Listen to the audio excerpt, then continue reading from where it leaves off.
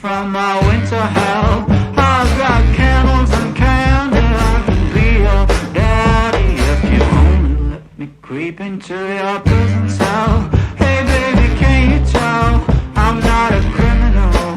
Your choice is seminal. I want you to stay true to what's right for you. No matter who or know what will others say, just find your way and try to stay true.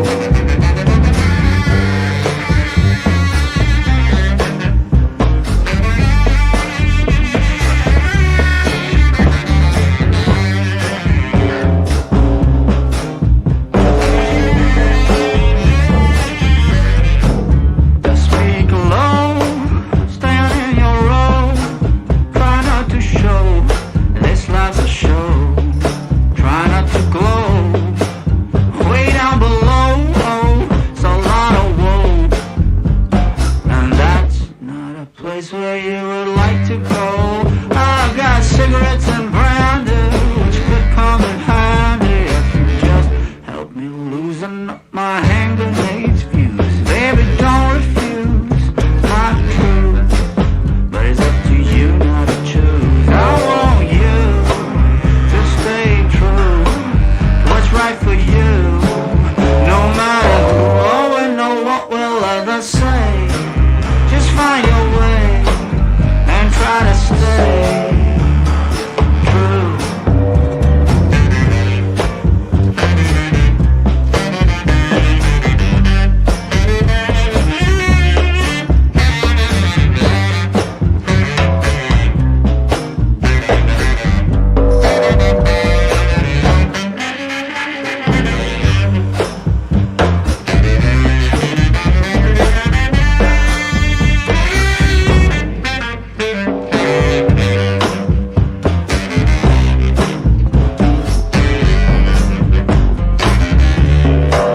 I want you to stay true to what's right for you. No matter who or know what will others say, just find your way and try to stay true, true, true, true, true, true.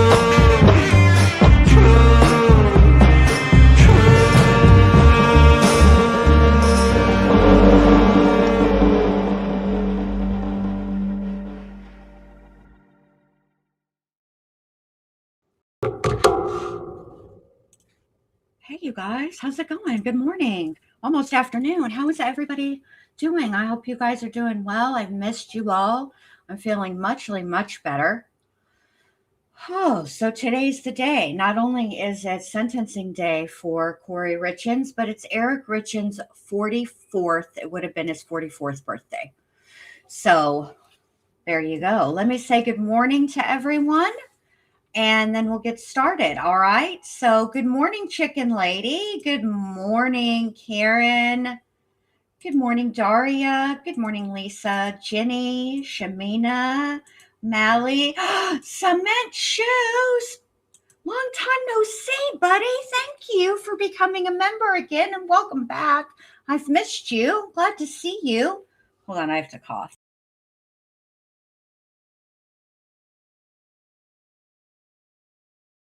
Sorry about that. Good morning, Chick Tracy, Justified, Amber, Melissa, Kelly, Preschool Granny. Hello. Hey, S. Hockett. Hey, Jen. 19 months of membership. Jonah's mom. Hey, good to see you. Justified. Crafting and True Crime. Thank you for sending a flower. Also, I appreciate that. Coffee and Skeletons. Hello.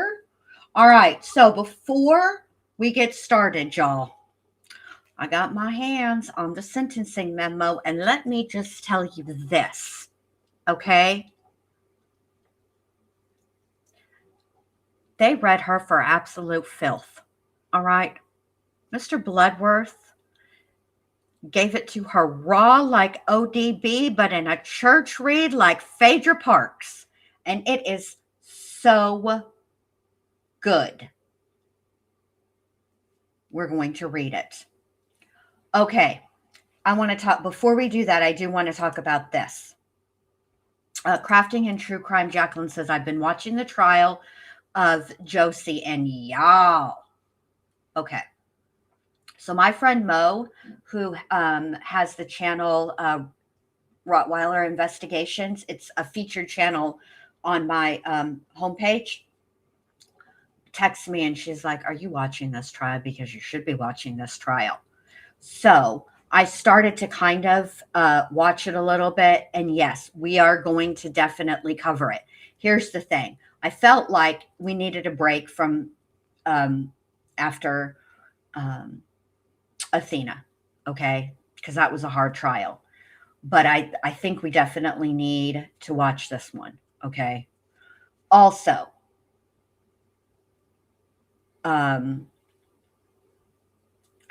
Dr. Suzanne Miracle was sentenced Monday, okay? I watched that. Y'all, the judge gave it to her good. We're going to watch that as well. So what we'll do is we'll do Kouri Richins today. We'll do what's her face? Suzanne Miracle tomorrow morning. And then we'll start day one of the Josie Dykeman trial. Okay? So there you go. All right. All right. So before we get started, let's, because I want us to be a little behind. They said that it's supposed to take several hours, which means maybe there might be a lunch break. And this way we can skip through any breaks. Okay. So let's start with the sentencing memo. All right, here we go. Well, hold on a second. Nice, thanks for that. All right, so let me close this so I can actually see. All right, there we go. All right, here is the sentencing memo, if I can ever get over to it. All right, here we go. You can see it. Everything's good. Great. On Valentine's Day 2022, Kouri Richins tried and failed to murder her husband and the father of her 3 young children, Eric Richins. Over the next 17 days, she did not think, what have I done? Rather, she thought, how can I do better? And then she murdered Eric in the presence of their children using poison and for money. Such a person should never again lurk among the rest of us. Her children should never worry that they may one day encounter her. Accordingly, the state requests that the court impose a sentence of life in prison without parole. Kouri Richins has earned it. Her children deserve it. Only this court can order it. On count 1, aggravated murder, the court... Hold on, I have to cough again. My gosh.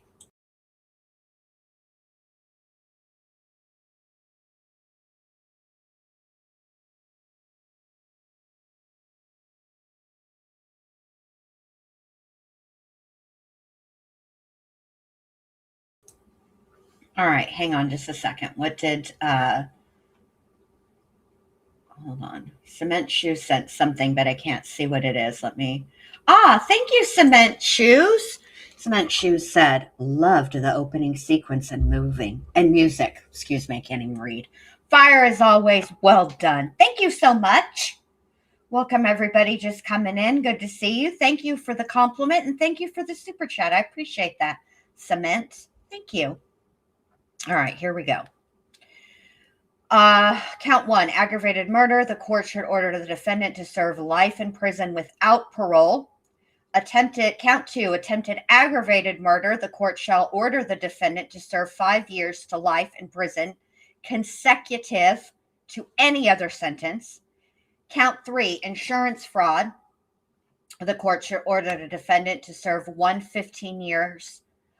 15. Can't, Jen, what is the problem today? You can't read? What the hell? The court should order the defendant to serve 1 to 15 years in prison consecutive to any other sentence. Count 4, insurance fraud. The court shall order the defendant to serve 1 to 15 years consecutive. Count 5, forgery. 1 to 5 years in prison consecutive.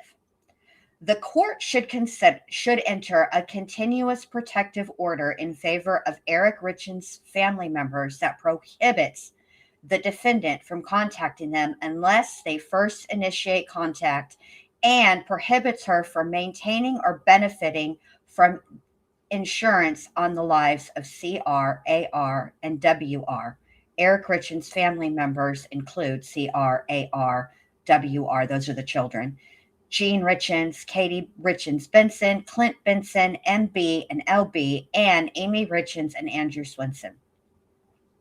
The court shall order the defendant to pay restitution to Auto Owners Insurance Company in the amount of $1,017,018.49, and True Stage Insurance Company in the amount of $352,562.61. The court should order the defendant to pay recoupment to Summit County in the amount of $1,391,943.98. When sentencing, the court is to weigh and consider public safety, punishment, deterrence, incapacitation, restitution, and rehabilitation. For consecutive versus concurrent sentencing decisions, the court must consider, let me make sure I'm not muted. Okay, good. Remember how I did that last time? Okay.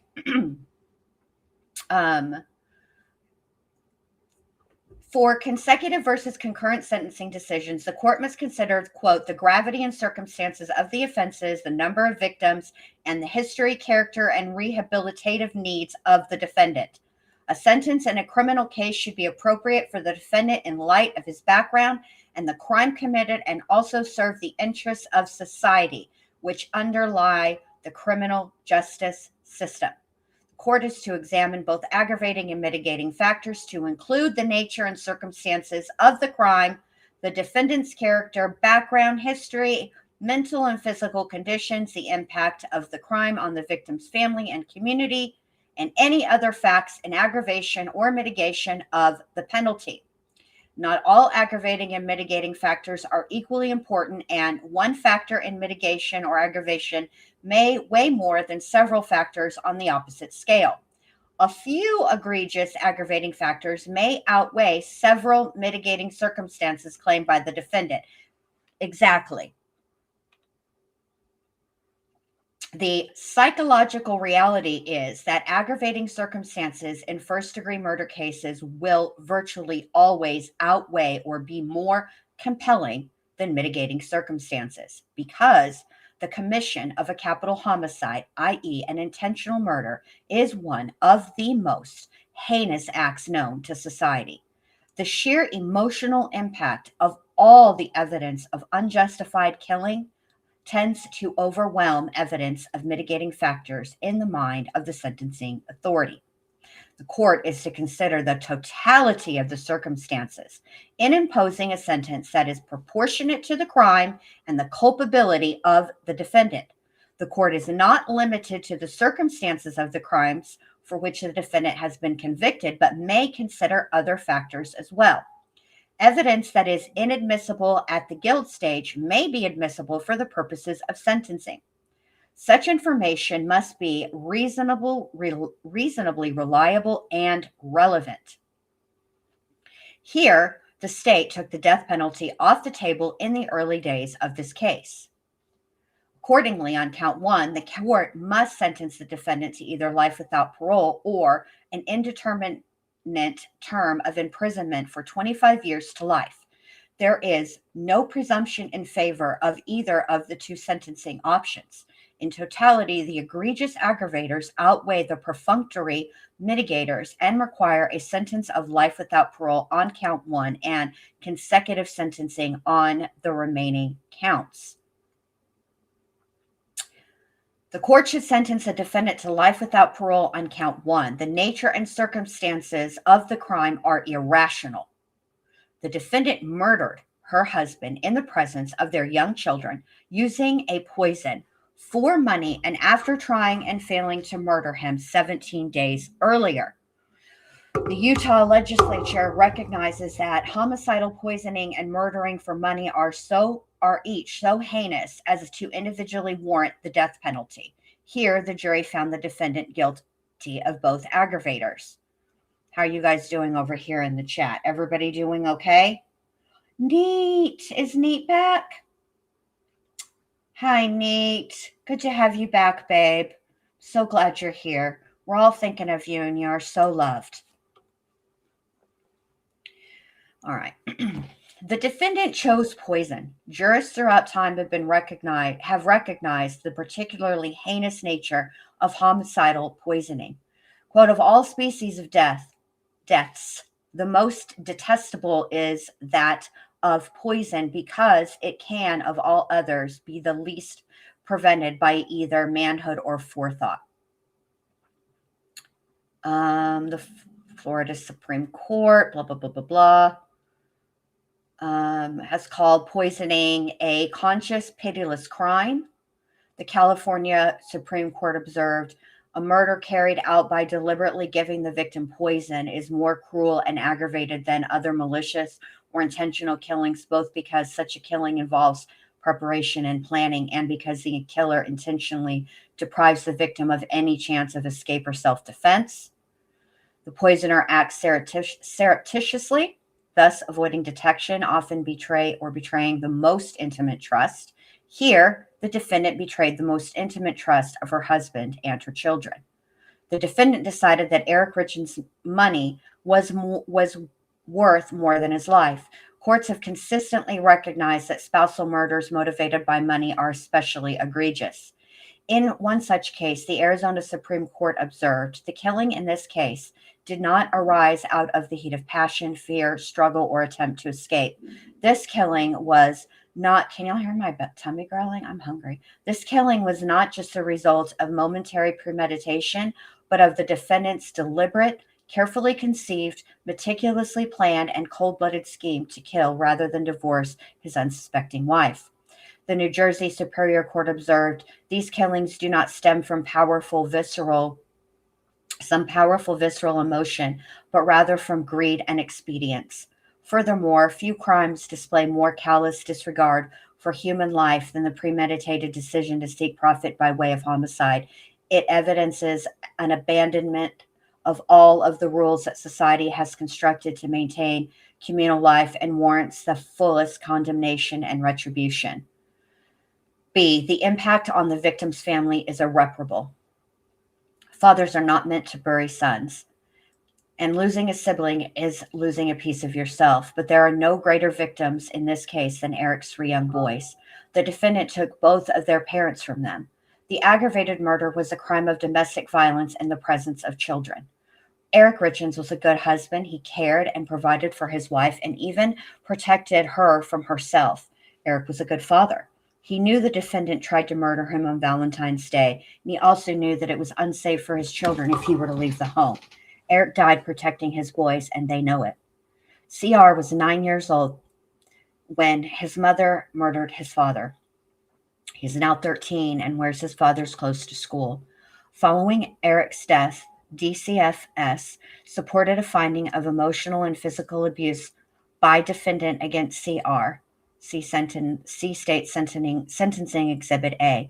He and his brothers have participated in intense therapy since the defendant was arrested 3 years ago.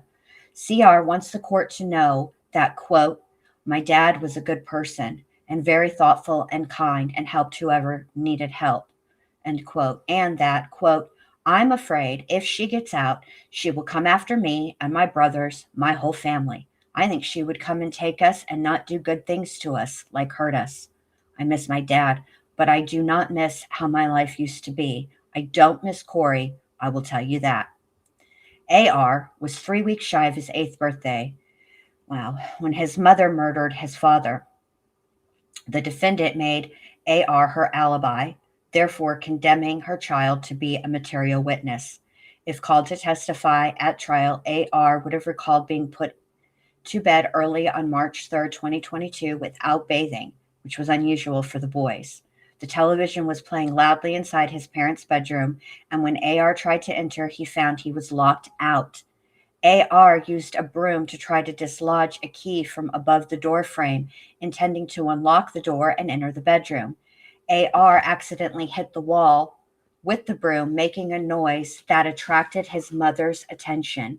She yelled at AR to go away. She later entered his room and asked him what he needed. AR pretended to be asleep because he was angry with her. Later during the night, his younger brother WR woke and tried to enter his parents' bedroom to sleep with them, as was his habit. WR also found himself locked out and slept in AR's bed instead. AR would have testified at trial that the defendant did not sleep in his room with him the night she murdered his father. AR wants the court to know that, quote, my dad can't be my coach anymore and can't be at any of my games. He won't be at my birthdays. He can't teach me how to drive. He won't be at my graduation. And he can't take me camping or fishing. And that, quote, I don't want the defendant out of jail because I will not feel safe if she is out. With her in jail, I will be able to continue to feel safe and live, a happy and successful life without fear of her hurting me or anyone I know. WR was still in preschool when his mother murdered his father. He has now lived half his life without his father and 3 years without his mother. His memories of both are limited. He remembers being scared the night of his father's murder, and wetting his pants while held in the bedroom before his Aunt Katie arrived. WR wants the court to know that when someone talks about Kouri, it makes me feel hateful and ashamed. She took away my dad, and that if she got out, I would be so scared. I'm worried that she would take me away. Once she is gone, I will feel happy, and I will feel safer and relaxed and trust people more. Oh my God, you guys. Can y'all believe that? See, that's awful. See, she didn't give a rat's fat kneecap and would have been just perfect. And we did talk about this during the trial. We talked about how about the lie that she slept in the bed with the kids, and we talked about how because she essentially made the middle son her alibi, that potentially he could have been a witness. So sad. What happened during Athena's trial that your flabbers were gassed in, Amber? Let me think. Let me look.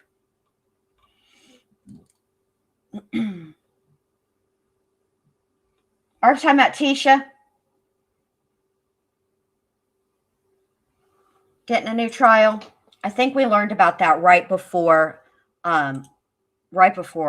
her the murder trial of Athena Strand.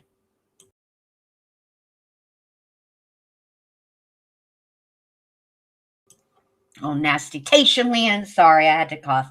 I refuse to say the defendant's name in that case. Just refer to the trial by the victim, Athena. All right, here we go.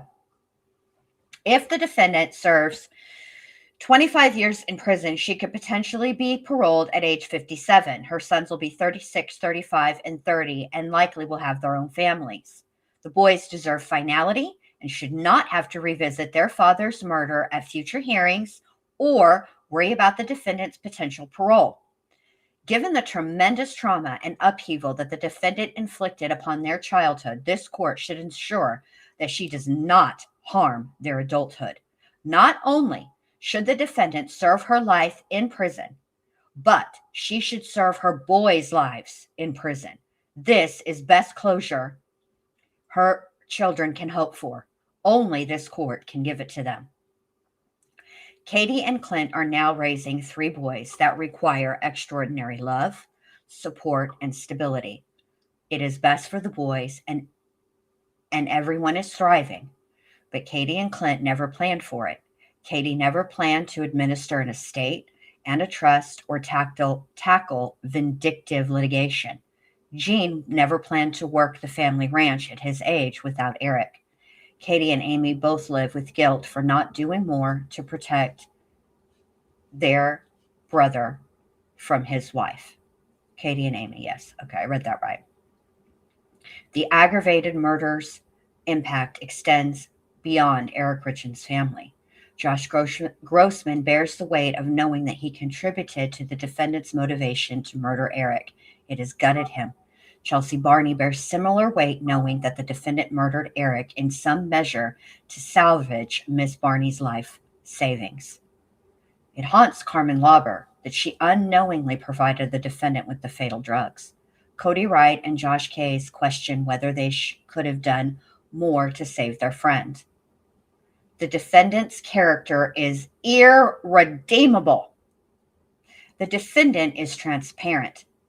Evidence of her character is well known from all stages of this proceeding, to include her prioritizing a facade of success over everything, her fraudulent borrowing, her stealing her best friend's life savings, her persistence in murdering Eric after failing on Valentine's Day, her self-publishing a children's book for money and attention, and the aim of her walk the dog letter, among a slew of other examples. The defendant cannot check her ambition or her sense of entitlement. When confronted, she lies. When she feels aggrieved, she attacks.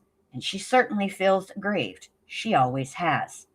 In the immediate aftermath of the guilty verdict, the defendant blamed a corrupt prosecution, a corrupt judge, and unfair Summit County jurors. 6 weeks following the guilty verdict, the defendant text messaged an admirer. Let me get my angry voice. I will expose this county, the prosecution, the judge, the Richins, the investigation, all of it. So they can lock me away for now. That's fine. It's going to come back on them. It will come to an end. Not this year, next, but I'm not going away. I won't be silent. I am going to expose them all for what they have done to me, my kids, my family. This is injustice. They picked the wrong one. They think sentencing is the end, closure. It's just the beginning. They haven't seen anything yet. Winky face emoji. Kouri, what the hell? Winky face emoji. We need a video for this. Hold on a minute. Let's find one.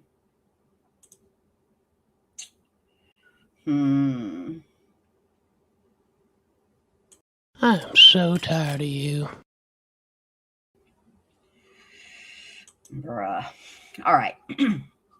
Most telling of her character, the defendant attacked Eric. Within hours of her arrest, she, for the first time, blamed Eric for his own death. From jail, the defendant and her family engaged in open season on Eric the Dead, releasing what they believed to be damaging information about Eric to the media. During trial, the defendant falsely accused Eric of having an affair with a coworker, remember this, and a homosexual affair with one of his best friends.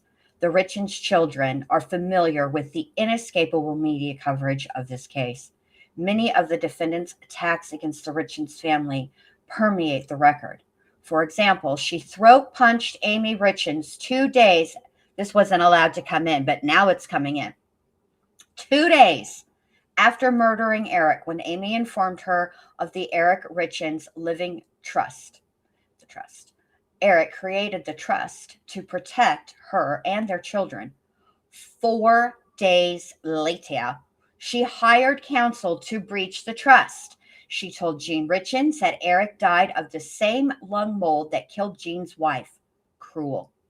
In the Walk the Dog letter, the defendant instructed her mother to release photographs of Katie's young children to the media and wrote, quote, "Bring me home and then we'll get those damn bitches," referring to Eric's sister. When confronted with the letter, the defendant insisted in the face of all reason that it was part of a freaking book, a half-true, half-fiction novel about her incarceration. Girl, bye. Other of the defendant's attacks against the Richins family are new to the record. For example, when the estate's investigator found bank statements with Kouri Richins' realty account header and C&E's account details, the defendant accused Katie and hired counsel to advocate for the criminal prosecution of Katie. While detained pre-trial, she caused her family members to pursue federal firearms charges against Jean for removing Eric's firearms from the Willow Court home for safekeeping, file false reports with DCFS against Katie, and report Amy Richins to the police for Mary Jane possession. To this day, the defendant maintains insurance policies on the lives of her children. The Richins family will not be safe if the defendant is ever paroled. I'll say the defendant's attacks extend beyond the Richins.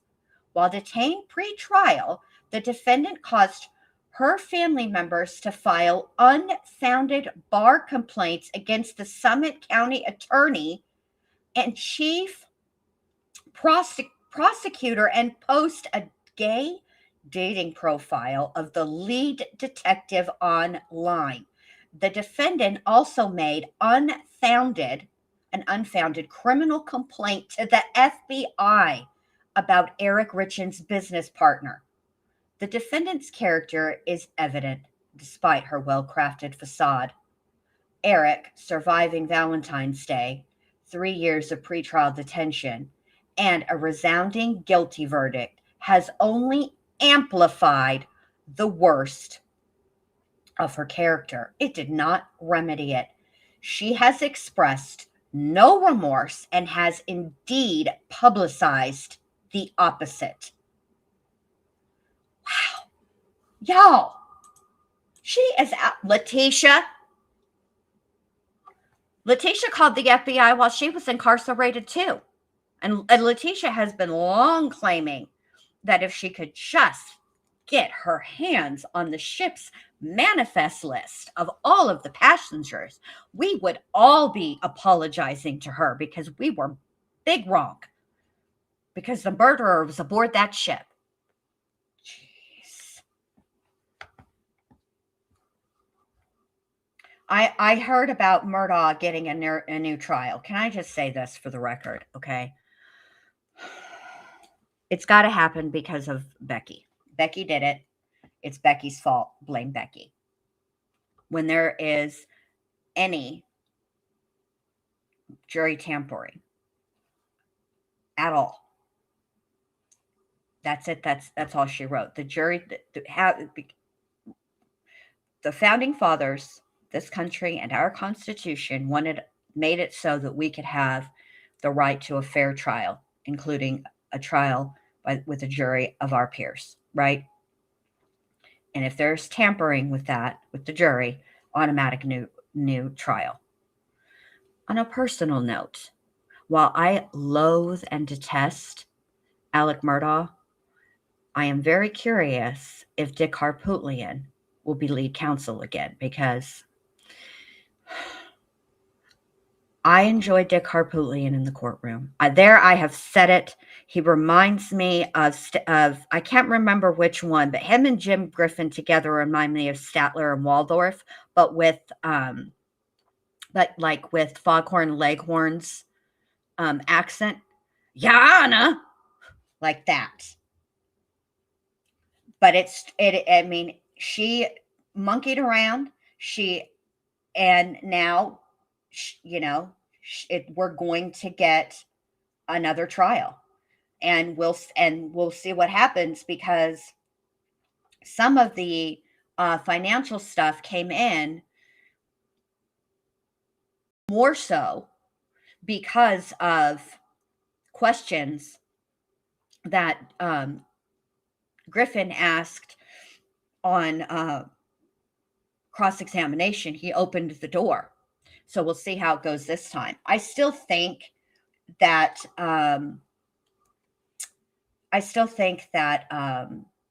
he'll be found guilty again, even if they don't bring in so much of the financial crimes. I don't think that they need it. All right, here we go. The irrational nature and circumstance of the aggravated murder, its irreparable impact on the Richins family, on Eric Richins' family and others, and the defendant's irredeemable character prove overpowering aggravation. Any mitigation the defendant presents will only be more facade. It is all she has. But even if credited, it cannot outweigh the aggravation. Accordingly, the defendant has earned the maximum punishment short of death, and public safety requires her permanent incapacitation. Oh my gosh, I love that. Her permanent incapacitation. She must be stopped.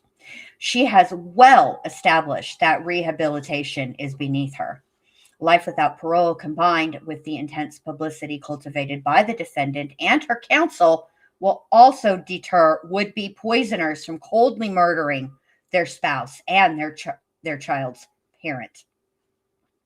The court should sentence consecutively on counts 2 through 5.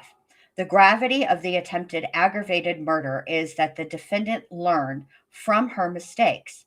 She learned to obtain, quote, something stronger, and to administer it in a way that prevented Eric from realizing the poison's effects until it was too late. The circumstances of the attempted aggravated murder are identical to the circumstances of the murder. The gravity and circumstances of the frauds and forgery punch above the charge's weight because they encompass the defendant's motive for murdering Eric and the pecuniary gain aggravator. The defendant's character, as discussed, is irredeemable. Accordingly, the defendant earned distinct punishments for counts 2 through 5, and the court should sentence them consecutive to any other sentence. The court should enter a continuous protective order in favor of Eric Richins' family members. The defendant was convicted of domestic violence, aggravated murder, and attempted aggravated murder. Utah's Criminal Protective Order statute provides that when a perpetrator is convicted of a domestic violence resulting in sentencing. Sorry, I wanted to make sure I wasn't. Now I have I have to constantly check.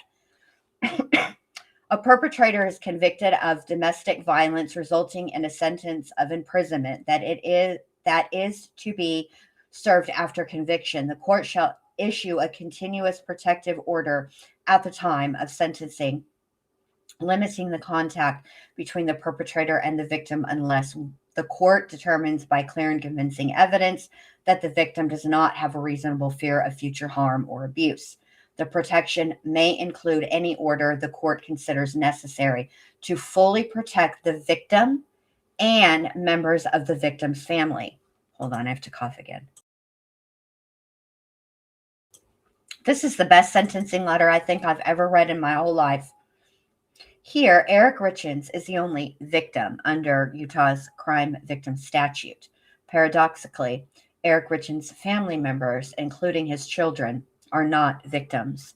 It is evident that Eric Richins does not have a reasonable fear of future harm or abuse, which is the criminal protective order statute threshold inquiry.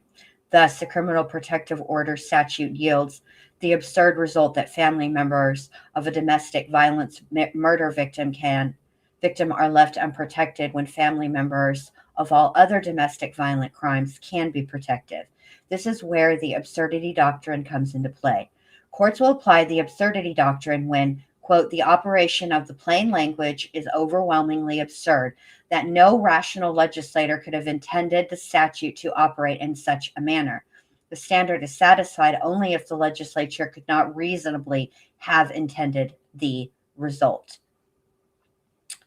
The standard is satisfied here. Clearly, the legislator could not have reasonably intended to accept the family members of domestic violence murder victims from protection. The defendant's condom and the victim impact statements firmly establish that it is necessary for the court to protect CR, AR, and WR from their mother, as well as Eric's father and his sisters and their families.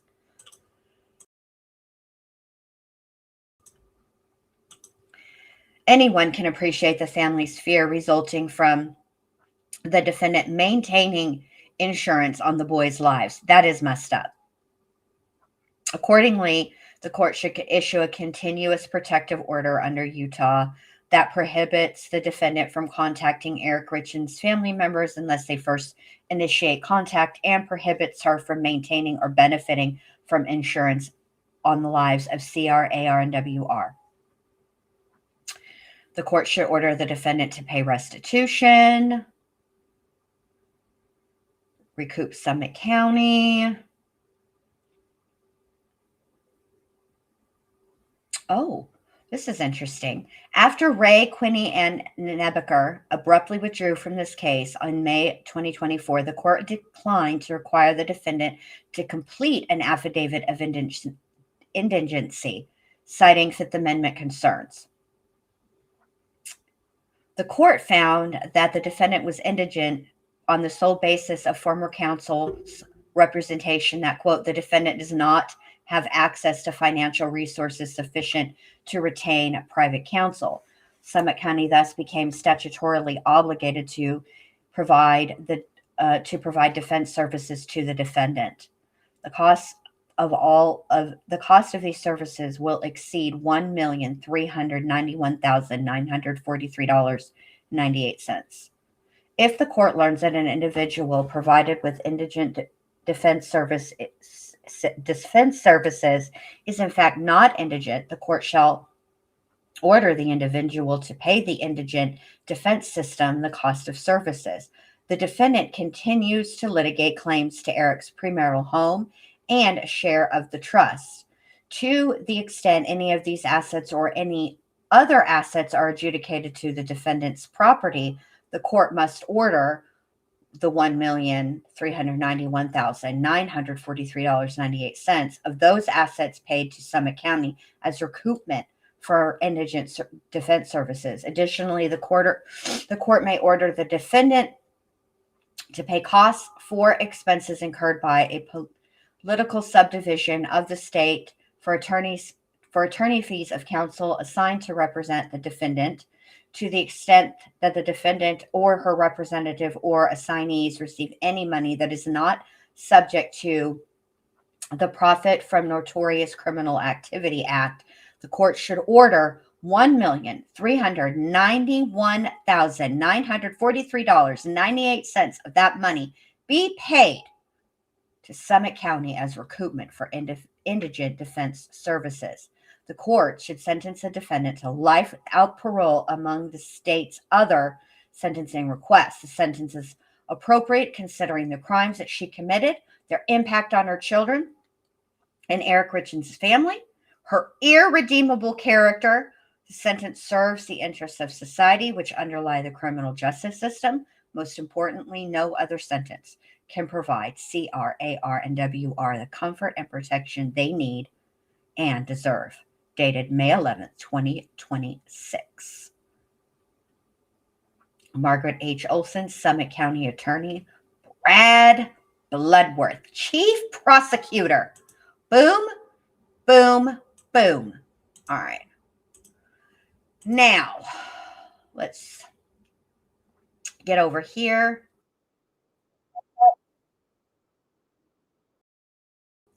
Let's rewind this.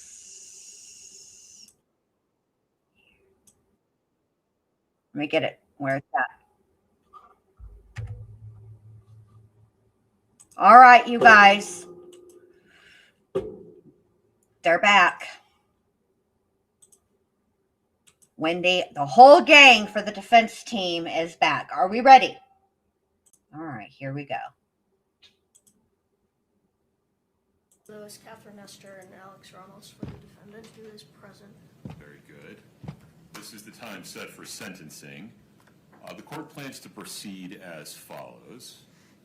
First, I need to address 3 administrative matters. The setting of a restitution hearing, which the court proposes would include discussion of the state's request for recoupment of defense costs at that time. The state's request for a continuous protective order and any alleged inaccuracies in the pre-sentence investigation report. Second, I'd like to hear from counsel for the state and from those who wish to present a victim impact statement. Third, I'd like to hear from defense counsel and those that defendant desires to present information regarding the appropriate sentence. And finally, the court will give Ms. Richins an opportunity to speak if she so chooses. Any objections, Mr. Blower? No, Your Honor, I have one other housekeeping matter, if I may. Please. Your Honor, the defendant previously waived the jury as it relates to the domestic violence finding.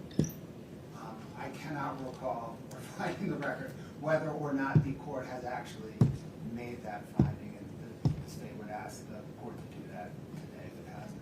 I can't recall whether there was a stipulation about their status as cohabitants made on the record during trial.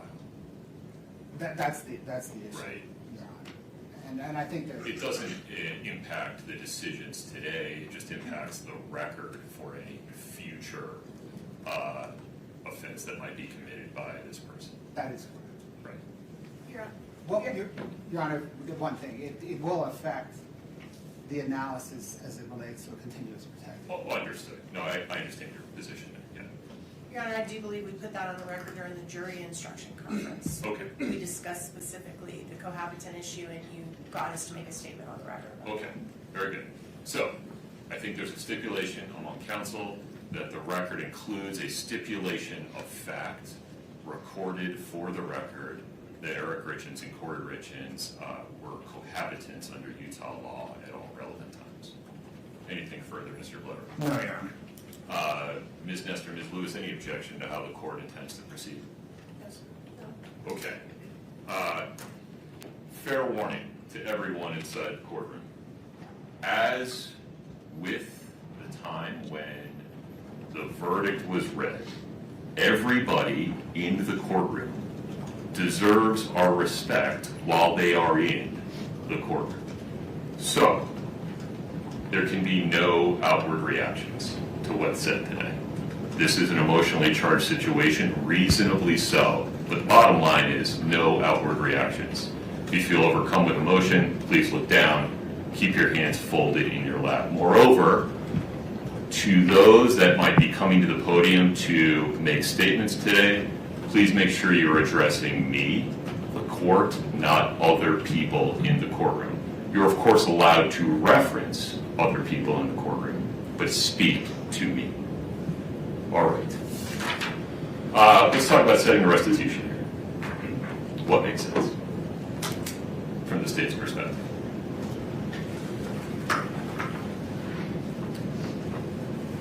Your Honor, the restitution amounts that the state is seeking are well known in the record, or the defendant are well known in the record. So we can proceed in very short order. I don't know if there's going to be much dispute on the amounts. Okay. From the defense team, what makes sense, Ms. Nestor? We need an opportunity to brief these issues and do a little bit of research, we were surprised by some of the requests that came The from us. recruitment issues? Yes. Fair enough. So we need to look into that. I know that I'm going to be out of town the first 2 weeks of June. I'm going to be out of the country, so if we could do it before or after, that would be helpful. After would work far better for me. Okay, same. So, other than that,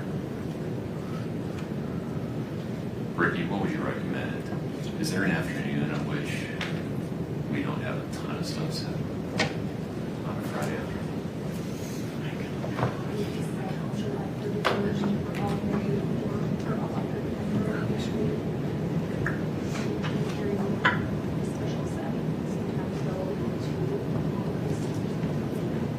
Could we do it on the 10th?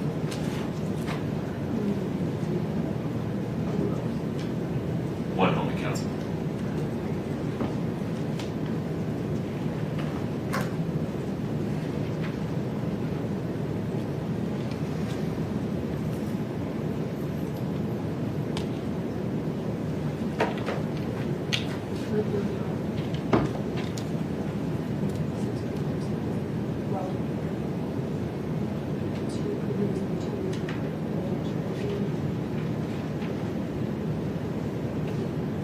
Ms. Nestor, the afternoon of July 10th. Ms. Lewis will be out of town, and that is the week we are doing the preliminary hearing in my case in Utah County. Understood.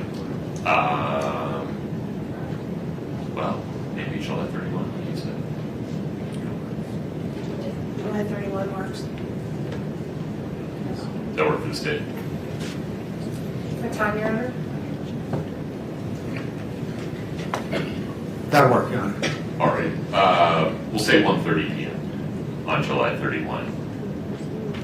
Ms. Nestor, would you like to appear in person or by WebEx then? In person, Your Honor. All right. We'll set a restitution hearing to include discussion of the state's arguments regarding recoupment as made in their sentencing memorandum on July 31, 1:30 p.m. in person. Okay, anything further on that, Mr. Blood? No, Your Honor. Ms. Nestor? No, sir. All right. Mr. Bloodworth, the state's request for a continuous protective order. I looked hard at this. Let me relate some of my concerns and then have you respond to them, and then we can go from there.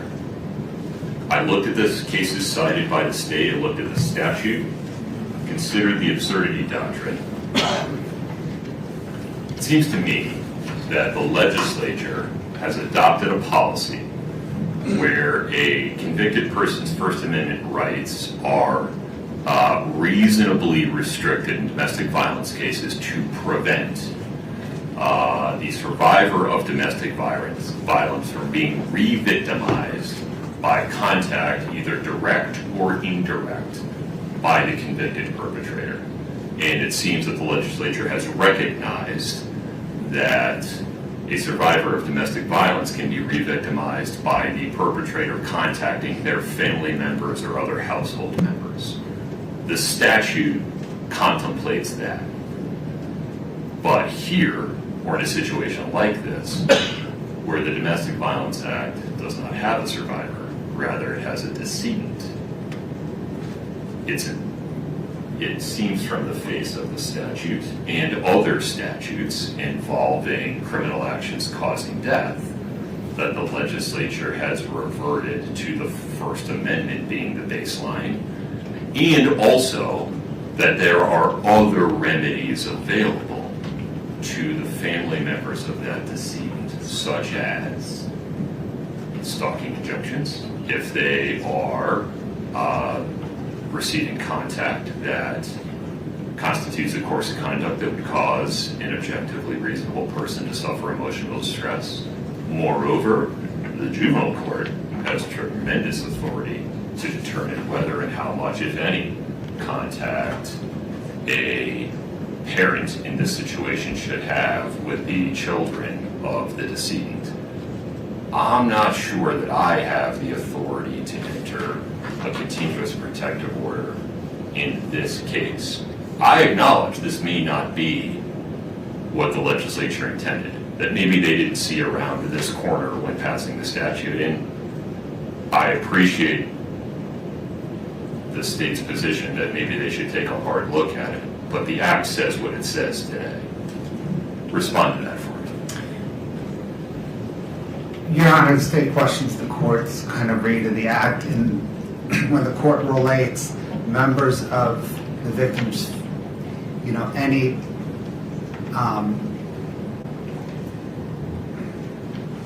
any harm to members of the victim's family relating back to the harm to the victim, causing the victim harm. I think the plain read of the statute is, and it's 78 Bravo -7 -804 3D Right. 5. Necessary to fully protect the victim and members of the victim's family. Correct. The plain read of that sentence, Your Honor, does not say that the protection for the members of the victim's family does not, it does not relate back. It is a separate clause. It does not relate back to protection of the victim. And I think within the scheme of the statute, the legislature envisions protection for the victim, separately protection for the victim's family as an option of this court. And I think that's kind of consistent. This statute's odd. I think it's subsection B, which has a preamble on legislative intent. Right.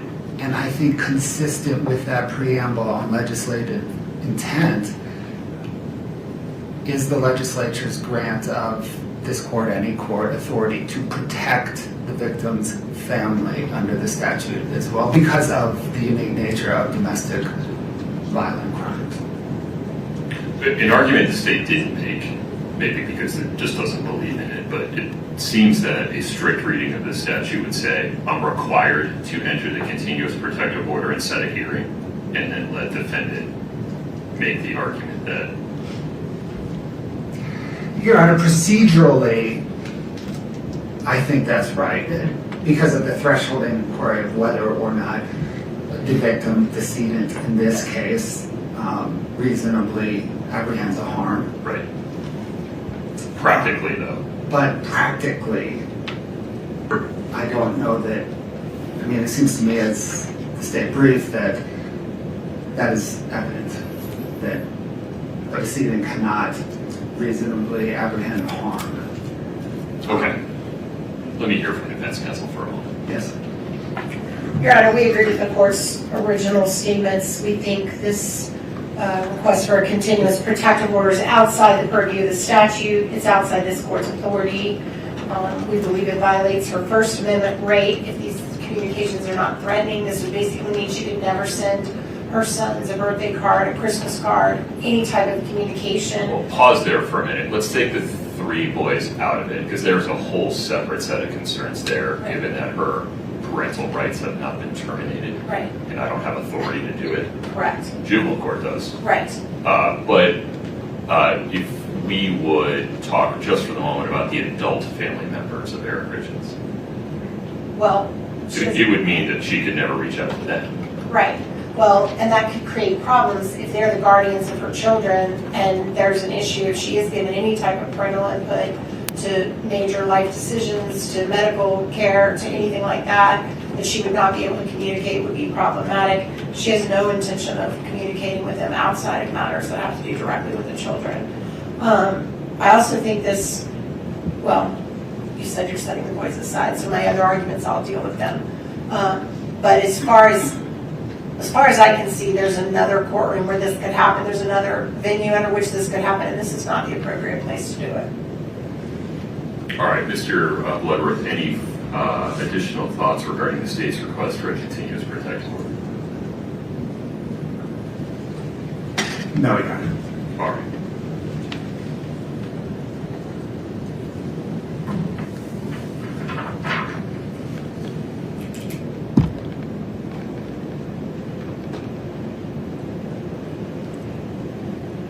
Okay, so what I think has happened here, all right, now let me just give you forewarning. Many of you know this, but I feel like it bears repeating every time. Full disclosure, I'm not an attorney in any way, shape, or form, nor am I pretending to be. But what it sounded like to me, and based on my interpretation of what he said, I think that the judge is erring on the side of caution, because should he grant that, as you guys know, protective orders can be appealed.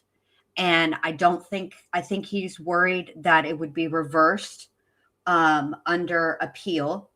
And I think that, like Amber said here, I don't understand why they don't just terminate her parental rights.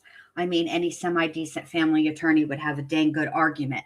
That I think that's kind of what the judge is saying. Like, this is not the right venue for this particular, but here's where you could go. And I think that juvenile, I think they're going to have to go to like family court, juvenile court, something like that. Of course, I'm not an attorney, but I just think that might be what the deal is. All right, let's get back to it. All right, in full transparency, I don't like the result, but under this court's reading of Utah Code 78B 7804, subsection 3, the court determines as a matter of law that it cannot issue a continuous protective order in this case because it is evident that the victim of the domestic violence charges, in this case for which Ms. Richins was convicted, cannot possibly have a reasonable fear of future harm or abuse. It very well may be that this is not the result the legislature intended, and I would encourage the legislature to take a hard look at 78B 7804 subsection 3 to fill this gap explicitly. But they haven't done it yet. They know how to do it, and the court is not persuaded that this result is so far outside of what they could have possibly intended, given the overlay of the First Amendment, that the absurdity doctrine requires a different result.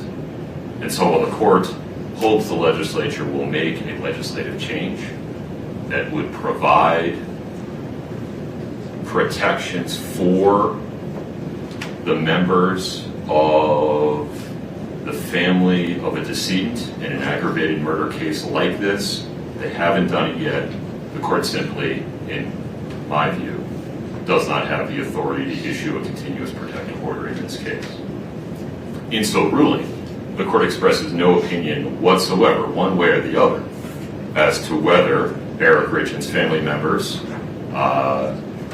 might qualify for issuance of a stalking injunction in the future, and expresses no opinion one way or the other as to whether the juvenile court will put in place restrictions regarding Ms. Richins' communications with her 3 boys.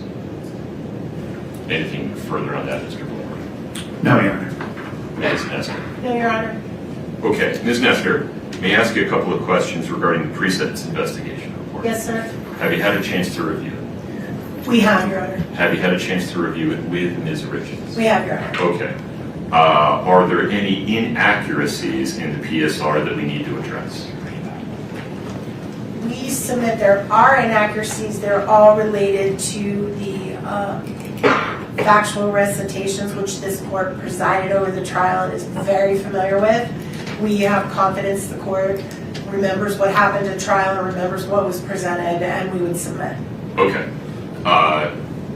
For the purpose of today's hearing, to the extent there are any factual inaccuracies in the pre-sentence investigation report regarding the factual background of this case, the court determines that those factual inaccuracies are not relevant to the court's sentencing decision and do not affect the court's decision regarding the appropriate sentence one way or the other. Anything further on that, Ms. Nestor? No, Your Honor. Okay. Well, thank you, Rhonda. I appreciate that. 2 likes. Yes. So I think the issue is the legislation and establishing who under the law is a victim in Utah. Okay. And this happened back in, Lori Daybell's trial. Remember, it was an issue about who was going to be designated as the victim's family member, and that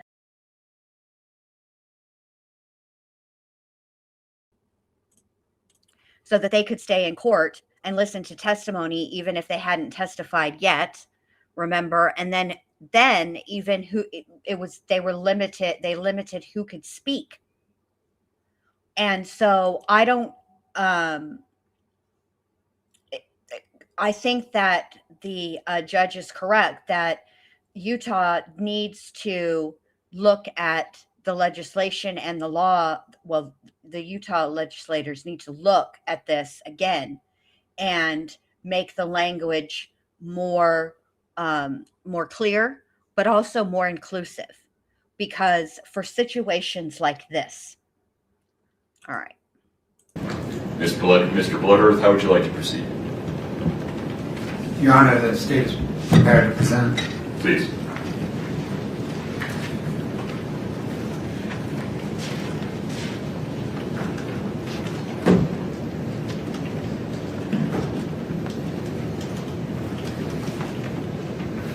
Your Honor, on Valentine's Day 2022, Kouri Richins tried and failed to murder her husband and the father of her 3 young children, Eric Richins. Over the next 17 days, she did not think, what have I done?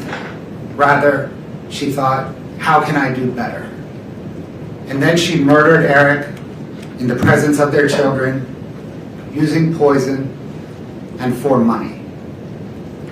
Such a person should never again lurk among the rest of us. Her children should never worry that they may one day encounter her. For these reasons, the reasons set forth in the state's sentencing memorandum, and the boundless reasons the court has learned from presiding over this case, the pending criminal case, and the multiple associated civil cases, the state requests that the court impose a sentence of life in prison without parole on count 1, 5 years to life in prison consecutive to any other sentence on count 2, 1 to 15 years in prison consecutive to any other sentence on counts 3 and 4, and 1 to 5 years in prison consecutive to any other sentence on count 5. Furthermore, the state requests that the court order the defendant to pay restitution to Auto Owners Insurance Company in the amount of $1,017,018 and True Stage Insurance Company in the amount of $352,562. The state requests that the court order the defendant to pay recoupment to Summit County in the amount of $1,391,943. Kouri Richins earned this sentence. Her children deserve it. Only this court can order it. The court's time this morning is best spent hearing from a few of Kouri Richins' victims. Fathers are not meant to bury sons. Gene Richins will present his victim impact statement first. Losing a sibling is losing a piece of yourself. Katie Richins Benson, Clint Benson, and Dr. Amy Richins will then present their victim impact statements. There are no greater victims in this case than Eric's 3 young boys. The defendant took both of their parents from them. Jessica Black, who is Weston's counselor, Christina Greening, who is Ashton's counselor, and Sarah Barber, who is Carter's counselor, will then present the boys' victim impact statements. Your Honor, Kouri Richins.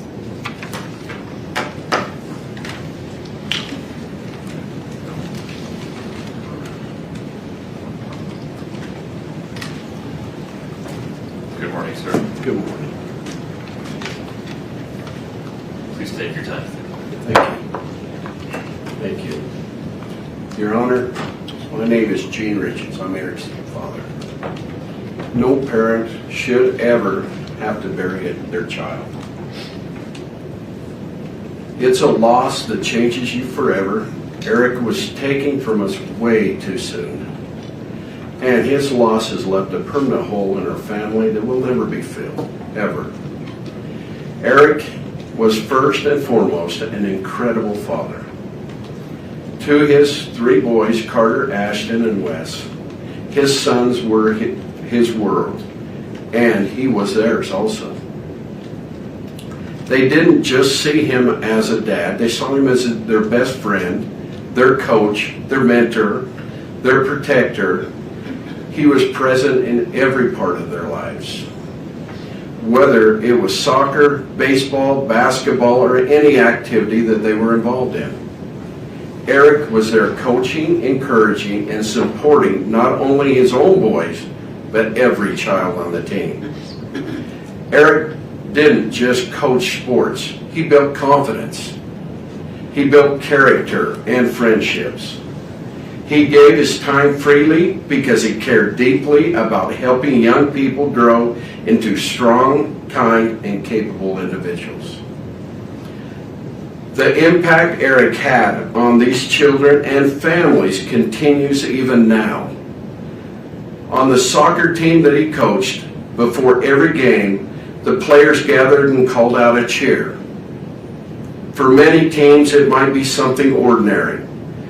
But for Eric's team, even 4 years after his death, they still break the huddle with the words, 1, 2, 3, Eric. That simple cheer speaks volumes about a man he was and the lasting imprint that he left upon young lives in this community. He was a light to his sons, to the boys he coached, and to our entire community. A light that was taken far too soon. Eric was only 39 years old. As his father, I miss him every day. I miss our conversations. I miss watching him grow into a man I was so proud of. One of the greatest joys of my life was seeing the kind of father he had become. Eric was patient, loving, dedicated, and fully present in his boys' lives. Watching him raise his sons with such care and devotion was incredibly meaningful to me. Eric was also an amazing brother to 2 sisters, a loving uncle, nephew, cousin, and loyal friend.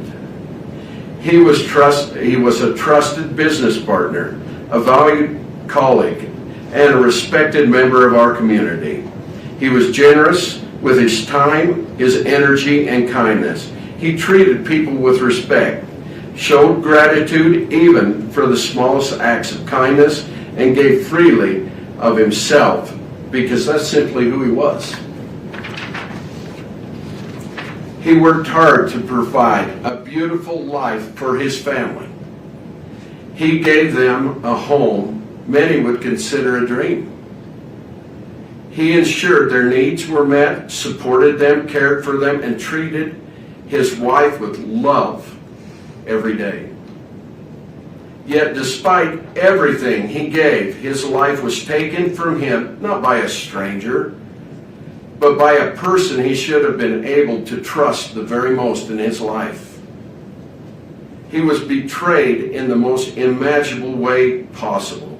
His life was taken through calculated, intentional actions motivated by the greed, control, and desire for a different life with someone else.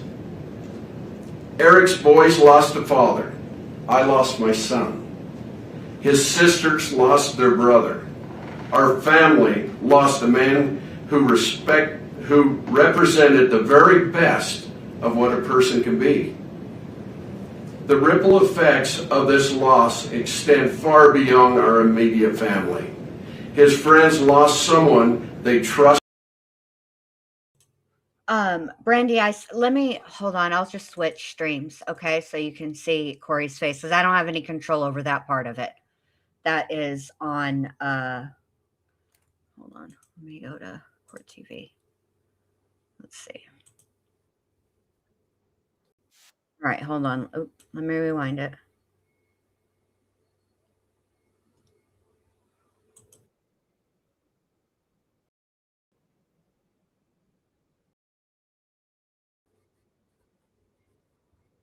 All right, I'll switch it.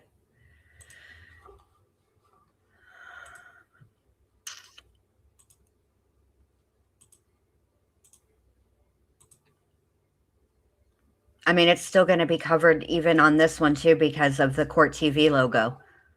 For whatever reason, that's just unfortunately how it's going to look. But I'll switch it to this one.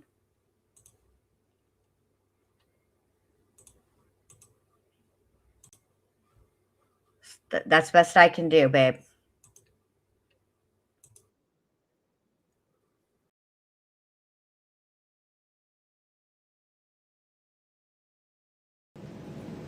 He gave them a home many would consider a dream. He ensured their needs were met, supported them, cared for them, and treated his wife with love every day. Yet despite everything he gave, his life was taken from him, not by a stranger, but by a person he should have been able to trust the very most in his life. He was betrayed in the most imaginable way possible. His life was taken through calculated, intentional actions motivated by the greed, control, and desire for a different life with someone else. Eric's boys lost a father. I lost my son. His sisters lost their brother. Our family lost a man who represented the very best of what a person can be. The ripple effects of this loss extend far beyond our immediate family. His friends lost someone they trusted and admired. The children he coached lost a mentor, a role model. Our community lost someone who genuinely cared and gave back without expecting anything in return. Eric will never see his boys graduate, get married, or become fathers themselves. He will never again stand on the sidelines cheering them on. He will never offer guidance, encouragement, or love in any way that only a father can. That opportunity was stolen from him and from all of us. Because of the calculated and intentional nature of this crime, I respectfully ask the court to impose a sentence of life without the possibility of parole. This sentence is important to Eric's 3 sons. Never have to live with the fear that the person responsible for taking their father could ever harm them again, and to ensure she can never harm anyone else ever again. Despite our immense grief, I want to acknowledge and thank those who have worked tirelessly to bring justice for my son. Eric was always grateful for others, showed kindness and dedication, and I know he would want to express sincere appreciation to those who gave their time, effort, and professionalism to seek the truth in this case. We are deeply thankful to the prosecution team, Margaret, Brad, Lindsay, Fred, Joe, Wendy, Patricia, and the entire staff who supported them for their commitment and their perseverance. We also want to recognize and thank Todd for his dedication and relentless efforts in helping us ensure justice has been served. We are also grateful to Grace Wardis for serving as a spokesperson and an advocate for our family throughout this process. We thank the Summit County Sheriff's Office, Lieutenant Hemingway, Detective O'Driscoll, Detective Hopper, Officer Woody, Officer Gibson, and all the law enforcement personnel who worked on this investigation. We thank the bailiffs who ensured the safety and the order of this courtroom. We thank you, Your Honor, for your patience, professionalism, and stewardship of this process. We extend our heartfelt gratitude to each juror, including the alternates, for their sacrifice and their time, for seriously taking the responsibility, who carried out to ensure justice was served. Nothing can bring Eric back. Nothing can restore what has been taken from his sons, from our family, and from this community. But accountability matters here. Justice matters. Eric mattered. His life, his love mattered, his example mattered. He will always be remembered as a devoted father, a loving son, a supportive brother, a loyal friend, and a man who made lives of those around him better. We miss him every day and will continue to honor his memory by living with the same kindness and dedication that he showed to everyone fortunate enough to know him. Thank you, Your Honor. Thank you.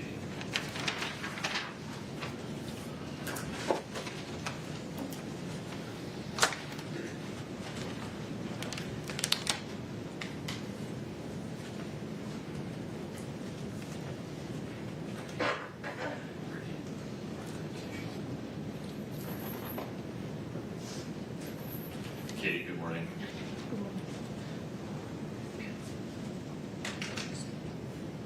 So as you know, I'm Katie, and I'm Eric's sister. To begin, there are a multitude of people who deserve credit and appreciation. Law enforcement agencies across the state of Utah, the Summit County Prosecutor's Office, the Medical Examiner's Office, expert witnesses who worked hand in hand with law enforcement, Eric's friends, Eric's co-workers, my friends and my family, our entire team of lawyers and experts in the civil lawsuit. There are far too many people to mention by name, and I suspect if I try to, I will inadvertently leave someone out. But to all of you, please know that this would not be possible without your efforts, your support, and the strength of the community that has stood beside us. Both my family and I are forever grateful to each of you.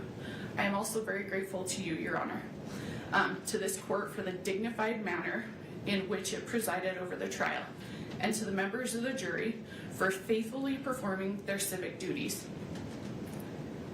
Okay. Today is Eric's birthday. I stand before you because he can't.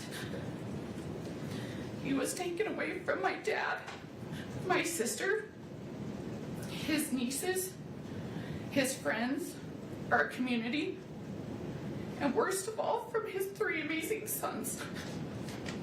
Sorry. He was taken away from us by a person he should have been able to trust, the person he should have trusted most in the world, his wife. It's impossible to fully describe how devastating Eric's death and Kouri's crimes have been to our family. Nearly every aspect of our lives has been permanently changed, and we have no choice but to live with those changes and with Eric's loss forever.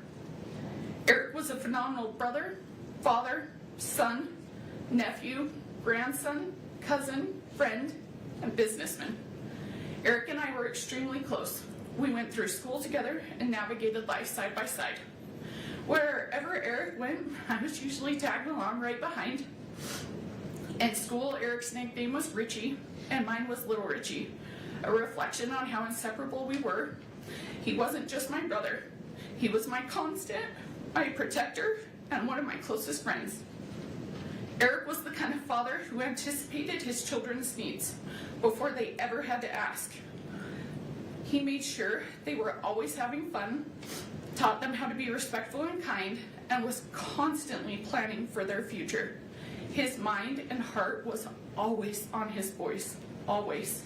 Everything he did was for them. Eric was the very best uncle. He made his nieces, my daughters, feel truly special.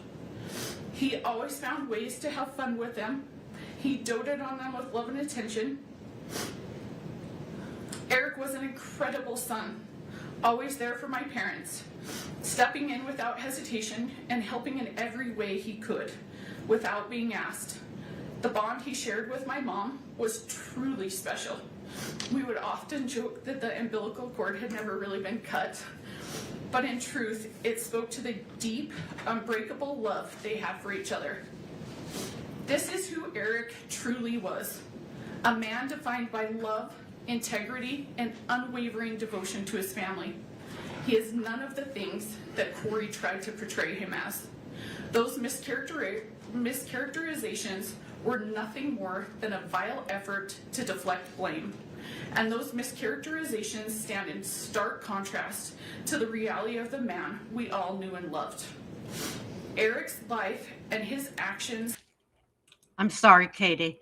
I got to back the milk truck up. Y'all see these faces that she's making? All right, let's go back like 10 seconds. See, there's one. All right, here we go. Now watch her. Watch her face. Things that Kouri tried to portray him as. Those mischaracterizations were nothing more than a vile effort to deflect blame. And those mischaracterizations stand in stark contrast to the reality of the man we all knew and loved. Eric's life and his actions and the profound impact he had on those around him speak for themselves, and they tell a story of goodness, strength, and character that cannot be rewritten or diminished. The saddest part for me in all of this is that I got something with Eric that his sons never did: time. I feel cheated that I only got to spend a few decades with my brother, but I should feel lucky in comparison. As Eric's eldest son told me shortly after his dad's death, he and his brothers did not even get 10 years with their dad. It is devastating that Eric is not here to coach them, to work the family ranch with them, to teach them how to drive, to attend their high school graduation, to send them off to college, to see them get married, or to celebrate the birth of his future grandchildren. His 3 sons are going to grow up and live nearly their entire lives without their dad. They're going to get to know their dad more from the stories we tell about them than their actual experiences. In all likelihood, by the time they are each 44 years old, which is how old Eric would be today, they will have little to no actual memories of Eric. And they have to go through life without their dad because their mother planned and carried out his murder.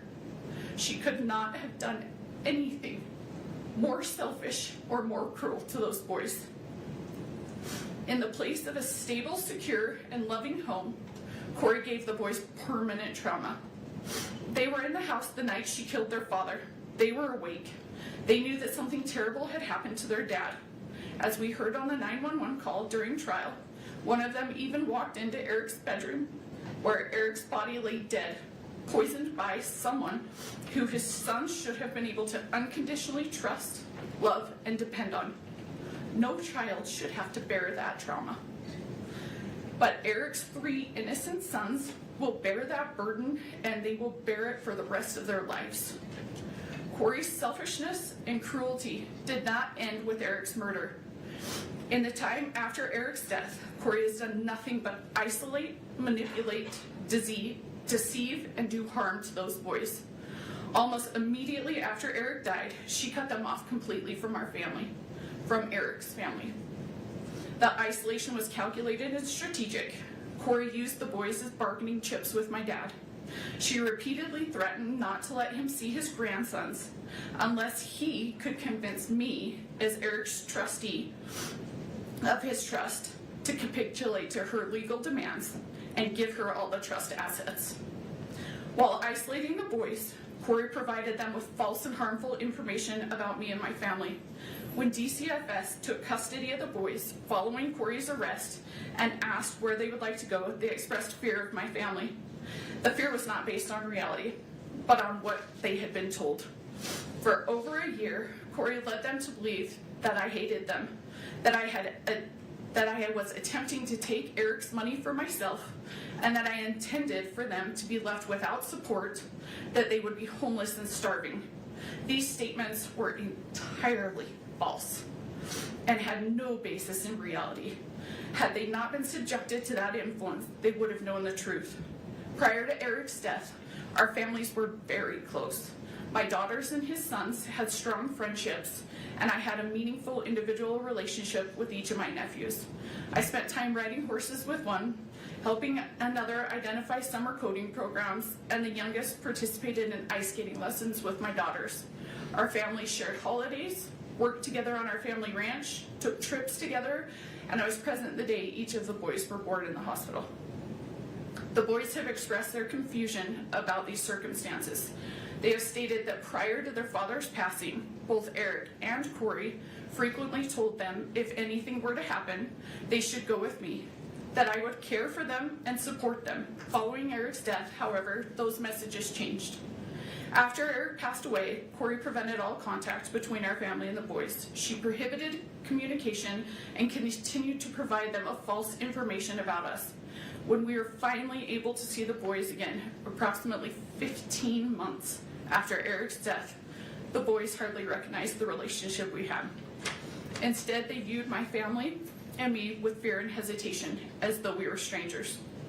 Kouri also went to great lengths to jeopardize the boys' financial futures.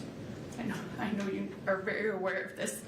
Among other things, she drained the personal bank accounts that Eric had set up for his boys as college funds. She allowed the boys' Social Security survivor benefits to be funneled to individuals who were not taking care of the boys. And she sued me in my role as Eric's trustee and personal representative, not once, not twice, but 3 separate times. The goal of her lawsuits is singular. She wants all of Eric's assets for herself.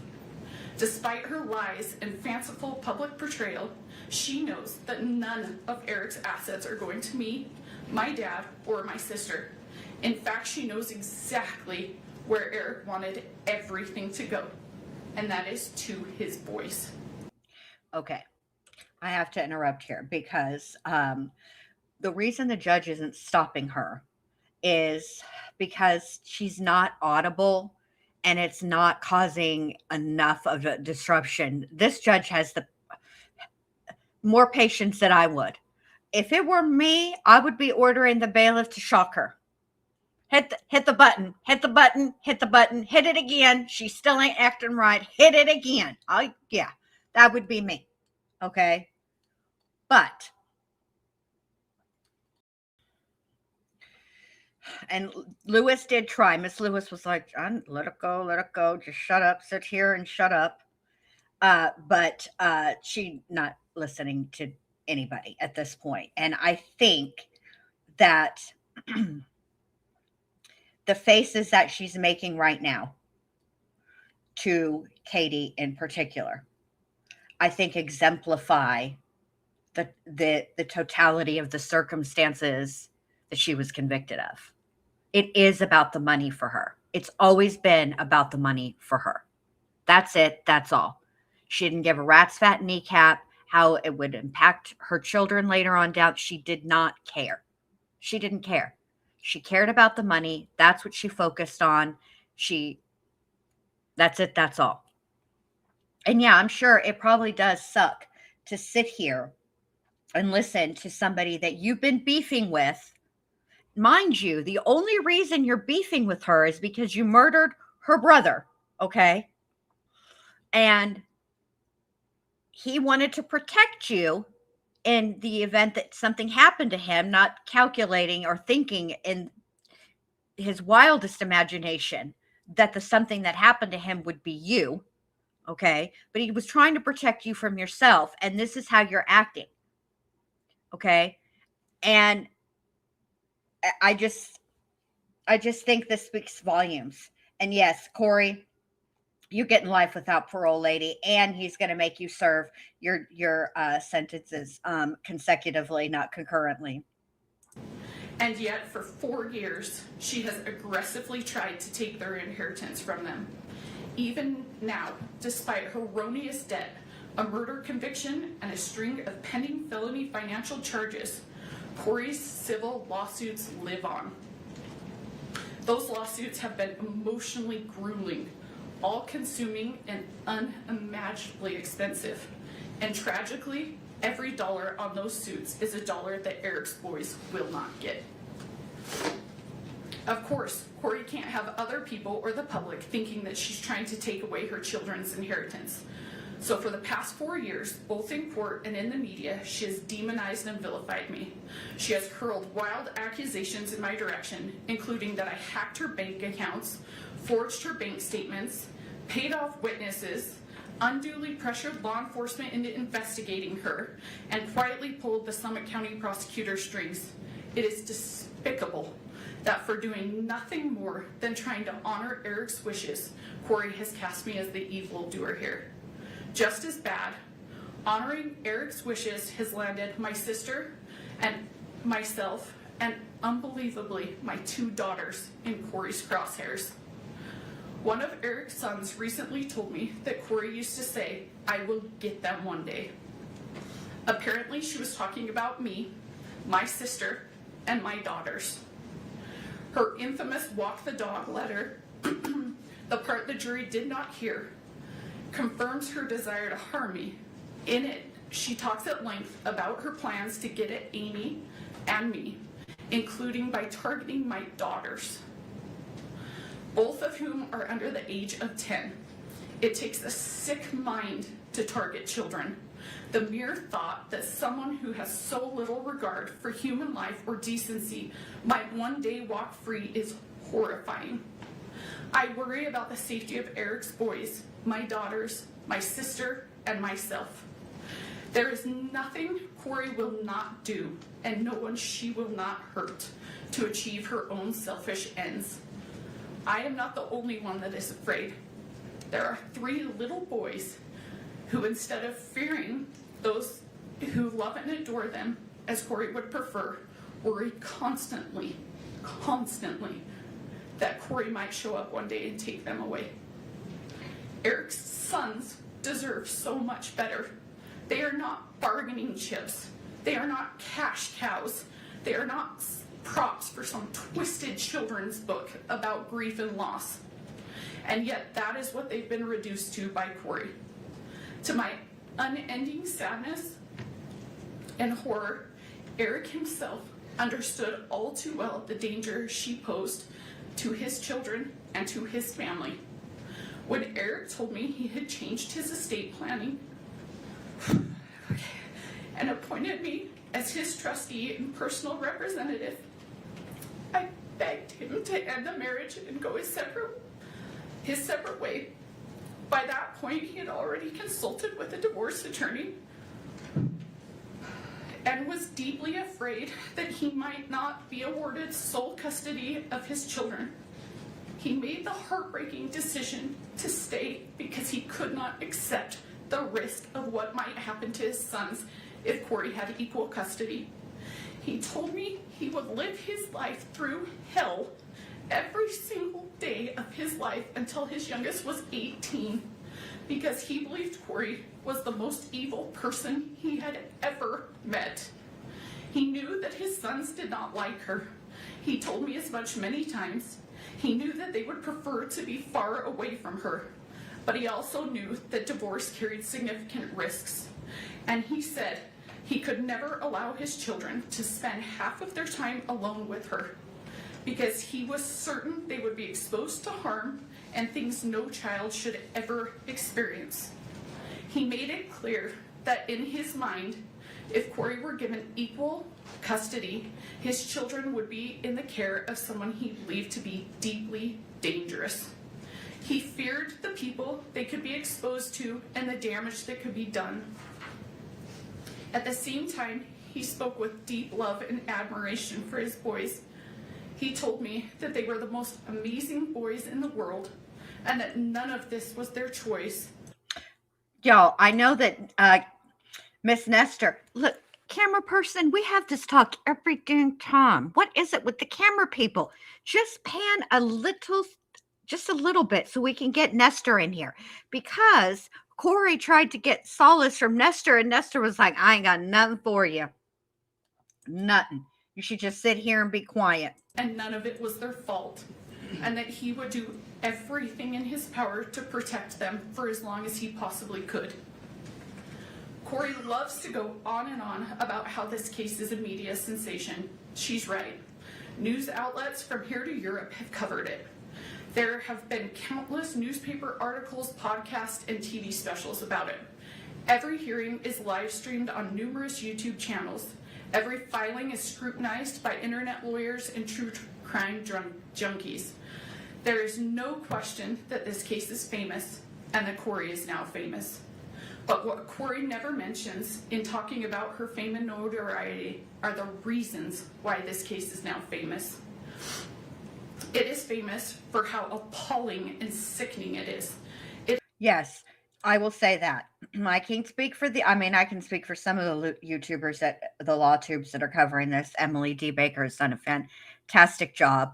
I would not say that Kouri Richins is famous.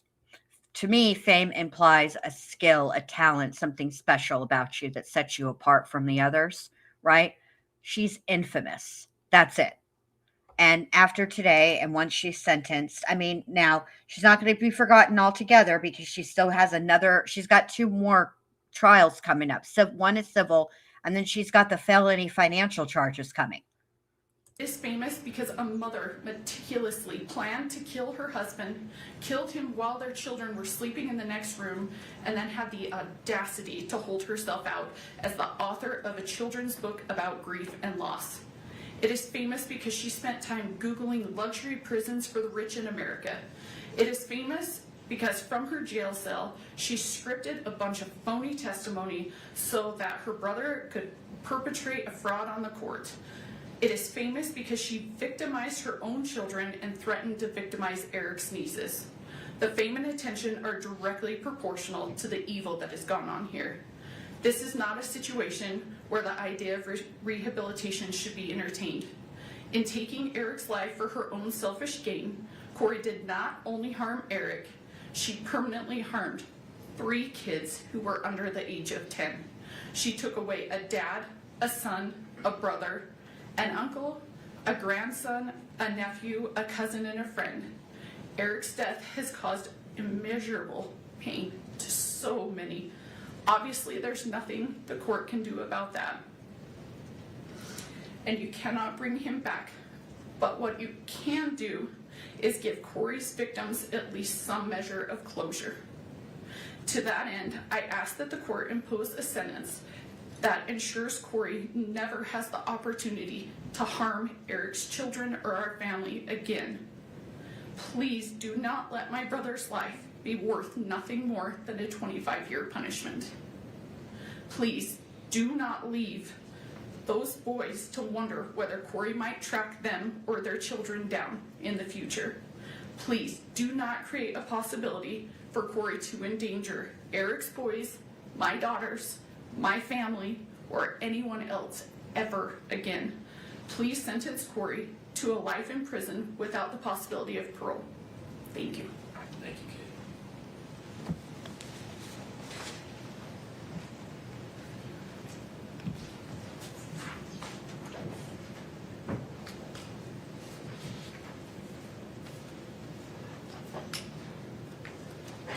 Morning, Clint. Hello, Your Honor. My name is Clint Benson. I'm Katie's husband and Eric's brother-in-law. Eric was an innocent man, a devoted father, and someone whose life revolved around his children and his family. Because of Kouri's choices, he never had the opportunity to say goodbye to his children, to reassure them, to share the final moments every family deserves. That loss cannot be measured. His children will spend the rest of their lives carrying the pain of a father taken from them far too soon. What makes this tragedy even more painful is the calculated nature of the crime. This was not a momentary mistake, a lapse in judgment, or a crime of passion.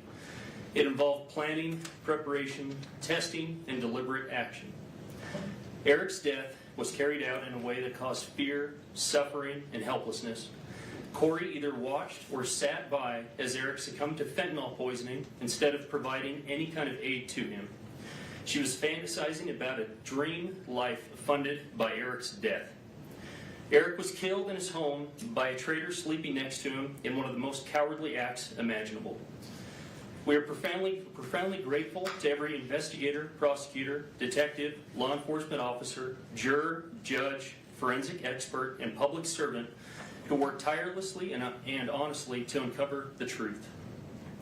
Their dedication ensured that Eric's voice was not lost and that justice could still prevail. We are equally grateful for the incredible community surrounding us. This community has shown unwavering support and has been there for Eric's boys without judgment and through some of the most difficult times imaginable. The boys are succeeding and thriving because of the people around them who continue to provide support and look out for their safety. Going through every aspect of this murder easily led to a dark place while fighting against an individual focused on only chaos and vengeance. However, the people surrounding us, including the sheriff's officers, principals, teachers, school staff, coaches, counselors, neighbors, and church members, created an unbreakable force for what is good, just, and right. No sentence can bring Eric back. No outcome will erase the suffering caused by these actions. But accountability matters, truth matters, and justice matters. Kouri continues to shirk responsibility for her actions, for the pain she has caused, and for the resources she has squandered, both Eric's and the state's.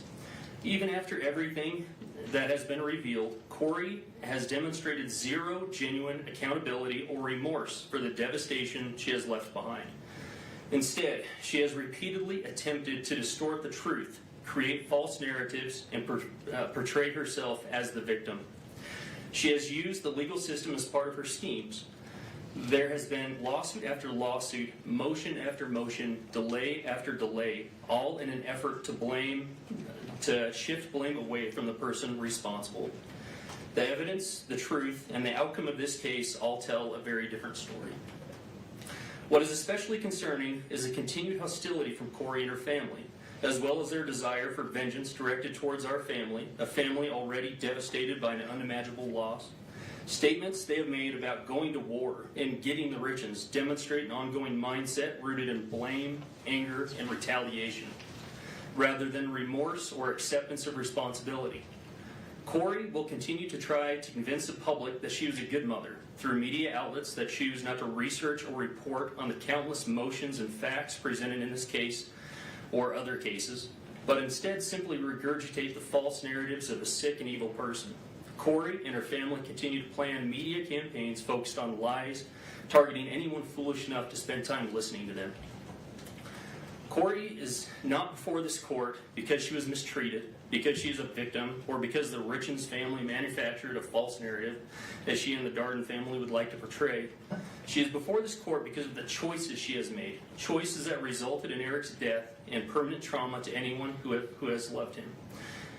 Kouri chose pride, seeking to project an image of success.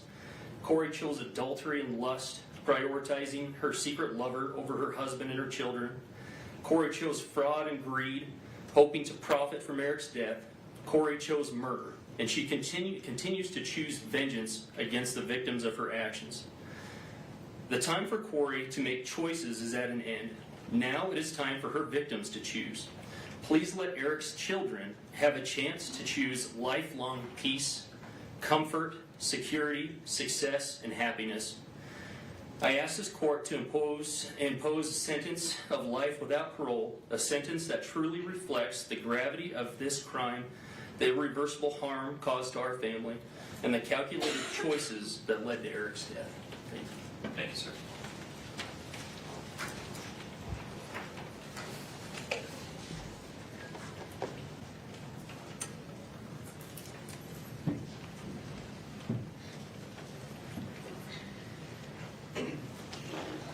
Amy, good morning. Good morning. Honorable Judge Morasic, my name's Amy Richins. I'm Eric Richins' sister. Today, I'm here to speak as a victim and to speak for Eric because he no longer has a voice. I addressed this court in 2023 when we were living in a state of visceral shock. Now, 3 years later, we are here at sentencing on a date that carries a weight I can barely describe. Today's Eric's 44th birthday. Birthdays are supposed to be proof of life, a day to celebrate another year of growth. Instead, today is a cruel reminder of another year Eric will never see, and a reminder of the fatherhood that was stolen from his 3 sons. Before I talk about what this crime has done, I need you to know who Eric was, not as a headline, but as a person. Over the course of this trial, so many people described Eric in strikingly similar ways. They called him outgoing, confident, funny, competitive, dependable, driven, and fiercely loyal. He was a leader, a hard worker, a rancher, a businessman, a coach, a best friend, a brother, a son. But more than anything, people described him as a phenomenal father. Eric had 3 sons and he coached many of their sports teams. He was the kind of dad who showed up not just for his own children, but for everyone around them. Sometimes I think about all the children who lost him too, the kids he coached, mentored, and believed in. I cannot imagine the confusion and heartbreak they felt when someone who had become such a steady and trusted part of their lives was suddenly gone. Eric was a real person, a deeply loved person, and the loss of him echoes through every life he touched. On my 16th birthday, I was sitting in my 10th grade English class when I got a text from Eric that said, "Come outside." I walked out and there was Eric, standing with flowers and that mischievous grin we all knew. I asked what he was doing there, and he just said, "Let's go. We've got to get a little mud on your tires." I had just bought my first truck, a used Ford F-150. Eric took me up into the mountains, and we took that truck off-roading for the first time. It was exhilarating and terrifying, but I felt safe because he was there. That was Eric. He made life bigger. He made people feel brave, and he protected the people he loved. That is the brother I lost, and that is the father his boys lost. In 2023, I told this court that I was tormented by the sequence of events of that night. Today, that torment has not faded.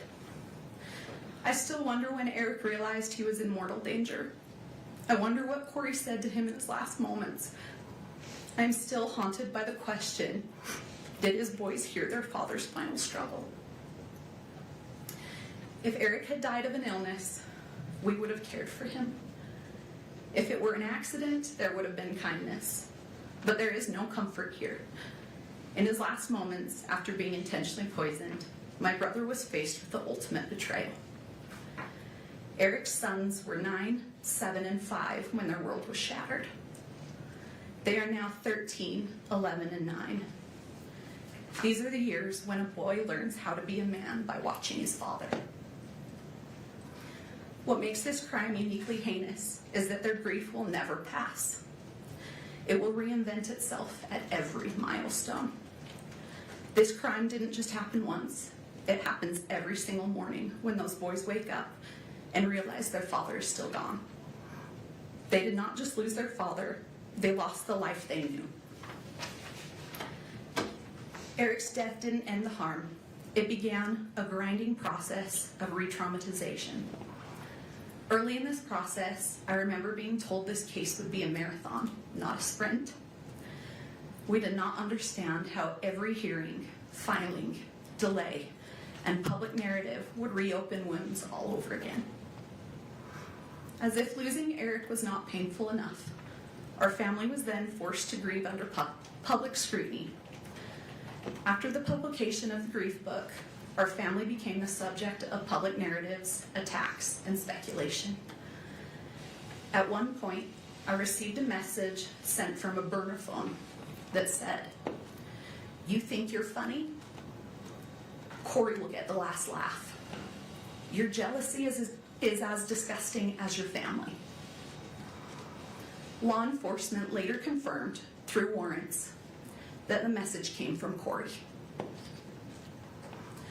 That moment stayed with me because it captured what these years have felt like. Not just grief, but intimidation and distortion. Yes, our family hired a private investigator. But when someone you love dies suddenly and deep in your gut, you believe something is terribly wrong, you do not stop searching for answers. The real question is not why would you investigate? The real question is, what wouldn't you do? All right, I'll say this, okay? The whole defense table had a reaction to that last statement about that message coming from Kouri. So I wonder what that's about. Hey, Teacup, good to see you. I'm glad you're here, babe. What wouldn't you do for your brother, for the truth? I also feel compelled to address the emotional toll of the trial itself. As the designated victim representative, and more importantly as Eric's sister, I have a right to be present in the courtroom. Yet during the proceedings, I was essentially kept in the dark. Due to the courtroom layout, I could not see the exhibits or the evidence. When we requested simple accommodation, we were told that the trial was being broadcast on court TV and I could excuse myself and watch from home with the rest of the world. Being told that my right to be here was interchangeable with a television broadcast was a profound violation. I did not want to watch Eric's life and death as content from my couch. I didn't want to go home after a grueling day and listen and watch it all over again. I had a right to be here, to face the evidence directly. Still, to this day, I have not been able to rewatch the trial because it's so time-consuming and painful to relive. I still have not seen all the evidence that was presented. Your Honor, I need to say this clearly. Someday, those boys will grow up and look back at the records of this trial. I need the truth to be the only thing they find. The claims made against Eric's character were not just legal defenses, they were acts of secondary violence. Eric was a protector, not a predator. These lies were a desperate attempt to justify the unjustifiable, and they have added a layer of cruelty to our grief that is nearly impossible to bear. I also need to correct the record on a few misrepresentations. First, the prenup. It was provided well before the wedding, not in a last-minute way. Second, the incident between Kouri and me. I never touched her. Kouri pled guilty to assaulting me. Yet she and her circle have continued to spread false narratives. This is a pattern of distortion that has kept our family trapped in conflict. There is something that has haunted me for years. And I found out Katie was the exact same today. I begged Eric to leave too. I begged him to divorce her. But Eric was trying to protect his boys. People often struggle to recognize intimate partner violence when the victim is a man. but Eric's actions spoke for themselves. He documented conversations. He tried to protect himself. He knew after Valentine's Day that she had tried to poison him, but he also believed that if he left, he could not fully protect his children. So he stayed because he was trying to keep them safe. This trauma has seeped into every corner of my life. And also, it has also deeply affected my own family and marriage. My husband, William, watched me be consumed by the pursuit of justice. For 4 years, we have lived in a constant state of stress, grief, and emotional exhaustion. I lost my job as a professor at Montana Tech University on the very day I was subpoenaed to appear in this court. Eric was so proud of me earning my PhD, and teaching students was something I loved and that made me proud. It now seems like another thing that Kouri's actions have taken away from me. But the most devastating loss is one that isn't in any police report. Because of the unrelenting stress of this investigation and the constant attacks on our family, I suffered a traumatic miscarriage of twins. We lost our children. We lost the future we were building. Kouri's actions didn't just end one life. They reached out and stifled the lives of my unborn children as well. That loss lives inside this tragedy too. Eric's murder did not just take someone from my life. It plunged me into a darkness. It stole the light I once carried. It erased the future I had planned. Every day, I wake up and step into this same crushing emptiness, where time itself feels frozen and meaningless. The laughter of my future children, the warmth of my family, the simple joy of waking to a new morning, all of it has been devoured by this crime. This grief is limitless, resembling the ocean. Sometimes it softly touches the shore, other times it pounds against it with fierce force. Occasionally, it surges like a massive tsunami, overwhelming everything. These changes can occur suddenly, and like the ocean, it cannot be controlled. I didn't just lose my brother. I lost my sister-in-law. I lost someone I considered my friend. We had good times together.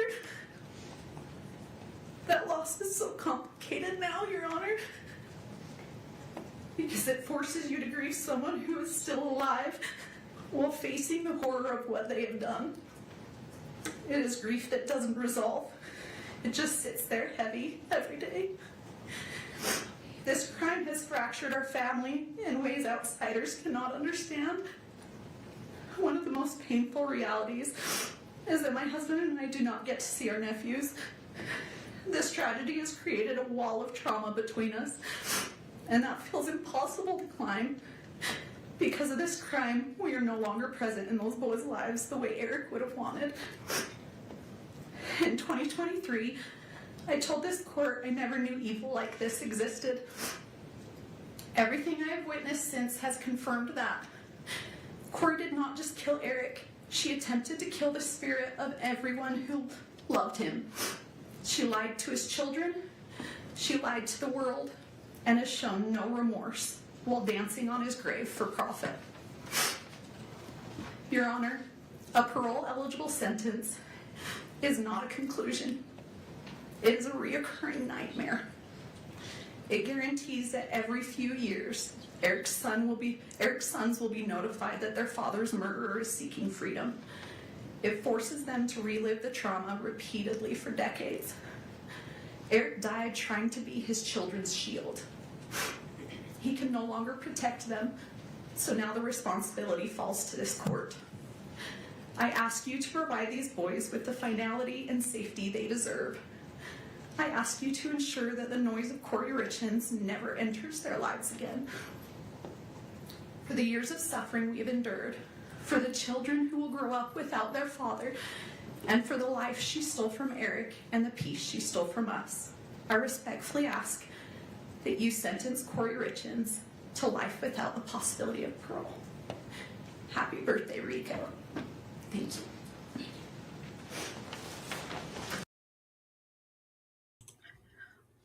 I don't have anything really profound to add to that because she said it so eloquently, but I will say this. The entire Richins family that have read their statements thus far, they wrote their statements obviously first. Far better writers and authors than Kouri. I also find it interesting that this is the sister, Amy, that Kouri put hands on.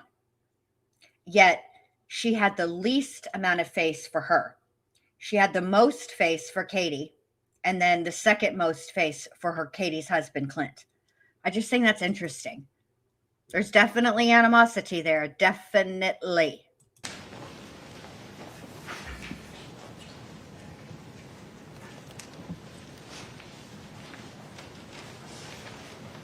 Are you Jessica? Good morning. Good morning, Judge. Take your time. My name is Jessica Black. I'm a licensed clinical mental health therapist and a registered therapist. Myself and my colleagues are here today to read the victim impact statements for 3 children. Okay. Now, Teacup, who will always be forgiven for cheating on me, even though it doesn't sound like it in my voice. I'm just kidding. I don't, you watch where you watch. I don't judge. Watched ahead of us, okay? Because we're behind. And there's apparently some trigger warnings up in here.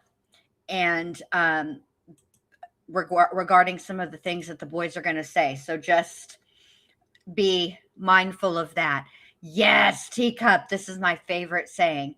Kouri is straight up Machiavellian. I love Machiavellian. I love to use that word. Anytime I can, I use it. But you got to save it for the right people. Not everybody is up to a Machiavellian level or Machiavelli level. All right, here we go. We are here as advocates on their behalf. After a developmentally appropriate process, the boys were able to decide individually how they wanted to share their statements, and this is what they chose. Our roles are to read their words exactly as they wrote. The boys want the court and the world to hear their side. This is from WR. I woke up to sirens, and there were a lot of people at my house, and I was definitely scared. I felt confused. I was in a bedroom with my brothers, and I didn't know what was happening. At first, I was really scared because I didn't know what was happening, and I had no control, and I felt helpless. I felt really overwhelmed. After my dad died, Kouri would put us in the basement while she was with the neighbor. I felt scared because I thought something really bad was happening again. She would take me to places that smelled really bad. Everything she did made me feel uncomfortable. When someone talks about Kouri, it makes me feel hateful and ashamed. She took away my dad. It's made me have a hard time trusting people. I was scared that Kouri's family would come to my school and take me. I had to go to counseling with DCFS in Heber, and I did not like it. DCFS made me talk to Kouri, and I couldn't do things that I wanted to do. I felt not important to anyone. I feel a lot better about myself now than I did with Kouri. I can't ever see my dad again. I want her to go to prison forever. If she got out, I would be so scared, really mad, and I wouldn't want to go with her anywhere. I'm worried that she would take me away from Katie and Clint. Once she is gone, I will feel happy, and I will feel safer and relaxed, and trust people more. Thank you.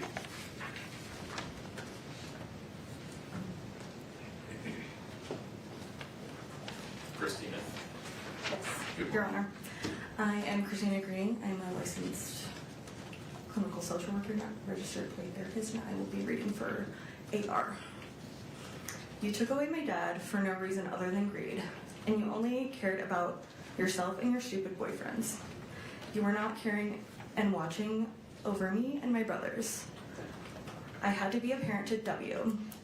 C and I would walk him to the bus stop, feed him, and watch him. You were not concerned about our health. When we got hurt, you didn't even care. When C got ran over by a side-by-side, you still made him go to the soccer game that day without taking him to the doctors first. You would lock C in his room, and I would have to go to the kitchen and bring him food. You shamed us when we didn't want to eat uncooked lasagna you made. We threw it away because we couldn't eat it. Then you made us watch videos of children starving in war areas. You wanted to scare us into eating something that wasn't cooked. You wouldn't let our dog outside, and then the dog would pee inside. You created this problem, then you would smack my dog on the head as hard as you could. You wouldn't let me put my kitten in the garage for safety at night, and we found it eaten by raccoons the next day. You wouldn't let us turn on and use the heater lamp for the chickens and bunnies, and they froze to death. You would always argue with my dad and lock the door. You were not playing the role as a real mother does. You were doing the opposite. Now my dad can't be my coach anymore, can't be at any of my games. He won't be at my birthdays. He can't teach me how to drive. He won't be at my graduation, and he can't take me camping or fishing. You made me paranoid about sleeping on my dad's side of the bed by saying I might die or get harmed when I was just trying to be close to my dad after you killed him. You took away everything from me and my brothers. I don't want you out of jail because I will not feel safe if you are out. You have never said sorry for anything that you have done to me and my brothers. I don't want you to hurt anyone again. I know that you will need to stay in jail to fully take accountability for what you did to me, C, W, and my dad. With you in jail, I will be able to continue to feel safe and live a happy and successful life without fear of you hurting me or anyone I love. Thank you, Your Honor. Thank you.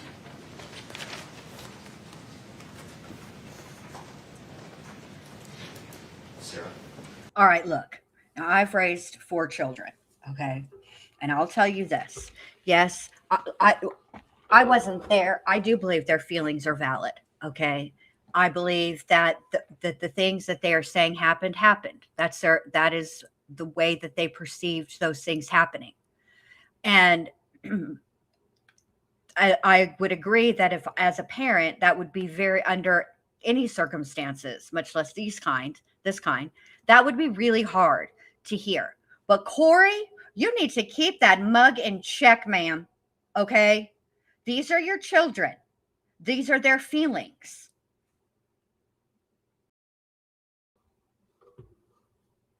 And also, what in the actual, F with the kitten and the dog and the chickens and the bunnies? What the hell is wrong with you? You clearly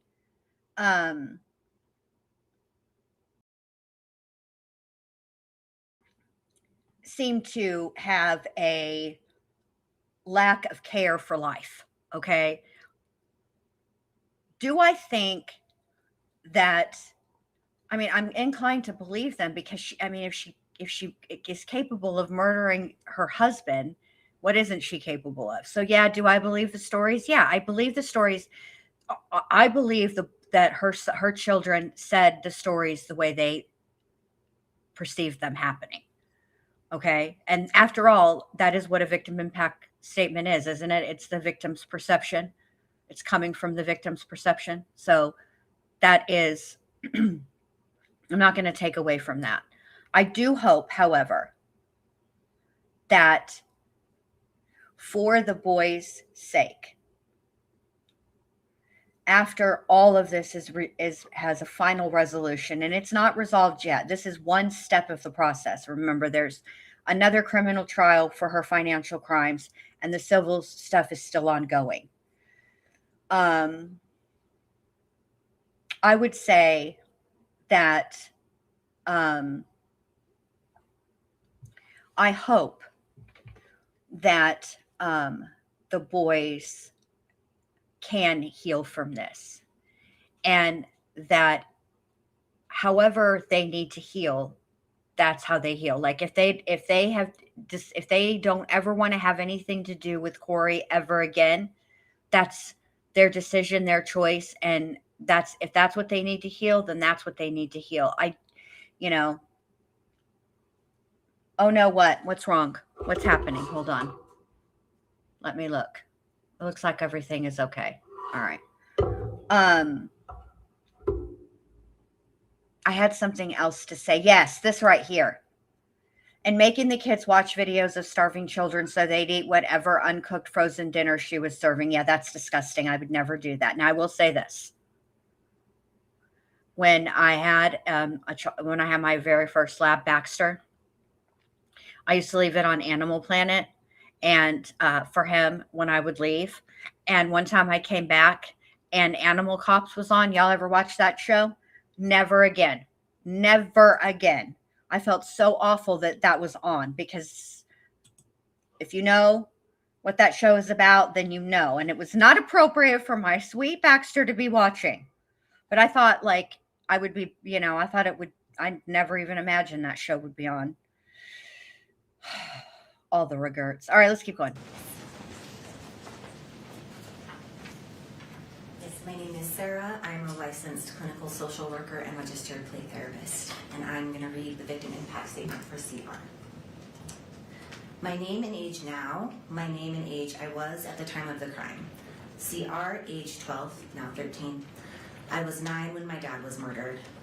What I would like to see happen if the perpetrator is convicted of the crime, I would like to see Kouri get a life sentence. My thoughts regarding an appropriate sentence for the person who is accused of this crime, and if they are found guilty. I think Kouri should get a life sentence because what she did is very sick, because it had no reason to happen and it impacted a bunch of people, including me. These are some reasons why I think she should have a life sentence. The information I feel is important for the judge to be aware of in sentencing. I think the judge should know that my dad was a good person and very thoughtful and kind and helped whoever needed help. He was always taking the extra mile to help people. My physical injuries as a result of this crime are as follows. I was sleeping and then I went to get a drink of water, then went back to bed. And when I woke up shaking and Bailey called the ambulance and they came and I couldn't talk for a while, I think Kouri had something to do with it because she didn't call the ambulance. She called Bailey and Bailey called the ambulance. At the ER, Kouri resisted to have my blood drawn, and kids who usually have this kind of seizure is when they are a few months old to a year old. I learned later that Kouri bought more fentanyl and had it in the house when this happened. I think this is what happened. She did what she did to my dad in the living room. My experienced emotional injury because of this crime is described as follows. Sad. I feel mad that I have to feel sad. I went from being scared for my life to feeling really good.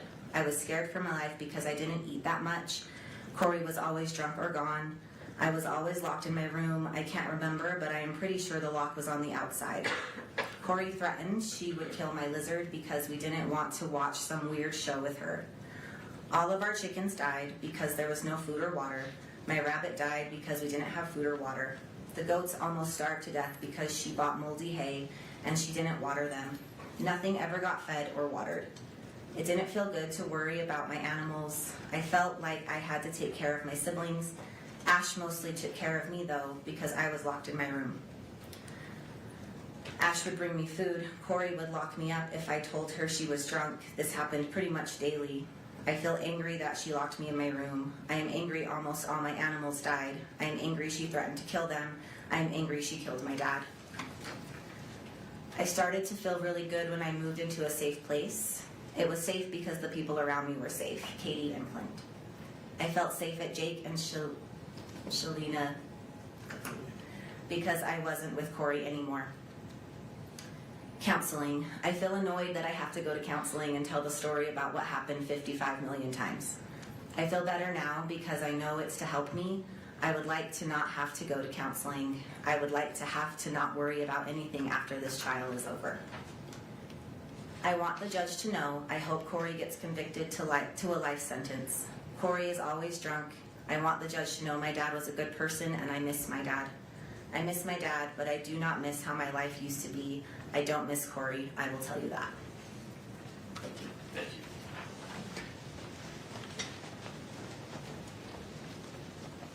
you. Mr. Bloodworth, anything further from the state? Your Honor, the state moves to admit state sentencing exhibits A through I previously provided to the court and defense. I have copies now I can bring to the clerk. Any objection, Ms. Nestor? Yes, we do object to some of those being on the public docket, and we can, if we want to take a break, we can go through that with the prosecution. I actually sent him an email asking if they would be filed publicly. His response was no, so I was unaware that he was going to do that. Admitting them and filing them publicly are two different things. Any objection to their admission? Not to their admission, only to their public filing, Your Honor. Okay, we can work that out. States A through I are admitted. I need a break. We'll be in recess until 11:10. If during that break you and Ms. Nestor would come to some consensus about what the defense wants to have listed as private and or protected depending on the content. Your Honor, the state agrees all should be Okay, understood. That's the order of the court. We'll be in recess until 11:10. Follow the directions of the court security director and the bailiffs in terms of how to leave and re-enter the courtroom. Thank you.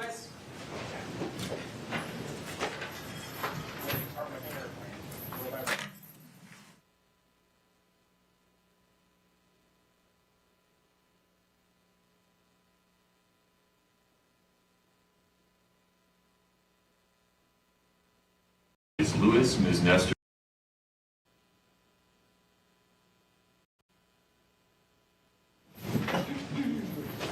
Have a seat, thank you. We're back on the record in 231-500-139. Mr. Bloodworth, just to confirm, anything further from the state? No. Okay. Ms. Lewis, Ms. Nestor, please tell me what's contemplated. Your Honor, I have some opening remarks, then we have some letters that some of which we've been asked to read, others are here to read themselves. Due to the excessive publicity, several of the people have asked that only you and the prosecutor know their names, and that we not say their names. And so I'm going to provide you with each letter as we go that has their actual names on it. All of them are willing to confirm with you privately that they've written these letters as officers of the court. We assure you they have, but they did not want to appear on camera. That's fine. And then, after we do a set of the letters, Mr. Ramos has some very brief remarks, and then we're going to put on 3 more. Then Ms. Lewis will close out remarks, and then Ms. Richins will do her allocution at the very end. Understood. If that's sufficient. Please. Thank you.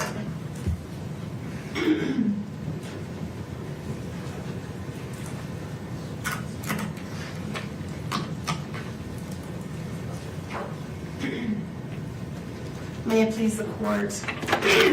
Excuse me.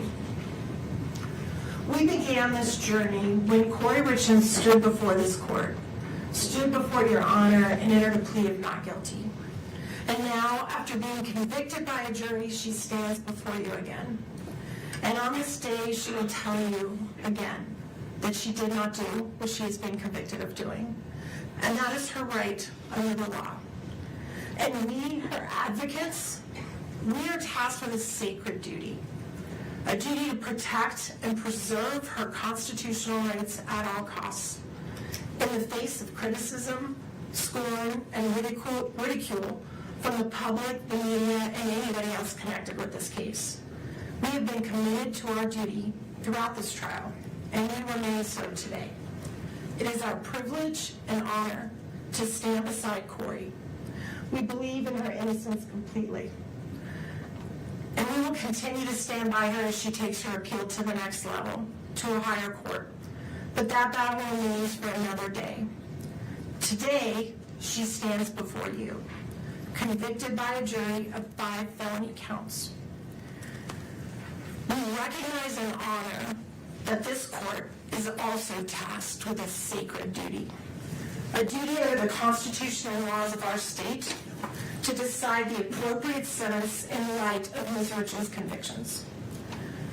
the enormity of that responsibility cannot be denied. Everything we will present to your honor today is submitted for your consideration with an abiding faith in the court's commitment to its sacred duty, and in the prayerful hope that mercy will prevail over calls for retribution.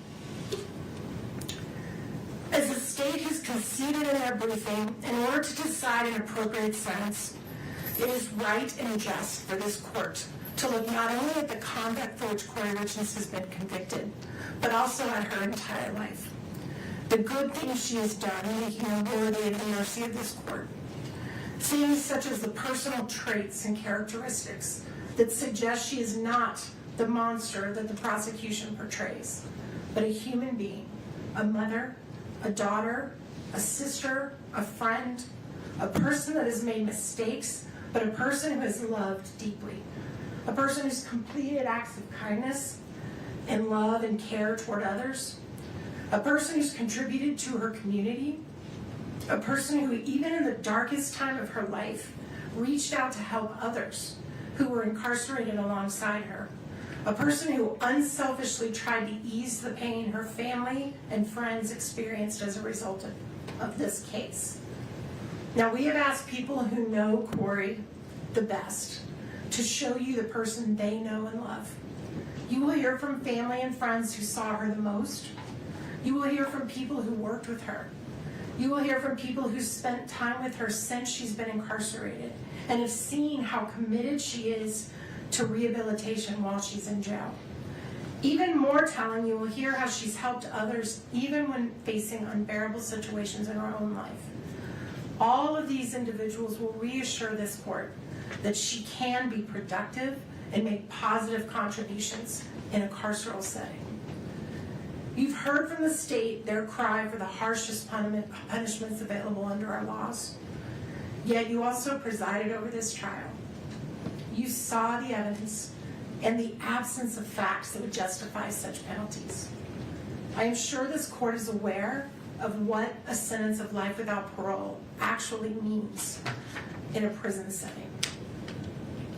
These individuals are locked down in their cells 23 hours a day. They are not provided with the opportunity to participate in programming, seek education, work at jobs in the prison. For all intents and purposes, they are treated as death row inmates. They are denied in-person visitation. They are stripped of any sense of community or humanity. They have no hope of any future reunification with the people they love. Out of the thousands and thousands of cases that go through our criminal justice system, less than 100 individuals have been determined to be worthy of a sentence of life without parole. And that is because judges throughout this state understand that such a sentence presumes that an individual is wholly incapable of redemption or rehabilitation and should be punished in the worst way imaginable until they die alone in a cage. And Ms. Lewis will talk more about that later. But in the meantime, you're also going to hear from 3 people who've never met Kouri Richins. They know nothing about her case, but they know about what life without parole means. You are going to hear from a mother whose son was murdered, and how many years ago she was in the position that the Richins family is in now. You will hear about her journey to forgiveness, and how after many years she came to regret seeking the penalty of life without parole for her son's killer. You will hear from a woman who understands how Kouri's boys feel. Her father killed her mother and was sentenced to prison. You will hear how she learned to forgive her father and how she's enriched her life through finding her way into a relationship with him again. And you will hear from a former prosecutor, someone who sat right where Mr. Bloodworth sits now, and how he personally witnessed the rehabilitation and tragic end of an individual he put behind bars for life. Is she kidding right now, y'all? Is this what she's doing? There, you could not find one person who knew Kouri other than to write letters on her behalf but not be named. because they ain't want no association. They don't claim her. Are you kidding me? What kind of malarkey are you trying to pull, Nestor? And also, just so you know, most of us who covered this case understand the position that you're in as a defense attorney, okay? And we understand what your job is. That doesn't mean we have to like the way you do it. And we didn't in this case. You and Miss Lewis were unprepared.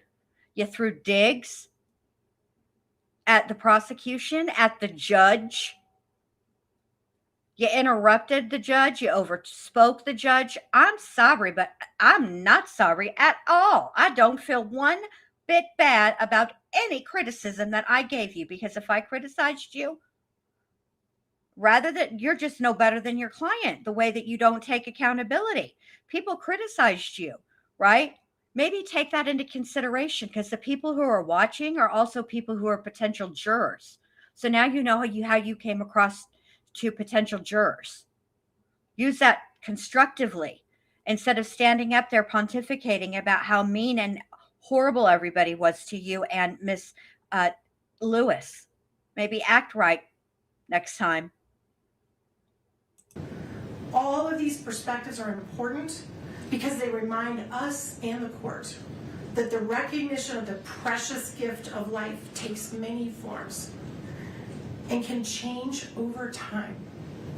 They remind us that the decisions made by this court today can reflect our own humanity and inspire us all to have hope and believe in forgiveness. Finally, Your Honor, you're going to hear from Ms. Richins herself. Her allocution is unusually long. She has worked very hard on it. We asked the court to allow her to take about 30 minutes or so to read her words aloud. She's going to share with you 30. We have to listen to her read something she wrote for 30 minutes. Are we on punishment? Why are we being punished? She's a terrible author. And you know what? The only saving grace to her reading it instead of us aloud, instead of us having to read what she's written, is that I won't have to roll my eyes to the back of my skull every time she uses the incorrect your. Thank you. I guess 30 minutes, my foot. Here we go. what matters most to her in this world, her love for her boys. It is all she has left. Everything else she has ever held dear in her life has been stripped from her. She's getting fed up. It is her hope that in openly and honestly sharing her love and hopes and dreams for her boys with you, that you will see what it is inside of her that is worth saving, that is worthy of mercy, and that is filled with hope, humanity, and love. So with the court's indulgence, we'd like to read aloud some letters that have been provided to us. As I discussed, some have asked us to read it and only share the names with you in the prosecution. Some are here to read them themselves. And we are grateful to the court's indulgence to listen. And we're going to start with a letter from Kouri's mother, and Ms. Lewis is going to read that letter. And I have a copy of it that I'm going to provide so the court can read along if you like. And I also have copies for the prosecution as we go. And we will add this to the information as part of the record. Thank you, Your Honor. Not public. Understood. Yes. Thank you. Thank you, Your Honor. Oh, Lewis, here she comes with her damn binder. Lewis, ma'am, you are going to read a letter, right? A letter. You need a whole ass binder for a letter? Here we go. I'm sorry, you guys. Let me behave. This is not professional or becoming at all. She has made me drop my couth. Here we go. Good morning, Your Honor. Kouri's mother, Lisa Darden, is here in the courtroom. She's actually, I feel, given me the privilege to read her words. She was concerned about her ability to read them herself. Your Honor, Kouri is my daughter. I write to you today carrying grief that words struggle to hold. First and foremost, I want to acknowledge the loss of Eric. He was my son-in-law, my friend, and a truly wonderful father. Eric had a kind heart and a generous spirit. He was deeply loved, and he will never be forgotten by me or by the many people whose lives he touched. Eric once saved my life, and I have carried that gratitude with me every day since. His legacy lives on most clearly through the 3 beautiful boys he left behind. Your Honor, I speak today as a mother and as a grandmother. The children are my greatest concerns. These 3 boys have endured unimaginable loss and upheaval in their young lives. They lost their father, then their mother, then the sense of safety and continuity every child deserves. Their world has changed again and again through no choice of their own. Whatever sentence is imposed will shape their lives forever. Whatever sentence is imposed, that was their choice. I will continue to watch the boys grow, whether at school events, or sporting activities, and throughout their lives. I will keep them in my prayers, hoping they grow into emotionally stable and resilient young men. Kouri is more than the worst day of her life. She is a mother who has devoted herself to her children since the day they were born. Before all of this, she was deeply involved in their schooling, their sports, their faith, and their community. She coached teams, volunteered weekly at school, led youth programs, and taught her boys compassion through service, from food banks to flood relief to helping firefighters and families in need. Her life centered on her family and on helping others. In many ways, everyone impacted by this case has suffered loss. However, the greatest burden has fallen on 3 innocent children. These boys have experienced repeated disruption and trauma at an age when stability is essential. Before these events, they lived in a loving home with 2 devoted parents. They were surrounded by family, supported emotionally and financially, and deeply connected to both their mother and father. Their lives revolved around school, sports, family traditions, and feeling safe and loved. That sense of security was taken from them in stages. First, they lost their father suddenly and without preparation. They were informed by officials rather than being guided gently by a parent, a moment that forever changed their childhood. Their mother then spent more than a year helping them navigate grief, modeling compassion and emotional resilience, and working closely with them to understand loss in age-appropriate ways. She even found creative ways to help them cope emotionally during this painful period. Then, they lost daily access to their mother. Once again, they were told life-altering news by strangers rather than family. The boys were moved between placements, disrupting routines and emotional progress, despite beginning to feel settled and supported. Throughout this time, they maintained a meaningful and positive relationship with their mother through letters, phone calls, visits, and counseling.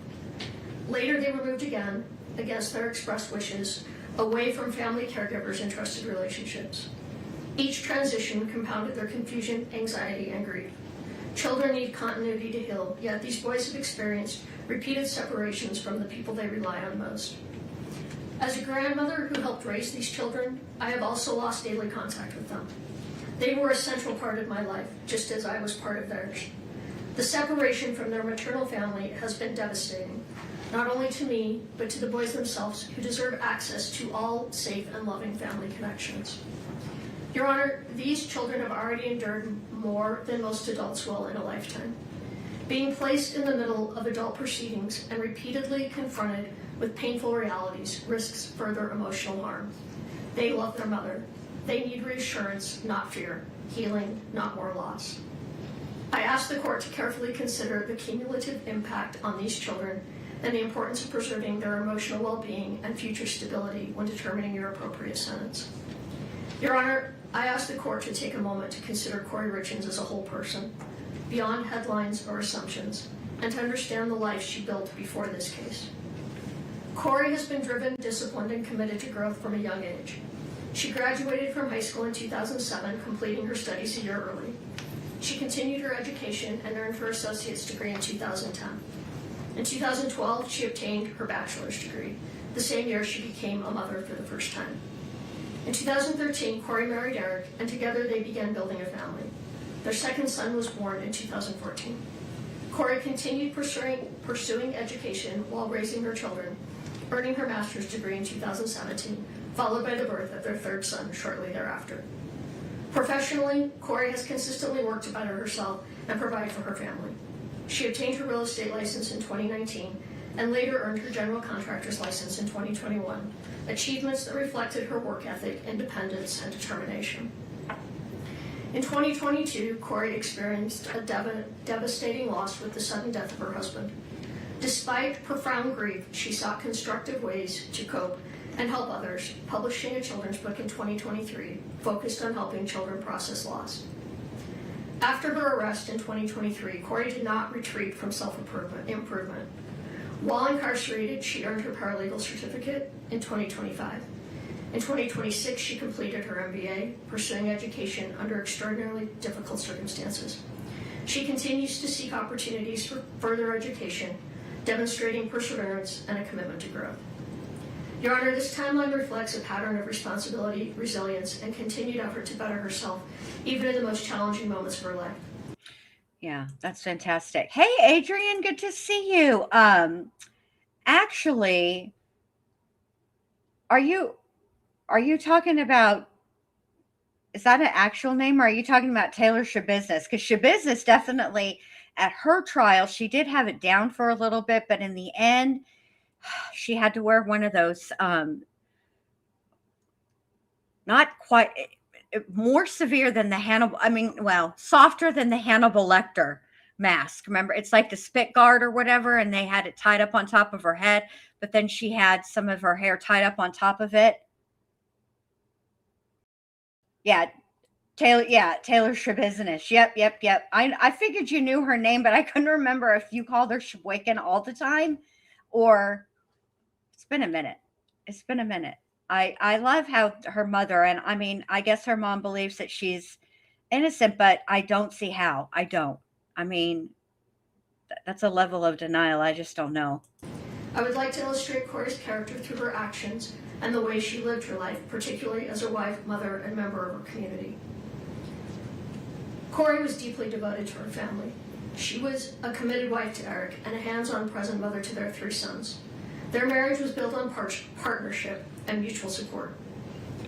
7 days you have now that you've seen her. Kouri consistently Good luck. supported Eric in his career, hobbies, and interests, including his involvement in sports and coaching. She encouraged his passions and stood by him throughout their life together. In return, Eric expressed his commitment to caring for his wife and children, and their shared priorities were apparent in the way they lived and parented.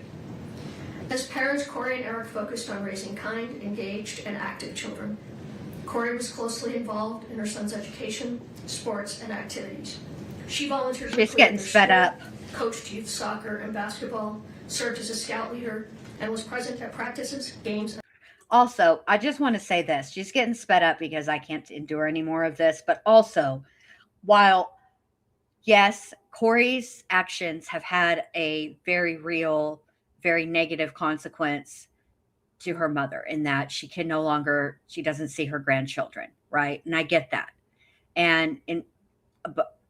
But my issue is, and why I have to give her some level of disgust, is because after the fact, she participated in multiple shenanigans designed to portray Eric's family in a negative light. And, you know, I can't get down with that. I can't get behind that. And so, like, the grace that I'm giving is to put her at 1.25 while reading the letter instead of 1.5. That's all the grace I have for her. All right, here we go. Events. Her time, energy, and focus were always directed toward her children's well-being and development. Beyond her immediate family, Kouri consistently showed compassion for others. She was active in community service and believed strongly in teaching her children empathy through example. Together, they volunteered at food banks, participated in flood relief by filling sandbags for elderly residents, baked cookies for firefighters during fire season, and assembled care packages for families and individuals in need. She also helped ensure that children in the community had proper winter clothes by donating nearly 100 pairs of snow boots to a local elementary school. During the holidays, Kouri made extraordinary efforts to help others, purchasing, wrapping, and delivering hundreds of gifts to families who were struggling.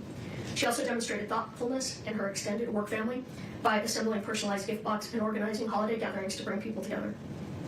In 2023, following her husband's death, Kouri published a children's book designed to help grieving children process loss. She donated hundreds of copies to children who had lost a parent and visited schools to read to students dealing with grief.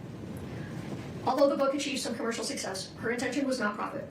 Oh, for the love of Pete, her intention was profit. Stop lying to these people, lady. We read the Walk the Dog letter where she talked about how much money she wanted to make from the book sales. Stop it. Not, we don't have a memory like Dory, okay? We be remembering over here. All right? We remember. We do not forget at the ward. The ward does not forget.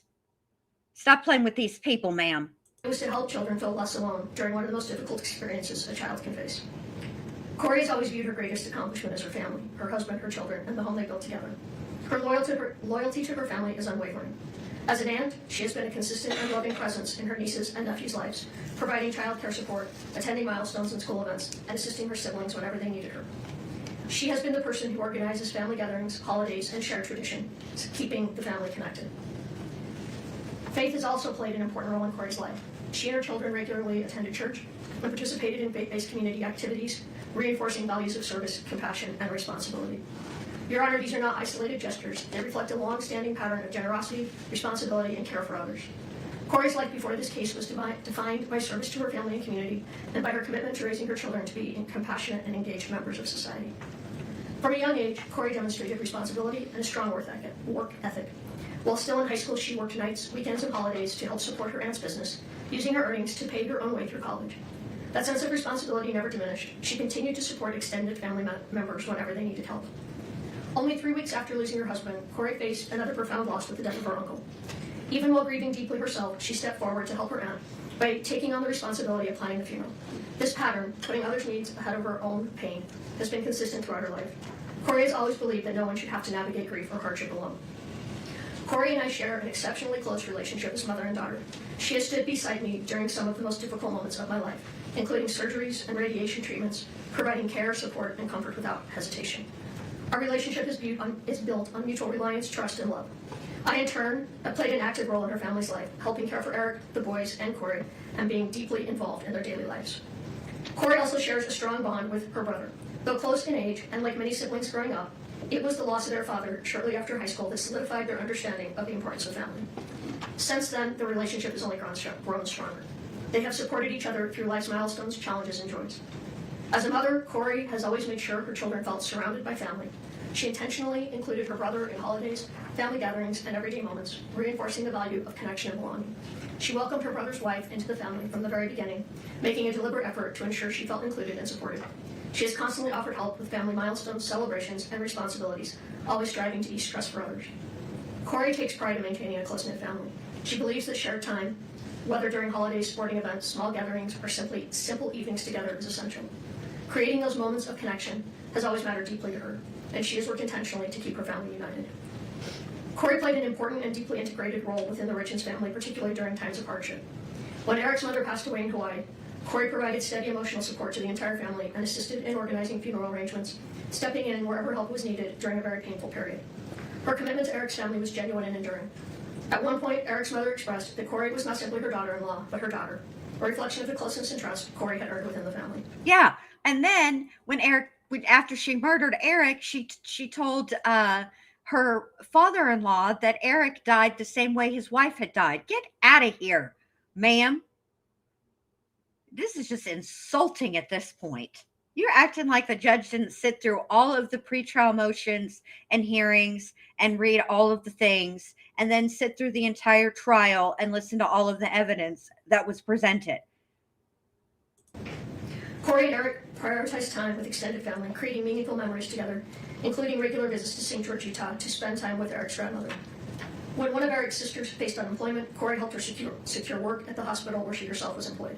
She also routinely provided childcare for her sister-in-law's children, allowing them time together as a couple. Her involvement went beyond logistical help. She always participated in family milestones, including serving at a bridal party and assisting with wedding planning for another of Eric's sisters. During a particularly difficult period in that sister's life, Kouri accompanied her to a self-help retreat, offering both emotional support and companionship. Within the Richins family, Kouri often served as a source of calm and connection. She consistently worked to ease tensions, provide comfort, and maintain relationships during challenging moments. Her efforts contribute significantly to the overall well-being of the family. Kouri's compassion extended well beyond her immediate... Kelly, I'm done with you. Why is Don Adelson's attorney reading these letters, not the author? They ain't want to be on camera, Kelly. Yeah, she was. Yeah, she served. That's what she said. That's what she wrote. Served as a bridesmaid. Give me a freaking break. She's going to quote, next thing you know, she's going to be quoting Jack Sparrow, right? Whenever he got caught, or in the very first Pirates of the Caribbean, and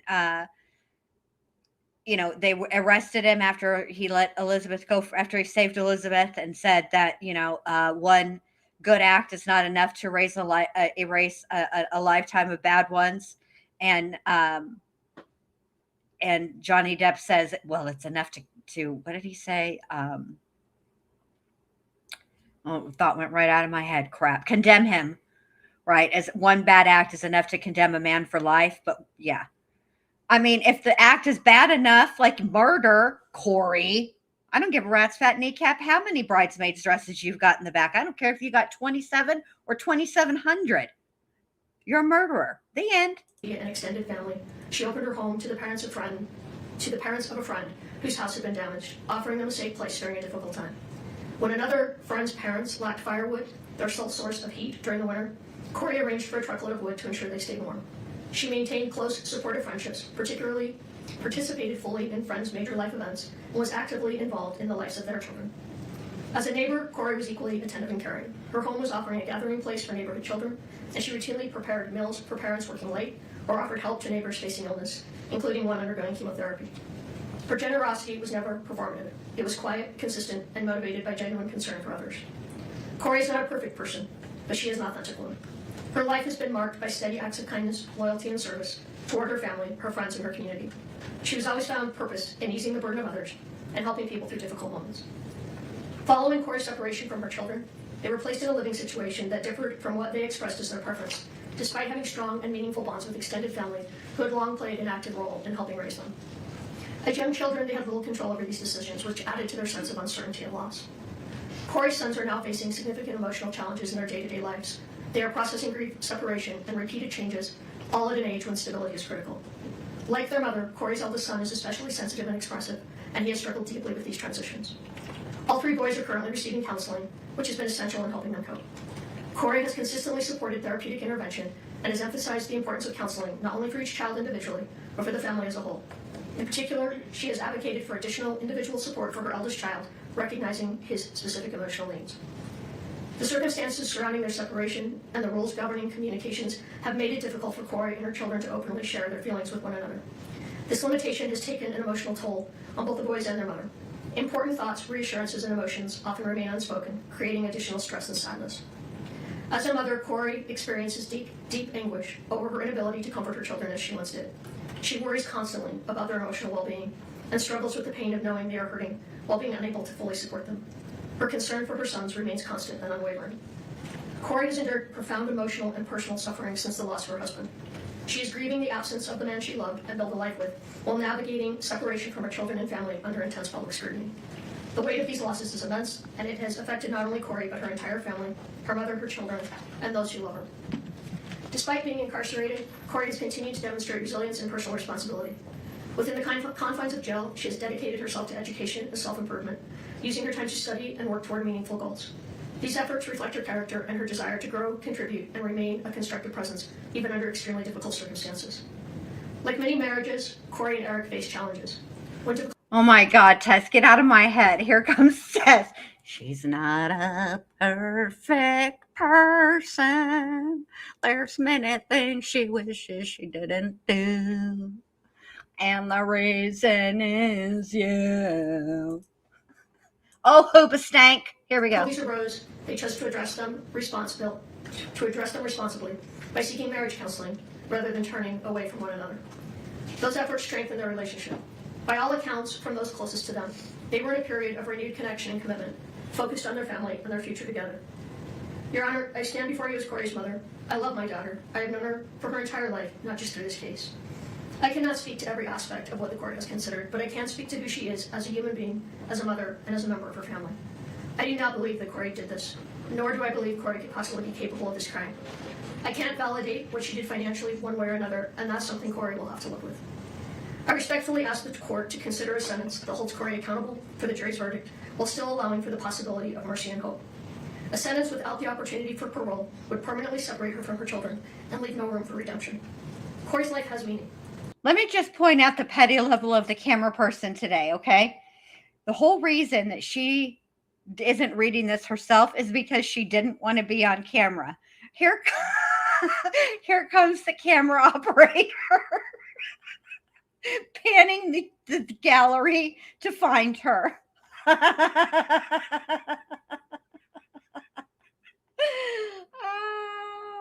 Petty, petty, petty. Especially to her 3 sons and her family. And I respectfully ask that this sentence reflect not only accountability, but also potential for rehabilitation and profound long-term impact on innocent children. Your Honor, I ask from a mother's heart that Kouri be given a sentence that allows the possibility of a future, one in which she can continue to grow and one day be a positive presence in life and her children's lives again.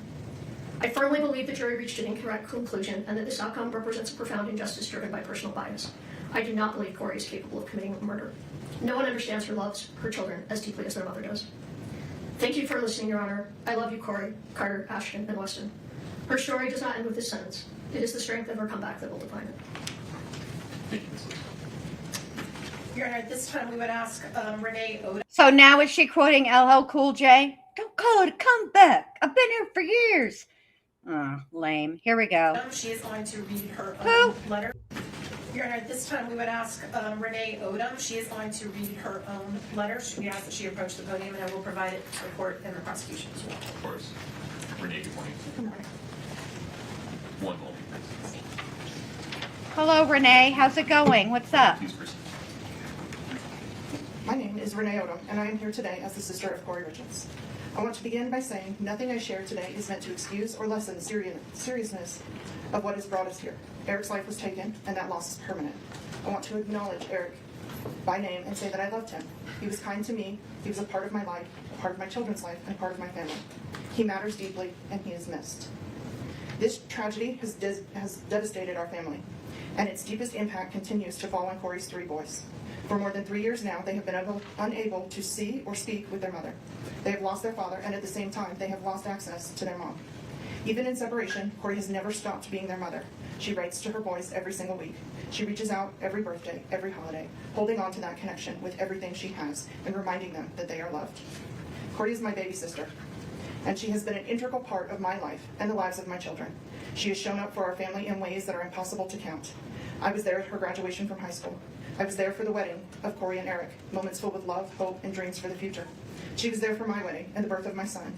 She was there for me when I graduated college. She stood beside me at the baptism of both of my daughters. She poured her heart into giving my oldest daughter a beautiful sweet 16. These were not obligations to her. This is who she is. Kouri has always been the glue that held our family together. She hosts every Christmas. She planned every family vacation and made sure that no one ever felt forgotten or left behind. She believes deeply in helping others, and she has lived with this belief throughout her life. Even from behind bars, Kouri has continued to help people, offering support and encouragement and kindness.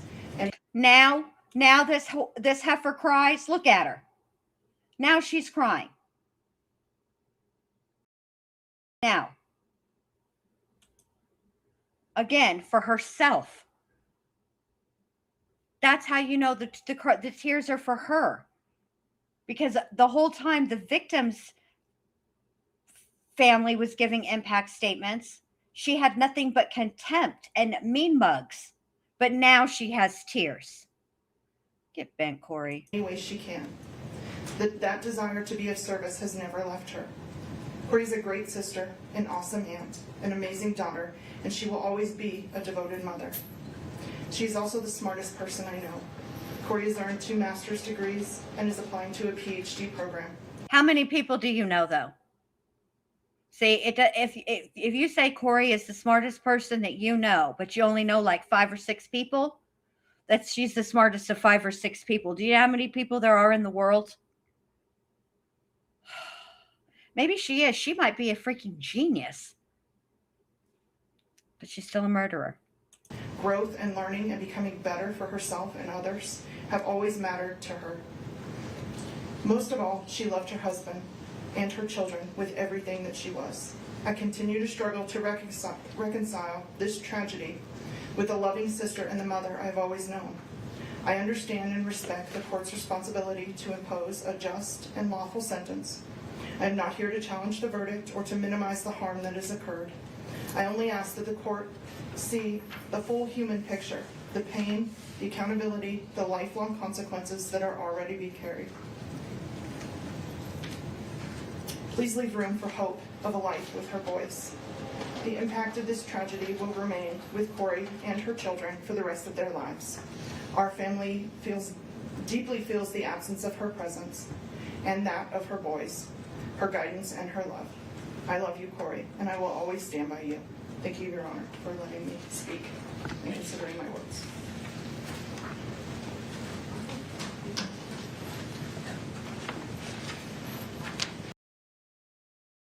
Look, I'm sure that was hard for her sister to say and for her sister to write and all that, okay? But all I can think of is Gollum right now. They calls us murderer. You're a murderer, Kouri. You murdered your husband. And you poisoned him, which took time because you had to wait for it to take effect. First, you had to give it to him. You had to find the right opportunities to give it to him. Then you had to wait for it to take effect. Then you had to sit back while it took effect and not help.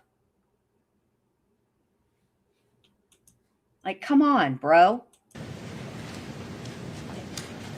Your Honor, at this time, I'm going to read a letter from Kouri Darden.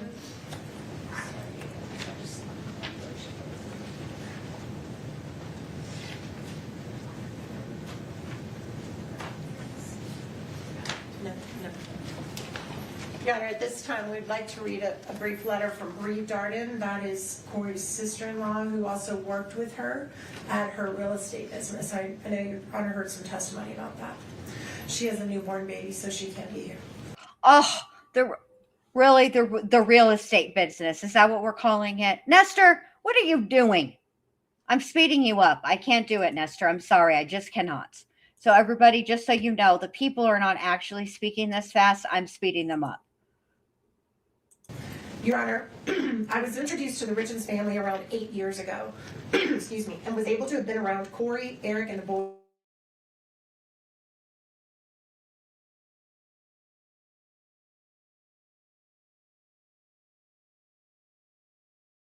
And was able to learn so much about the family dynamic and the love they had for one another. No, their family wasn't perfect. No one's is. But those boys were loved beyond belief by both parents. Kouri and Eric did everything for the boys, to protect them, to teach them, to encourage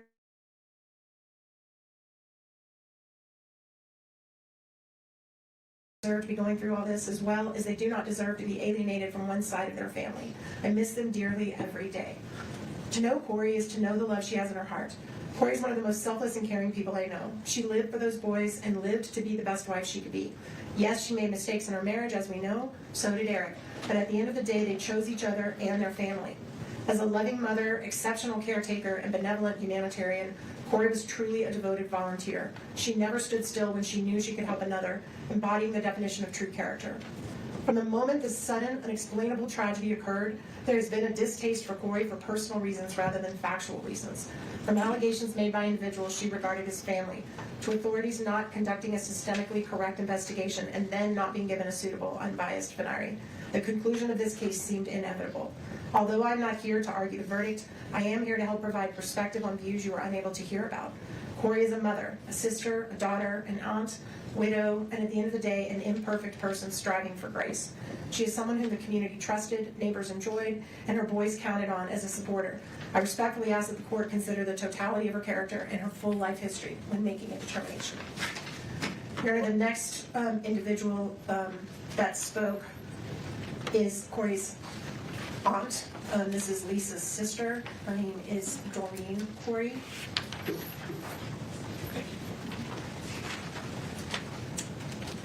Your Honor, thank you for allowing me to speak today. I have spent many sleepless nights trying to find the right words for this moment because it is heartbreaking to stand here and speak about someone I care deeply about in a courtroom like this. I believe in you, Kouri, and I'm very proud to be your aunt. I stand before the court not to minimize the seriousness of this case, but to speak about the person I've known outside of these proceedings. The woman I know is not the monster these proceedings may have made her appear to be. When I think about her, I do not think about charges, headlines, or verdicts. I think about the mother I watched love her children with every part of herself. I think about the woman who worked hard to build a better life through education, determination, and sacrifice. I think about someone who wanted more not only for herself, but for her children and the people she loved. Her children were never just part of her life, they were her entire world. I watched her celebrate their accomplishments, comfort them in difficult times, and carry the weight of motherhood every single day. She loved fiercely, deeply, and unconditionally. Eric and those boys were her life. Both Eric and Kouri were very loving and attentive parents. They were solid, they loved hard, and they played hard. I also watched her work tirelessly to educate herself and create stability for her family. She pushed herself because she believed in building a meaningful future. She was proud of what she accomplished, but even more proud of being a mother. This conviction does not erase the years of humanity, goodness, and compassion that existed before this moment. I know there are people who may only see the charge or the verdict, but I ask the court to remember a person is more than the worst moment of their life, or in this case, more than a verdict that many of us still struggle to understand and accept. The woman I know is compassionate, intelligent, nurturing, and deeply human. I do not believe she's cruel or beyond redemption. I believe there's still goodness in her, and I know there are many others who believe that too. Whatever sentence is imposed today will not only affect her, it will echo through the lives of her children, her family, and everyone who loves her for years to come. Her children still need their mother's guidance, love, voice, and presence in whatever way they can still have it. I understand the weight of the court's responsibility, and I speak with respect for these proceedings. I only ask that when sentencing is considered, the court remembers the whole person standing before you today. Not only this moment, but the years she spent loving, learning, sacrificing, and being devoted mother. I love you, Kouri, and I love those precious boys. I ask for mercy, I ask for compassion, and I ask that the court see the humanity in her that so many of us have seen for years. All right, the next one is an individual that did not want their name read in the public, so I'm going to provide it to the court and the prosecution only. This is a close friend of the family. To the Honorable Judge Mrazek, I'm writing to respectfully share my personal relationship and observations with the Richins family and 3 young boys, and to ask that you consider sentencing Kouri to 25 years to life rather than life without the possibility of parole. From 2017 to 2019, I had the privilege of working as a babysitter for Kouri and Eric's 3 children. I was able to view this family at a time when things in life were good for them. The youngest, Weston, was still in diapers, and we worked on potty training together. What struck me most during that time was the stable, loving, and orderly home the 3 boys had to grow up in. Kouri was a young mother, close in age to 2 of my own children, and she'd established a true house of order. The home was beautifully decorated. I particularly remember the bright fall decor. The walls were lined with photos of the boys at different ages, and they had a wonderful playroom over the garage. The family worked together, played hard together, and clearly loved one another. I recognized the effort and pride in caring for her family. When she was out of town one week, she left detailed meal plans for me to use the crock pot, so Eric could come home each night to dinner with the boys. Those meals were so good that I replicated them for my own family. I was so impressed by her age progression photo display in the hallway that I had canvases made of my own grandchildren in a similar fashion. I even copied some of her simple but festive fall decorations and bought similar cowboy kid toys for my grandchildren after seeing how much her boys enjoyed them. Kouri's positive influence extended beyond her own family. I brought many of her ideas home with me. I do not wish to minimize the tragedy of this case. I watched the funeral online and was heartbroken, especially hearing young Carter say he would now be the man of the house. I believe Kouri deeply cares for her children, and I have to believe they love her as well. 3 boys' lives will be forever affected by the court's decision. I believe in the possibility of rehabilitation and the value of preserving hope. I respectfully ask that you not eliminate the chance that one day these 3 sons would be able to make their own choice as to whether or not to have a relationship with their mother. Kouri is not a threat to society. Please give her the opportunity to serve her sentence with the possibility of someday returning to her family. Thank you for your time and considering my perspective. Your Honor, the next individual that's going to be addressing the court is going to do it himself, and that is Mr. Greg Hall, and he's here to read his statement to the court.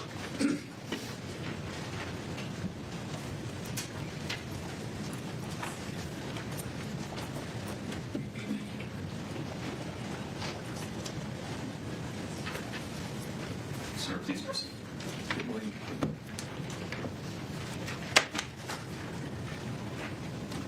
Good morning, Your Honor. Before I say anything else, I want to express my deepest sympathy and most sincere condolences to the Richins and Darden's families. Nothing I say today is meant to diminish the weight of what has brought us into this courtroom today. My name is Greg Hall. I have known Kouri for over 7 years, both personally and professionally.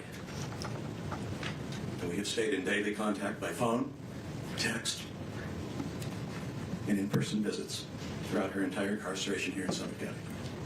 I'm here today to share with you what I have witnessed firsthand about the person I know. In the years before Kouri was incarcerated, she made a habit of looking for people who were... You know, something strikes me here. If you have to give a disclaimer that nothing that you're about to say is meant to diminish the profound loss that the Richins family has suffered, I feel like if you have to put a disclaimer on some shit before you say it, maybe don't say it. You know what I mean? You can acknowledge what Kouri, see, this is where it goes wrong, I think. Why can't you just acknowledge, look, what Kouri did was heinous.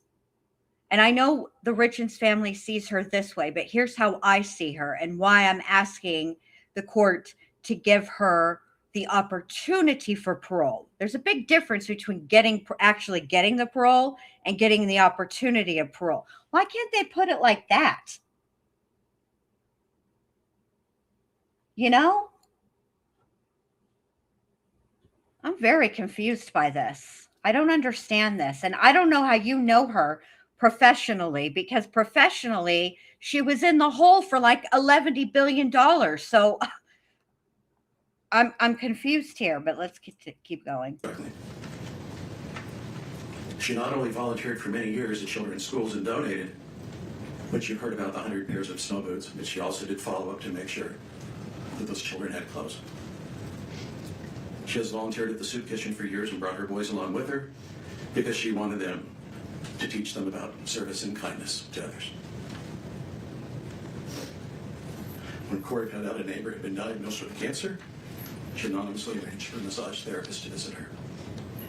When my own wife was in an auto accident, a care package showed up at our home. If a family was having a difficult time purchasing a home, she would offer to take little or no commission in order to help them. Please know that none of these things were ever done for recognition. They were done because all she ever wanted to do was good. Your Honor, what I would like the court to understand the most is that the goodness and kindness toward other people that defined Kouri before her arrest has not gone away since being incarcerated. When new inmates arrive frightened and disorientated, Kouri is the first to step in. She helps them get their footing in an environment that is unfamiliar and frightening to them. She's also tutored other inmates working to further their education. She has helped women who cannot read or write navigate through the system and draft letters to their family on the outside. When women in her unit receive bad news from home, she is the first to sit with them and comfort them. She's used her time inside to study, and she takes her studies very seriously. She has earned multiple degrees, including a master's degree since being incarcerated, because she wants to be of use to other incarcerated women who struggle with literacy, with their legal paperwork, and with the simple daily reality of being inside. She enjoys studying religion and ethics and the practical application they have in our lives. She attends weekly church services and has helped to create new programs within the jail that other inmates now rely on. She studies late into the night, every night. She prays for her boys and for her family every day. She also prays for others in need. She writes to her sons, though her letters are returned to her unopened. She has not stopped trying to contact them, to express her love for them. I'm sure that you see that, sir, as an act of and proof of love, because she continues to write them even though they don't answer her letters, right? They don't even open them. Okay? They're returned to her unopened. The truest act of love is to respect somebody's space and boundaries, no matter how much it tears you up and hurts you inside. That's true love. If she truly loved those boys, she'd stop. let them come to her when and if they're ever ready. That's true love. What she's doing is actually an act of selfishness. The Kouri that I talk with each day is still filled with kindness, with goodness. Even to this day, as we speak to one another, she continues to ask and care about how people on the outside are doing. My family, her family, people we mutually know, before ever talking about herself. I'm not here to argue with the verdict of this court. I am here to tell you that the person I have known for over 7 years is still there, still trying, still useful to people around her in the small ways available to her to continue to be of service and provide acts of kindness. I only ask that the court please take this into consideration today. Thank you, Your Honor. Thank you, sir.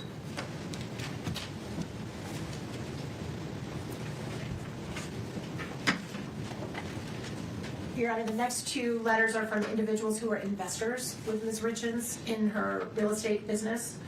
Both of these individuals did experience losses of money. So although they may not be victims in this case, they, I guess, are technically victims in the case that is pending. So I think their perspective is important. The first. Oh, for the love of Pete. Are you kidding me? You're going to bring the investors that she ripped off? I can't.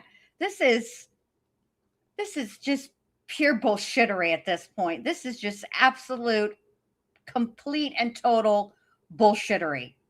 For some reason, I only have one copy. I'm going to give just a moment for Mr. Bloodworth to read it. Then I'll read it and then I'll hand it to the court. Thank you. For some reason, you only have one copy because you came to school unprepared. That's what happens when you're not prepared, when you don't check and double check. Honorable Judge Mrazek, I'm writing to you regarding whatever sentence you need to impose on Kouri Richins. I implore you to impose the lowest sentence possible. Also, you know how to spell her. You know how to pronounce that judge's name. It's Mrazek. So if girl, you could have read it, even if the person spelt it wrong, you could have pronounced it correctly. You big dummy. See, this is why I ain't got nothing for you, Nestor. This is why you get criticized. Including the possibility for parole. Due to the defense resting in this case, you and the jury only heard everything negative that could possibly be said about her from the prosecution, their witnesses, and the media. There was always another side of her that was not presented. As one of the investors in some of Kouri Richins' properties, she never asked that we invest. We always asked her after seeing the quality of the work done. She had a real estate license and got a general contractor's license. Yes, we made money on some of the properties, and yes, we lost money on the legacy property due to her arrest. She made sure we were aware that we could lose our investments.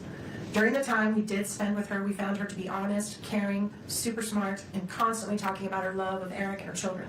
She adores those boys and was involved in all aspects of their lives and very proud of all of them. I understand she has used the time in jail to obtain a second master's degree.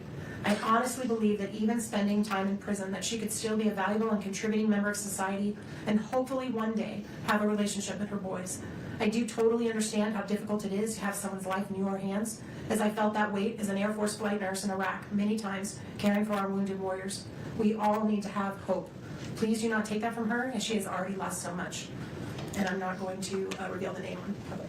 Thank you.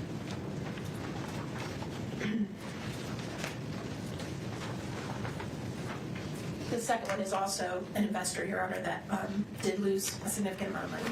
Also, lady, how many times are you going to announce that you're not going to read the name public? I've heard you said it at the beginning of the letter. Now you're saying it at the end of the letter. We freaking get it. These people don't want to claim her. They wrote a letter, but they ain't want nobody to know who wrote it. We get it. Stop already. Just get on with it. Let's hear, because I want to get to Kouri's, what I can only imagine is going to be an epically ridiculous allocution. So some type of victim status here. Honorable Richard Mrazek, thank you, Your Honor, for the opportunity to address the court at this sentencing hearing. Actually, okay, I do have an extra background. Thank you for the opportunity to address the court at this sentencing hearing for Kouri Richins. May I first say that I was so impressed with your professionalism and demeanor during the trial. It appeared to me that you were very thoughtful in trying to judge fairly during the court proceedings. I would like to speak on my real estate experience with Kouri over the 3 years that I invested in 10 or more fix and flip home transactions. My wife, my son, and I were so impressed with Kouri and the great job she did in finding and remodeling the homes that we invested in. She worked hard at making those properties look beautiful after they were remodeled, and we all made money from them. We could not have been more proud of Kouri and happy for her and her family. Knowing from her brother Ronnie that she'd lost her father at a younger age, I told her once in a text message that I was unofficially adopting her as my daughter. She was a great mom for her boys, and she and Eric were so involved in their lives. What has happened since has been a tragedy for all the families involved. I never met Eric, but knew that he and his workers helped with some of the stonework on the remodels. Kouri and Eric helped stage a house that my son and I remodeled that Kouri found for us in Ogden. She listed it and had it sold in 3 days. Those were good times when the market was great for doing fix and flips, and we all benefited from it. Unfortunately, about the time of Eric's passing, the market changed and interest rates skyrocketed. Those who had house remodel properties suddenly found the buyer's market dried up and houses were not selling. We lost money as well as many of our friends in the real estate business.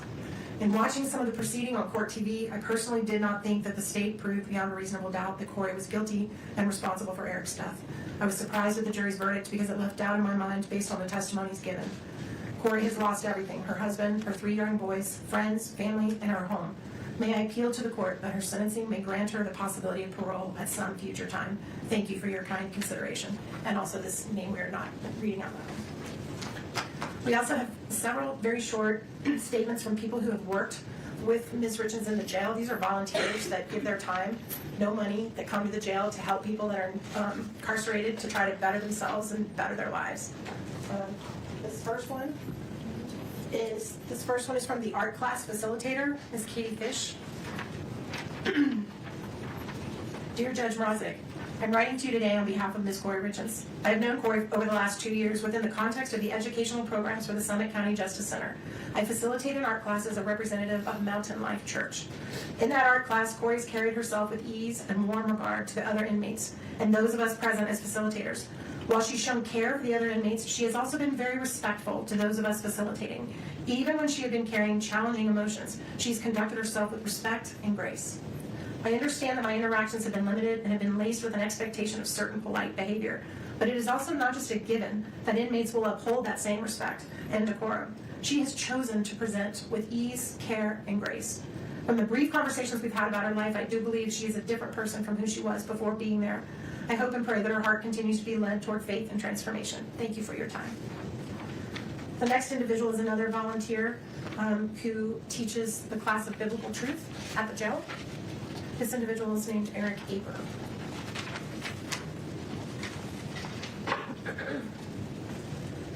Dear Honorable Richard Mrazek, my name is Eric Marty Aber. Through Mountain Life Church in Park City, I've been a volunteer at the Summit County Jail for 8 years, helping to teach biblical truth to those incarcerated there and leading church services on Sunday afternoons.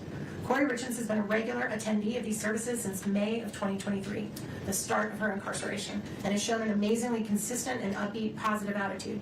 Kouri contributes in the church service discussions. She frequently comes alongside other inmates and encourages them to attend church as well. Not only does she encourage church attendance, she also carries the applicable issues that we discuss back to the pod where she resides, looking to find the peace and love of Jesus Christ in difficult situations where the inmates live. I have witnessed her kindness in talking with and encouraging fellow inmates that they can succeed in drug treatment programs, complete education programs, and work to overcome frustrations that come with poor decisions that end up with incarceration. Please call me with any questions or let me know what I can do to help with regards to Kouri Richins. And then the last one is also, I believe, a pastor that leads church services. I think I might pull that out. Yeah, I do. I don't think I have that one, so I may need to. Thank you.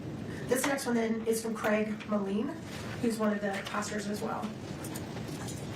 Can you read that while I'm doing this? To the Honorable Richard Mrazek. Your Honor, I'm one of 4 people privileged to rotate in on Sunday afternoons from Mountain Life Church to lead church services with inmates at Summit County Jail. On any typical Sunday, we will pray with inmates, sing a couple of songs, no matter how bad it may sound, read a psalm and discuss it, and then teach on a subject from Scripture. For 3 years now, Kouri Richins has been in attendance to those services. We've seen her be hospitable to other inmates, inviting them to services. She's participated in discussions, and we've seen her as a help to other inmates. At the beginning, we gave her a study Bible that helps give life application hints along with an explanation of the text. I smiled recently when I saw her Bible sitting in front of her, and I observed it doesn't look new anymore. It looks like a well-written book. In our teaching and discussions, we have talked about being intentional about posturing our hearts before sovereign God and coming to Him with humility with our prayers.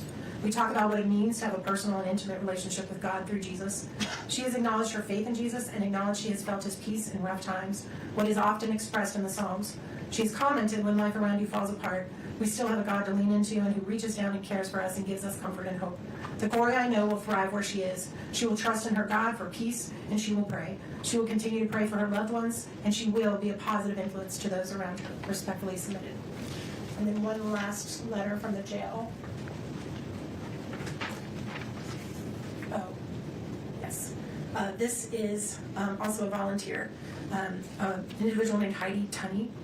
Dear Judge Mrazek, I'm writing to you on behalf of Kouri Richins. I've been working with Kouri over the past 2+ years as a volunteer at the Summit County Correctional Facility. I taught her in the addiction recovery program. I attended church with her on occasion. I worked with her in a yoga program that I started at the facility for the incarcerated men and women too. I found Kouri to be very easy to work with and very enjoyable to be around. She was very thoughtful in her conversations in class. She always showed the utmost gratitude for anything that was done on her behalf. I also noticed that she was a leader among the other incarcerated women. She tended to be a peacemaker and stayed above the fray and away from the pettiness and challenges that sometimes arise among incarcerated women. The women in general respected her and looked to her as a leader. Kouri actually was one of the women that asked me to get a yoga program started for the incarcerated women. She saw a need there and she acted on it. I started and have taught that class for almost 2 years now. Kouri was the most dedicated student. She only missed a couple of times the entire time I taught, and the times she did miss were when she was meeting with attorneys or had court appearances. She has continued to attend even after she was found guilty at her trial. I wish nothing but the best for Kouri. She has a very long road ahead of her. I hope and pray she will continue to use the programs provided to those that are incarcerated to better herself and lead the other women around her. The last letter we have in this section is going to be read by Kouri's brother, Ronnie, who's here to read it himself. And then we're going to have,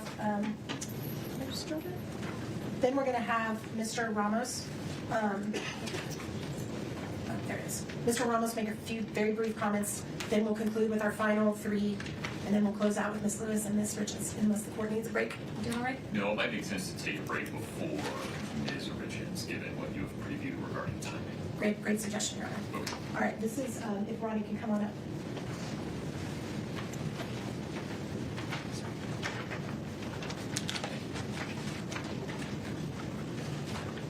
Good morning, Your Honor. I'd like to address the court with actually a personal letter that I've written to Kouri. Okay. Little sister, I love you.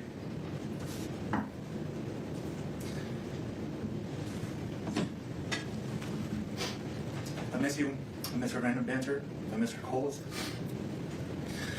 I miss your constantly over-the-top positive attitude every time we speak. I miss our game nights. I miss our stupid finger gun dance after we won a game. I miss our holidays. I miss you sending the boys to wake me up on Christmas morning, way too early after we stayed up way too late preparing Christmas for them so that it'd be absolutely perfect. I miss our Sundays together. I miss arguing with the boys about who's better, Messi or Ronaldo, Brady or Rodgers. I miss our backyard games. I miss me and the boys running all over you at sports in the backyard and Eric getting mad because you weren't competitive enough and you were really just out there to have fun and laugh. I miss you constantly luring me into your newest ideas and getting me excited about them. I miss vacationing. I miss family volleyball. I miss playing Madden and FIFA with Eric and the boys. I miss your stupid goats. I miss the soccer games and celebrations we created for the boys after they scored a goal. I miss Carter's smile and his obsession with goat videos. Ashton's freckles and his competitiveness. And Weston's baby blues and tenderheartedness. I miss hearing them say Wani and playing catch in your living room. I miss your family. I miss our family. I miss the life that was stolen. I miss the life that was stolen from us for reasons that we can't yet fully understand. We don't, with 100% certainty, know what happened to Eric. No one does, but we do know with 100% certainty that it wasn't caused by you. We know that. Police know it. The prosecution knows it. And everyone watching this trial knows it. They cannot prove their theory. Just the opposite, and yet here we are.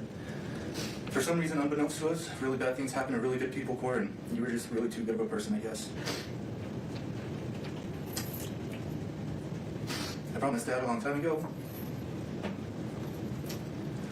that I'd always look after you, Mom, and I intend on keeping that promise. We'll get through this together, and the injustice that's occurred here in this courtroom, it'll be righted in time. Your innocence will shine too brightly to be contained once you've actually had a fair shot at defending yourself. When the day comes, I just know somehow that you're going to change a lot of lives that really need your help. Until then, little sister, just know.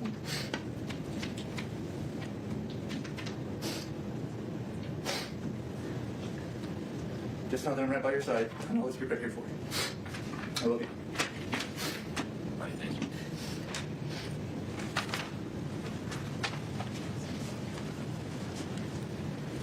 Mr. Ramos. Morning, Judge.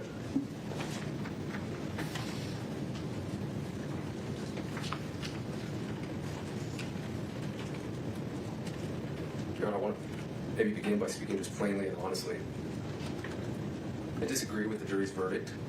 I'm deeply saddened by the way that justice was rendered in this case. I don't believe that this outcome fully reflects the truth or the humanity involved. But our Constitution demands something difficult of all of us, especially officers of the court. It demands restraint. It demands respect for the process even when the outcome wounds us. And so, while I disagree with the verdict, I respect the jury's decision. And while I disagree with many of this court's rulings, I respect the lawful authority of this court, of Your Honor. This is because the rule of law only survives if we continue to honor it, even in moments of disappointment and pain.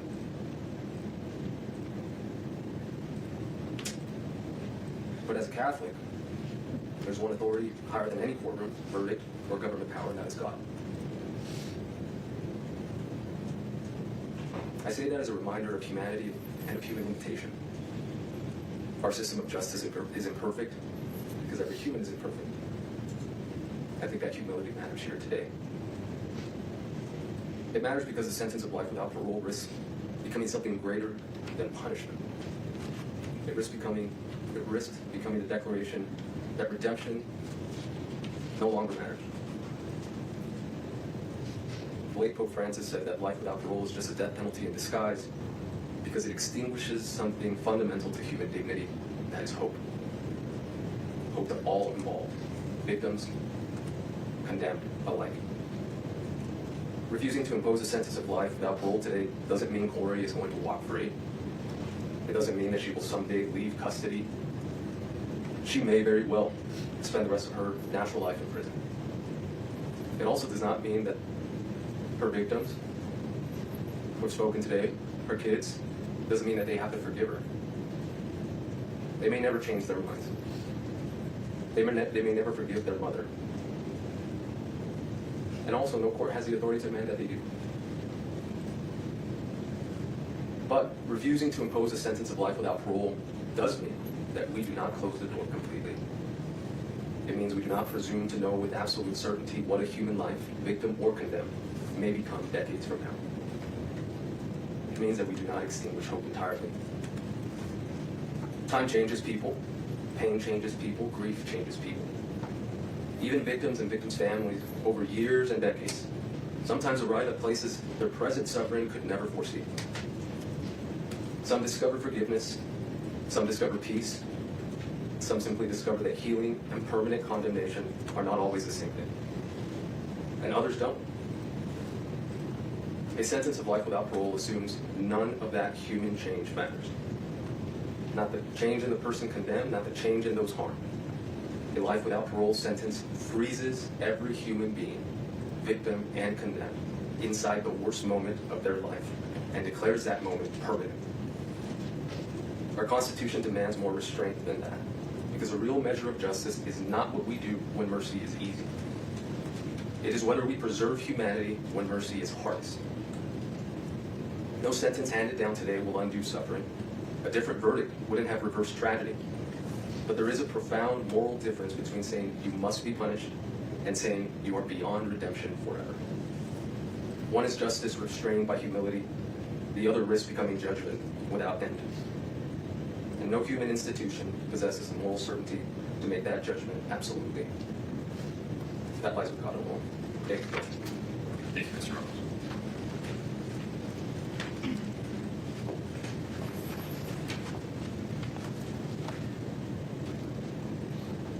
Your Honor, I told you in the opening statements that we were going to do something a little bit different when we called upon some perspectives of people that don't even know Kouri, but that have been through this horrific journey through no choice of their own.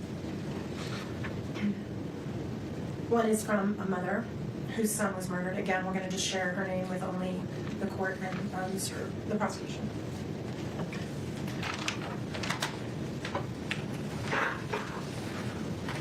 Honorable Judge Richard Mrazek. I'm going to skip the names, including the name of her son. My son was murdered almost 30 years ago in a random act of violence. He was only 18 years old. The man who killed him was just a few months older. I know the kind of grief that changes your life. I have felt the despair, darkness, and rage that comes from that loss. I know what it's like to try to rebuild your life with a heart that will never be whole again. And I know what it feels like to believe that the only thing that will ease that pain is inflicting pain on the person responsible for never getting another day with the one you love. I grieve with the family of Eric Richins. I am heartbroken for them, especially his children. And I want to be clear that nothing I'm sharing today about the criminal justice system and its many failings should be taken as any sort of criticism of them and how they feel or act in their grief.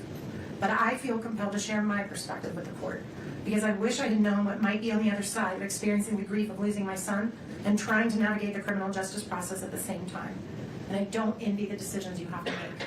I only want to tell you a little of what one broken-hearted mother has learned, and that is that the criminal justice system needs more humanity. It needs more mercy. And I know this because of the man who murdered my son. Sending someone to prison without the possibility of parole should be reserved for the very rare, absolutely most heinous cases.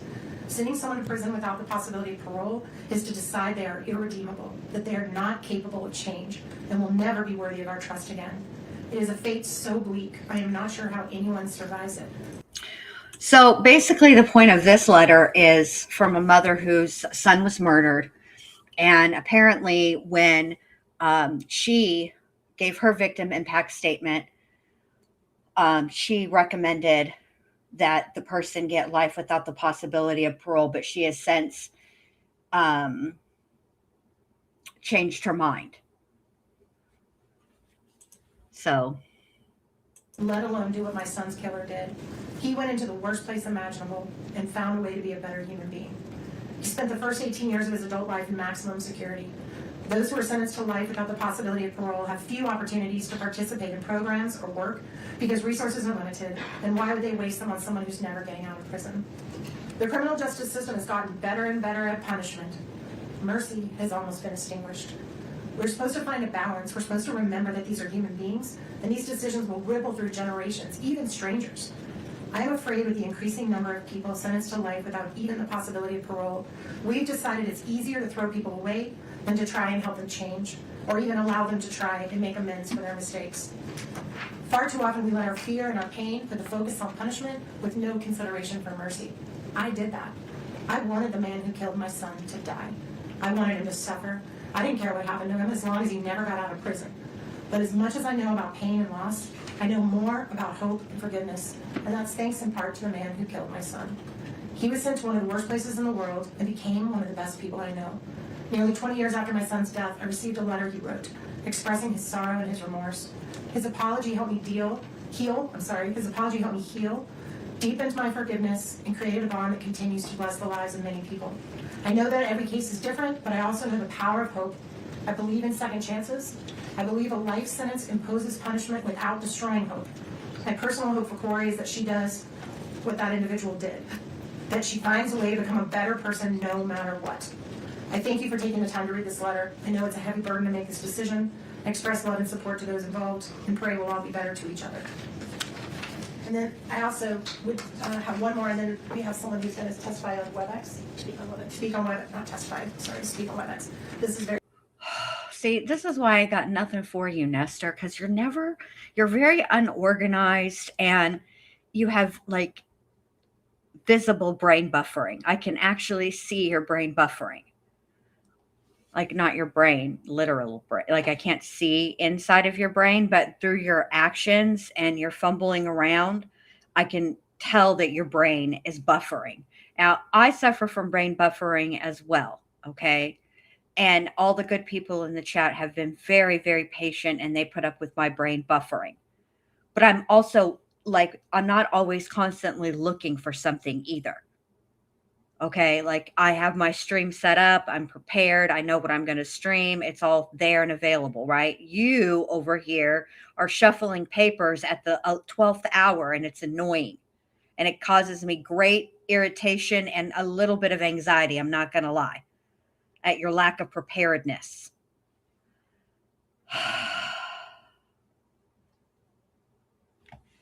So frustrating. Sure, Your Honor, it is from a former prosecutor that imposed these types of punishments. Thank you so much.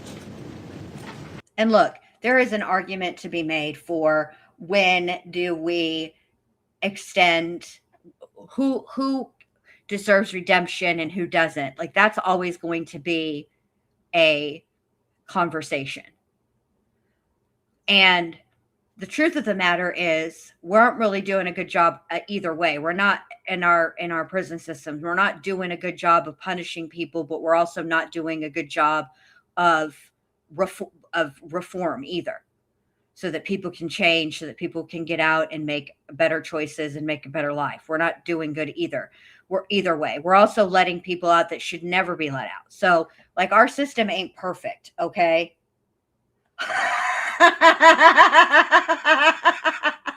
Jenny said, I see an unorganized Mrs. Puffs.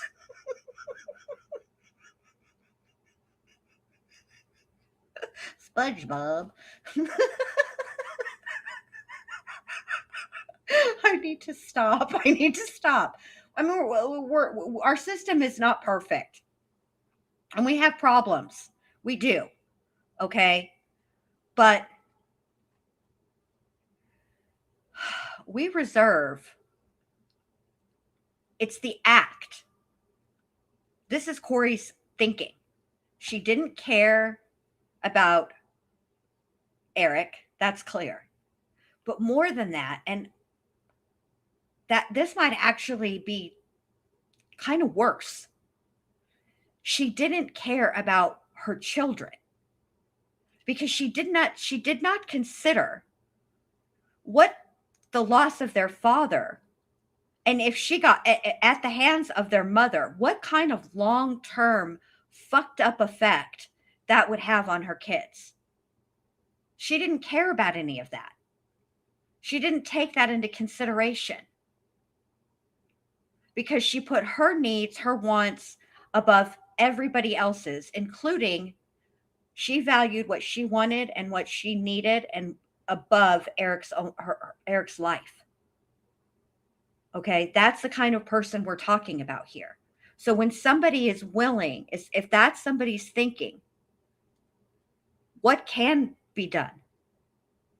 When somebody did get opportunities, like she came from nothing and she worked and she got an education and all of those things, right? And yet she still did what she did, which tells you there's something inside of her that is broken, like fundamentally broken, irreparable.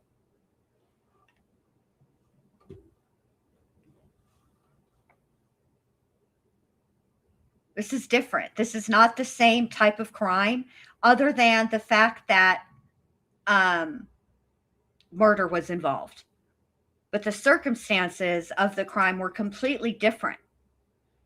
And I don't know. I just find this all like a little pedantic at this point, and I'm not going to lie. I'm like 98% irritated. All right, so let me just stop talking so we can get through this because I'm done. Let's listen to Unorganized Mrs. Puff. Also, I'm keeping his name private.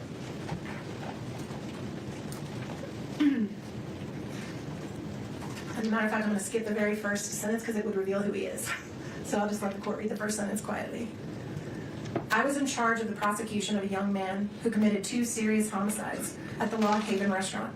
He was prosecuted and found guilty. He was sentenced to 2 consecutive 5-to-life terms. 20 years later, while no longer a prosecutor, I happened to be at the Utah State Prison on government business. I was given a tour of the prison industries unit, and I saw an individual sitting at a large desk in front of a bank of computers. I asked about him and was told that he was the individual who had committed the crimes at Log Haven. I was told he was a model inmate, spoke 5 languages, had 2 master's degrees from Utah State, and was used as a go-between when there was unrest among inmates. He was respected by his fellow inmates. He was indispensable at the industries and had set up the entire computer system to run the unit. Coincidentally, the very next day I was speaking with the son-in-law of the father of one of the victims. He related to me how there had been a complete reconciliation between their family and the killer of their son. They had long ago forgiven him and wondered if I could help getting him paroled. I still had connections in the criminal justice system, and I told them I would try. I subsequently met with him at the prison, and I was equally impressed with how he had turned his life around. We were able to get him an expedited parole hearing. Tragically, he died from suicide a few months later when he was falsely accused of inappropriate access of the state computer system and removed from his position into a secure unit of the prison. This case was a textbook lesson of how rehabilitation can work. He was not the same cocky druggie that we sent to prison 20 years ago. I saw absolutely no reason why he needed to spend more years in custody. Even his fellow inmates told me they were convinced he had done everything to reform himself and become a valuable member of society. I agreed. Keeping someone incarcerated when they've proven themselves is just plain wrong. Prison sentences without possibility of parole create the same issue. I believe it should be reserved for the most violent and dangerous of individuals. Thank you for taking the time to read this. And then Ms. Lewis will introduce the final speaker, and then she'll have her comments, and then we'll take that break. Who is the person you'd like me to invite? Emery Blanchard. Clinical.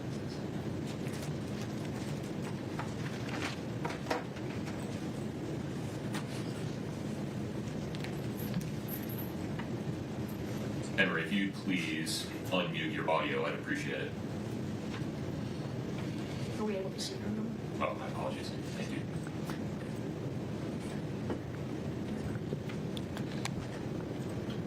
Emery, can you hear me okay?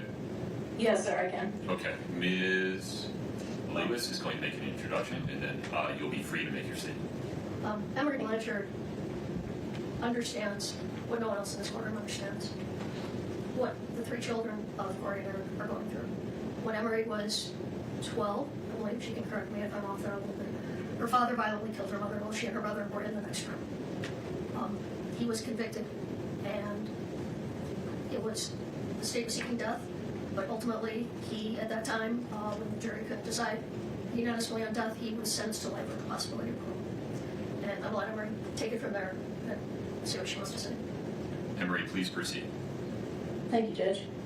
Good afternoon. I was asked here today to speak about a personal experience. My name is Emery Blanchard. I grew up in Park City, and in 1995, when I was 13, my father murdered my mother, Patty. It was a brutal and premeditated murder, and I was in the house when it happened and witnessed it. It was a death penalty case, but my father was sentenced to life in prison with the possibility of parole. At the time, I wanted him to go to prison for a long time, and I didn't want to see him again. I was afraid for my life and safety as well. My mother's parents and uncle raised me. We would refuse phone calls from the prison, but my family collected every letter he sent and saved them in boxes, just in case I ever wanted to read them. In a short 4 years, when I was about to turn 18, I decided I wanted to see my dad. I had questions regarding the murder that I needed answered for my own mental health. My amazing grandmother offered to take me to the prison while I was a minor if I wanted to see my dad. I wanted to spare her from having to face the man who killed her daughter, so I waited until I was 18 and could go to the prison on my own. I didn't know if I would be fearful of my father, or perhaps even so angry that I might attack him. None of that happened. The moment I saw him for the first time in over 4 years, he simply hung his head and said to me, "I'm sorry." We both burst into tears and held each other. I felt safe and as whole as possible again in his embrace. Yes, this was the man who killed my wonderful mother, but at that moment I realized he was still my dad, and I still needed him. The next decades were good at times and very hard at times. Many years I visited my dad often in prison. Some years were exceptionally hard for me, and I chose not to see him at all. I experienced a full range of emotions, and all of them were valid. I knew for my own health and peace I had to learn to let go and forgive. No easy task, but this is when I truly mastered empathy and compassion. My father served 25 years until his first parole hearing. I was for parole, but nevertheless he was denied and given another 5 years. At his age, I knew it was a death sentence, and it was. Just last year, after 30 years of incarceration, he died 4 days shy of his 81st birthday. My second worst nightmare came true, the first being my mom being murdered. I was not able to see him while he was dying. There was no compassionate release. Some may say he deserved that, and maybe he did. I can tell you that no amount of time served ever made this situation right. 20 years, 30 years, and even death. None of it can bring back my mom or repair the immeasurable damage that he caused me and my family. Once 20 years had passed, my grandmother even said to me, "It's been long enough. You want your dad." I wanted my mom, but I did still have a living parent, and I needed him. I don't tell you this story to tell you how to feel or that I understand how you feel. I'm offering that hearts and feelings can change over the years. To honor my mother, I'm a victim advocate who supports people in domestic violence situations, and I now help people with PTSD heal at my ranch in southern Utah using nature, horses, and farm animals as teachers. I teach compassion for humans and animals alike, and I found a way to turn my pain into purpose. But I will tell you honestly that life is still hard, and losing both of my parents at that young age harmed me greatly and left me with a very sad and lonely heart. No amount of prison time made me feel better, and in the later years, my father's incarceration wore on me severely. What I will leave you with is this. Hold tightly to the good memories of your father, and in time, perhaps your mother too. Cling to your family and siblings for love and support. Please let love reside in your hearts and not hate. I pray for your family and for your peace and healing, and thank you for allowing me to speak today. Emery, thank you very much. Thank you, Emery.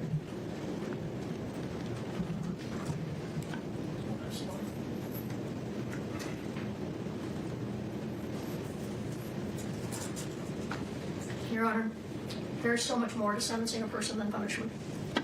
That is why in sentencing someone, the court must consider the totality of the circumstances, the whole person, and who that person is beyond their worst act.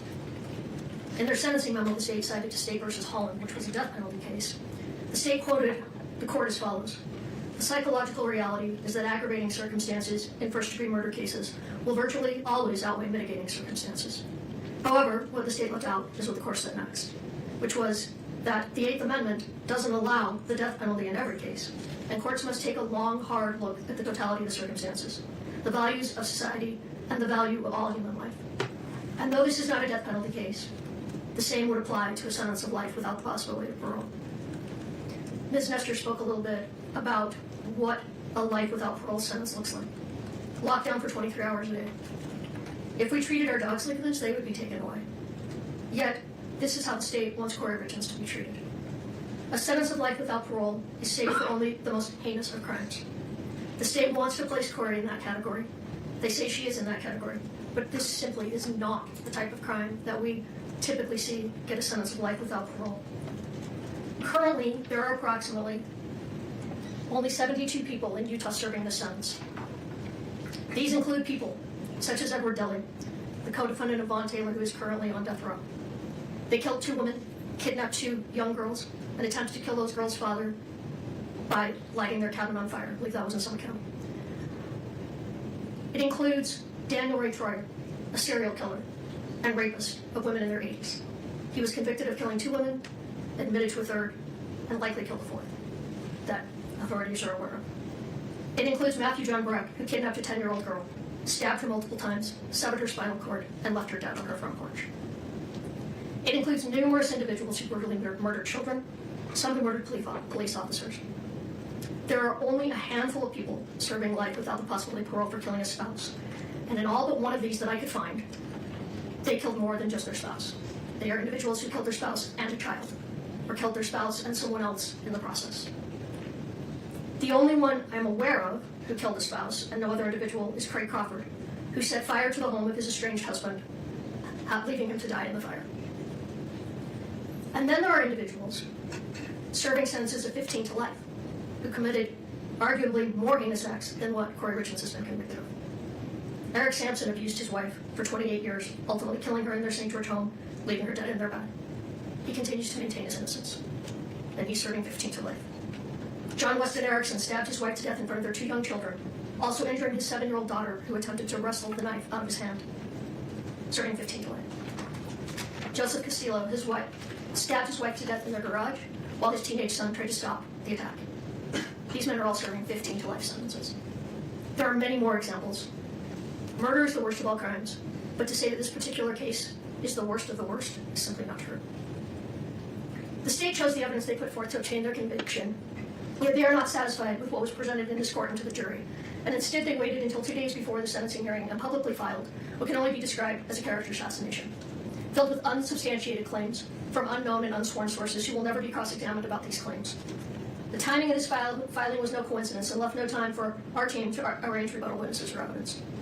Furthermore, it appears that the sentencing memo was not so subtle attempt to get into the public eye evidence they elected to hold back from their case in chief, and then were precluded from presenting when Ms. Richins exercised her Fifth Amendment right to remain silent and submitted the case to the jury without putting on any evidence. To allow the state to use this sentencing hearing as a public platform to make new unsworn allegations untested by cross-examination or sufficient investigation would violate Ms. Richins' right to due process and would be contrary to the Utah Supreme Court's finding in State versus Wymsik. I don't know if I'm pronouncing that right, but I have the site if you want it. Which stating that the Due Process Clause of Article 1, Section 7 of the Utah Constitution requires that a sentencing judge act on reasonably reliable and relevant information and exercising discretion in fixing a sentence. The state's memo should be stricken in its entirety and not considered by this court. Not only are the claims made by the state in their sentencing memo unreliable and irrelevant, much of what they argue is either misleading or outright false. I'm not going to go into everything that we take issue with, but I do want to point out a couple of examples. They state that DCFS supported a finding of emotional and physical abuse by Kouri against her oldest son. What actually happened is that DCFS made an initial finding based solely on reports. This is similar to a probable cause finding that then sends the matter to the juvenile court. The court, however, did not find that Kouri had abused or neglected her children. They found dependent but no fault. In other words, that the children needed intervention, but due to no fault of Kouri Richins, due only to the fact that she had been arrested. They did not even find that she had acted negligently towards her children.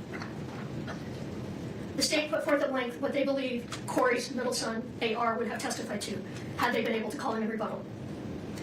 Although it is true that Ashton said these things 3 years after the death of his father and after conversations with Eric's family members, this is very different than what he said to law enforcement immediately upon Kouri's arrest, a year after Eric's death.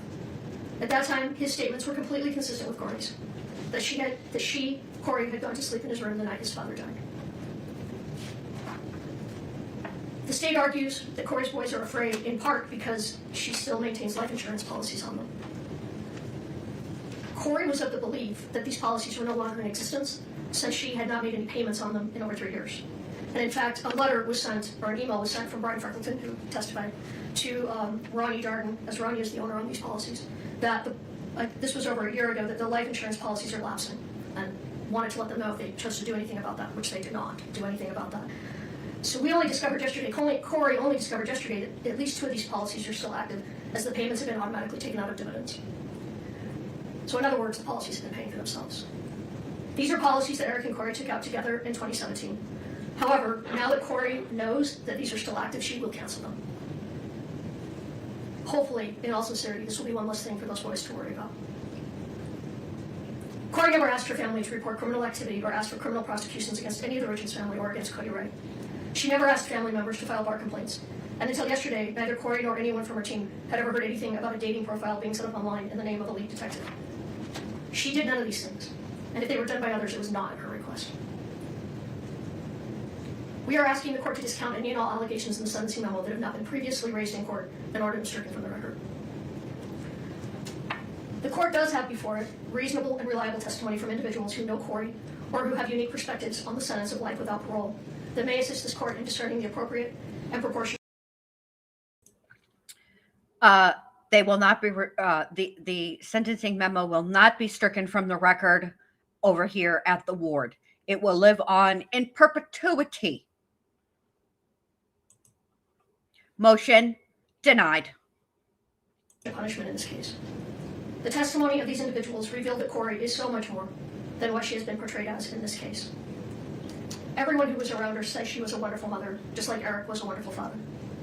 The state argues that she shows no remorse. Kouri has remorse, and she has regrets about many things, and you're going to hear some of those when she speaks. I like to let the record reflect that Lori Vallow was, hold on a minute, let me finish what's in my mouth. Sorry, that's rude. However, she cannot show remorse over something she did not do. She maintains her innocence and has every right to do so. Having said that, however, she stands before this court today convicted of the crimes charged, and she fully understands that.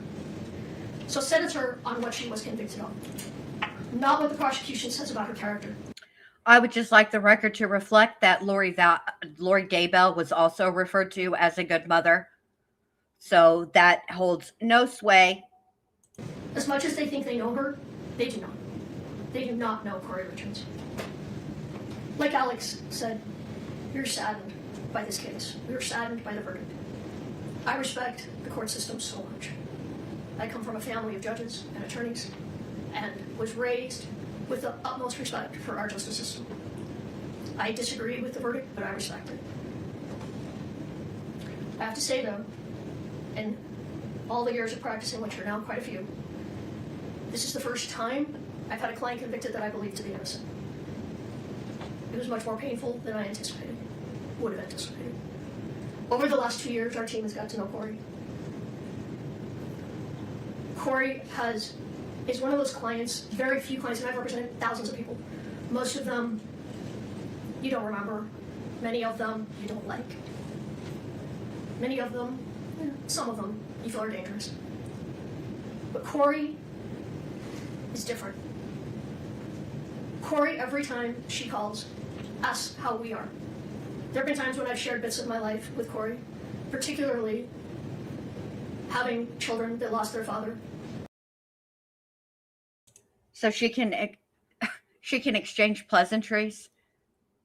You know who else exchanges pleasantries but doesn't actually care about the answer that you give? Letitia Stout, Sarah Boone. I am not moved. This is ridiculous. Before age 10. We've talked a lot about that and what that does to children in the best of circumstances. I can't imagine had my boys not had me. Because the pain and suffering and the long-term effect that it's had on them will never, ever end. But when I share something with Kouri, when I share that someone is ill or that someone is having a problem, sometimes I don't even remember I've said it, and when she calls me, she always asks, how did that turn out? You know, is your family member okay? Before we talk about her. Every time. The state is not only asking for life without the possibility of parole, they're asking for consecutive sentences. The sentences in this matter should run concurrent to one another. Pursuant to the line of cases, Strunk, Golly, and Smith, the sentencing statute favors concurrent sentences. And looking at the totality of the circumstances, imposing consecutive sentence would constitute an abuse of discretion. In State v. Gray, the Utah Court of Appeals cited Golly and Strunk, holding that the Board of Prisons' ability to grant parole is an integrated component of the rehabilitative needs factor that must be balanced with other required factors. Even though the statutory language has been modified since Strunk, Golly, and Smith, the language still applies. And the Supreme Court and the Court of Appeals still looks to that language. The board should still be allowed to function and make the decision regarding the rehabilitative needs of Ms. Richins. Running sentences consecutive to a sentence of life without parole is senseless. And if this court imposes a sentence of 25 to life on the aggravated murder, but runs the other charges consecutive, the effect will be the same. She will likely never get the opportunity for parole. I don't think that's true. Have you run the initial guideline? It's a genuine question. Yes.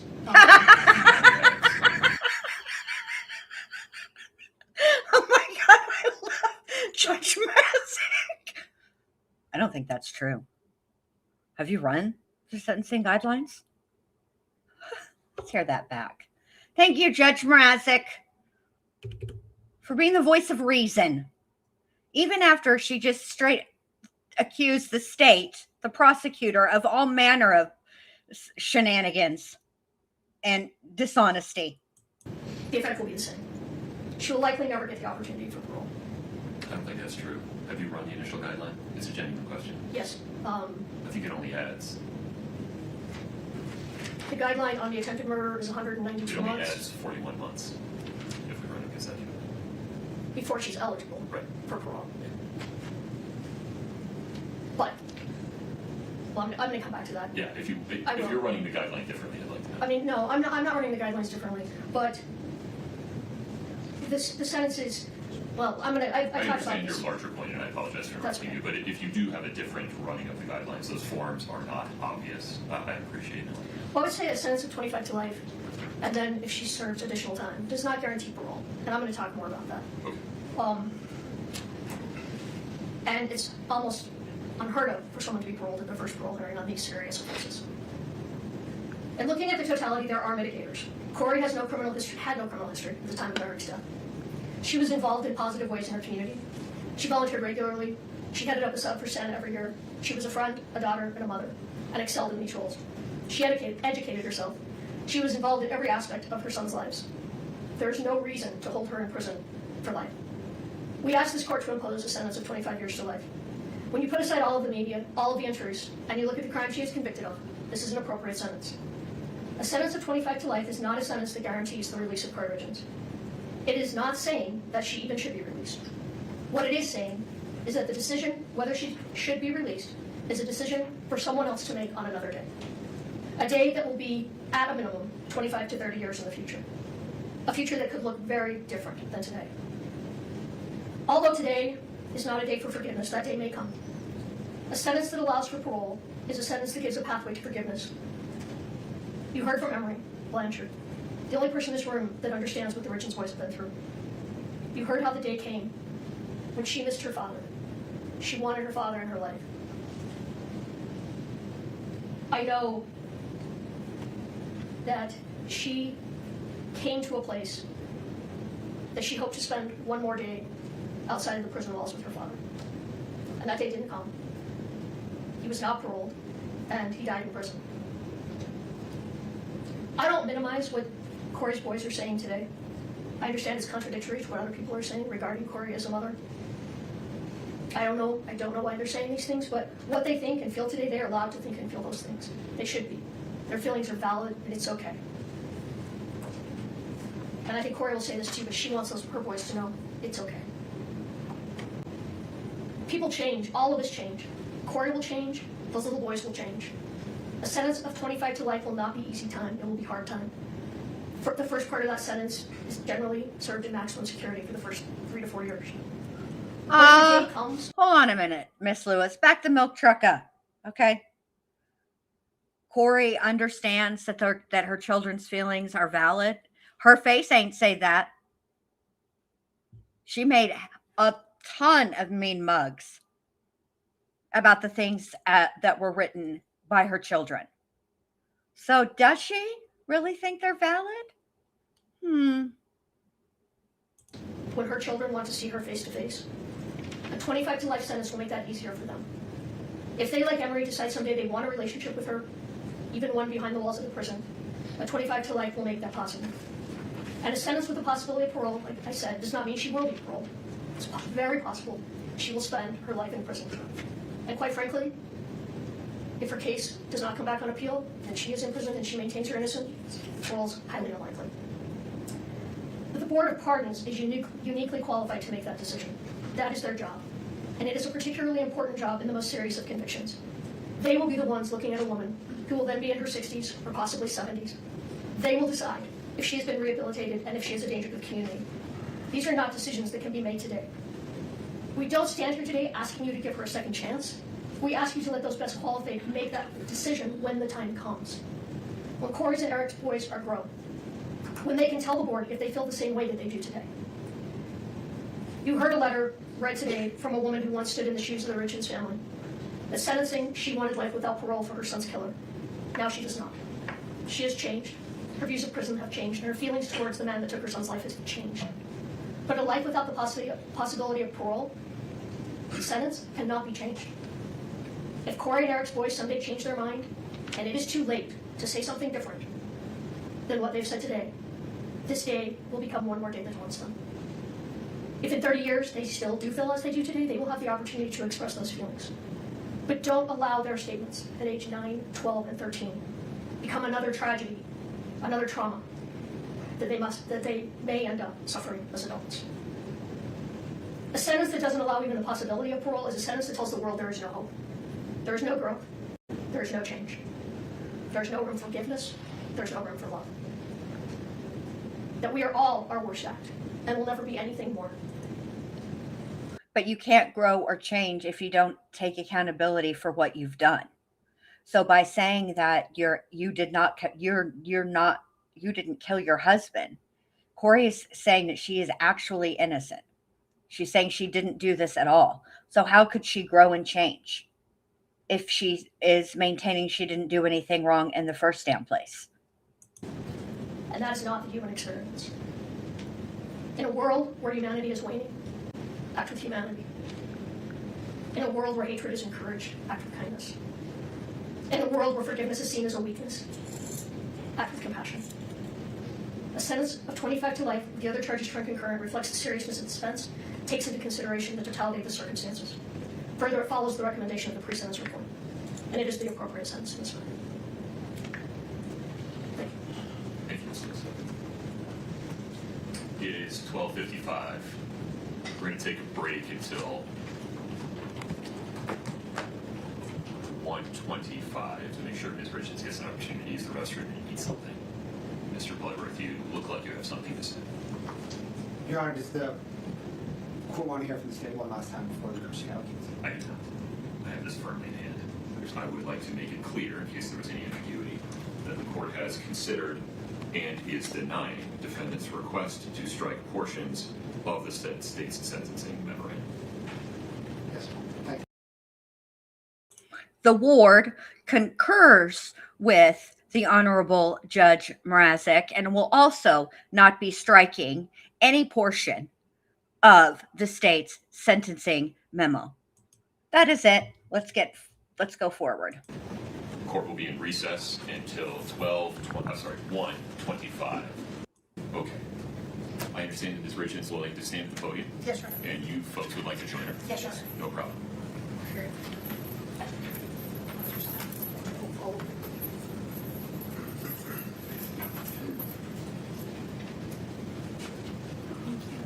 There should be Kleenex up there. Nicole B. Cole says, "Am I the only one that finds all this insulting to the family of the deceased?"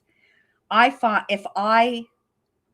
try to put myself in the victim's shoes and ask how and think about how I would want to be treated under these circumstances. I need to fix this. I don't like this color. It's kind of making me nuts. And for me personally,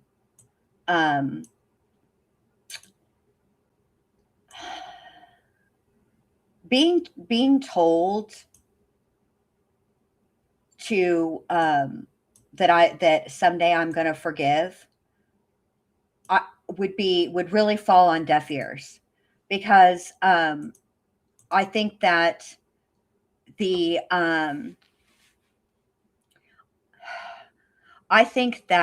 when or if the family chooses to forgive should be solely upon them. And I don't think, it sort of feels like they're in a way shaming the Richins family for feeling how they feel about Kouri right now. Because while the people that spoke, their circumstances are different in that after the first woman, after her son's killer went to trial and was sentenced, it was over. It's not over. It won't. Only this trial and this sentencing will be over for the Richins family. They still have the financial crimes to go through, but also Kouri is actively still in civil litigation with the trust. So it's not over for them.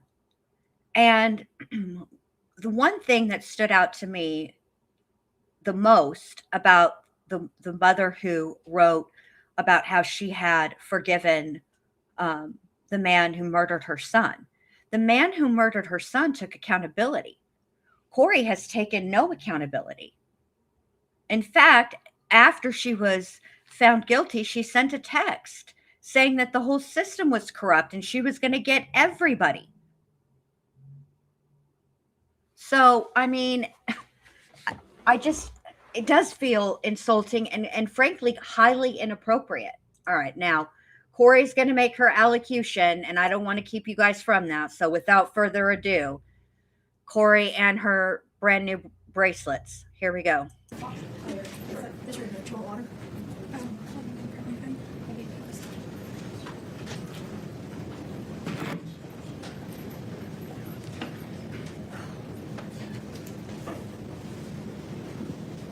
My sweet baby boys, I know that today you don't want to speak to me, have a relationship with me, or you may think you hate me, and that's okay. I will never be angry at you for your feelings. When the day comes that you're ready, I will be here for you, waiting for you, and loving you. But I need you boys to know and understand that I have been desperately trying to get in contact with you any way that I can for years. That all of my communication has been completely cut off from you since early 2024. And now I will use any opportunity I can to get a message to you. Even if that means sharing it publicly to the world, fully restrained, in my jail clothes, in one of the most horrible situations possible. And here we go. Already. It's always about you. Your children right now, for what they don't want contact with you. Okay? But here you are putting them in a position where even though they don't want contact, you're foisting and forcing contact on them because you're incapable of accepting and honoring and respecting another person's wishes. Your wants, your needs come before everything and everyone. That's your whole freaking problem, Kouri, and that stupid face. Okay, that's your other problem. Here we go. I don't care, and I'm not embarrassed or ashamed by any of it. All I care about is you boys. I will do whatever it takes for you to hear the truth from me and to come home to you. For the time being, I don't know when that is or when my next opportunity will be. So for now, bear with me as I have tried to consolidate everything I wanted to share with you for the last few years, with everything I want you to know until I'm able to speak to you again, and one long message. And although you may not be ready to hear it today, that's okay. My hope is one day you will be. May 6th of 2024, temporary custody was transferred from the state of Utah Child Services to your Aunt Katie and Uncle Clint. My last video call with you boys was several weeks prior to that, around April 24th, 2024, when you were still in the state's custody. Once temporary custody was transferred to Katie and Clint, against my wishes, they cut off all of my communication between you boys and I. It was years before I would ever have a trial. I warned social services that if they gave custody of you to the Richins family, it would be the last time I would be able to see or speak to you boys again. In your opinion of me, in this case, and wild allegations would soon mirror those of the Richins family. And that's exactly what happened. You need to know the Darden side of the family fought a long, hard battle for custody, but was eventually ignored and denied. Since temporary custody was granted to Katie and Clint, they have not allowed me to see or speak to you. No more video calls, no more visits. They blocked the phone number for the jail so I can't call you.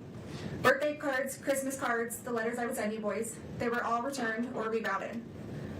All of my contact was cut off more than 2 years ago. So please, please ask them.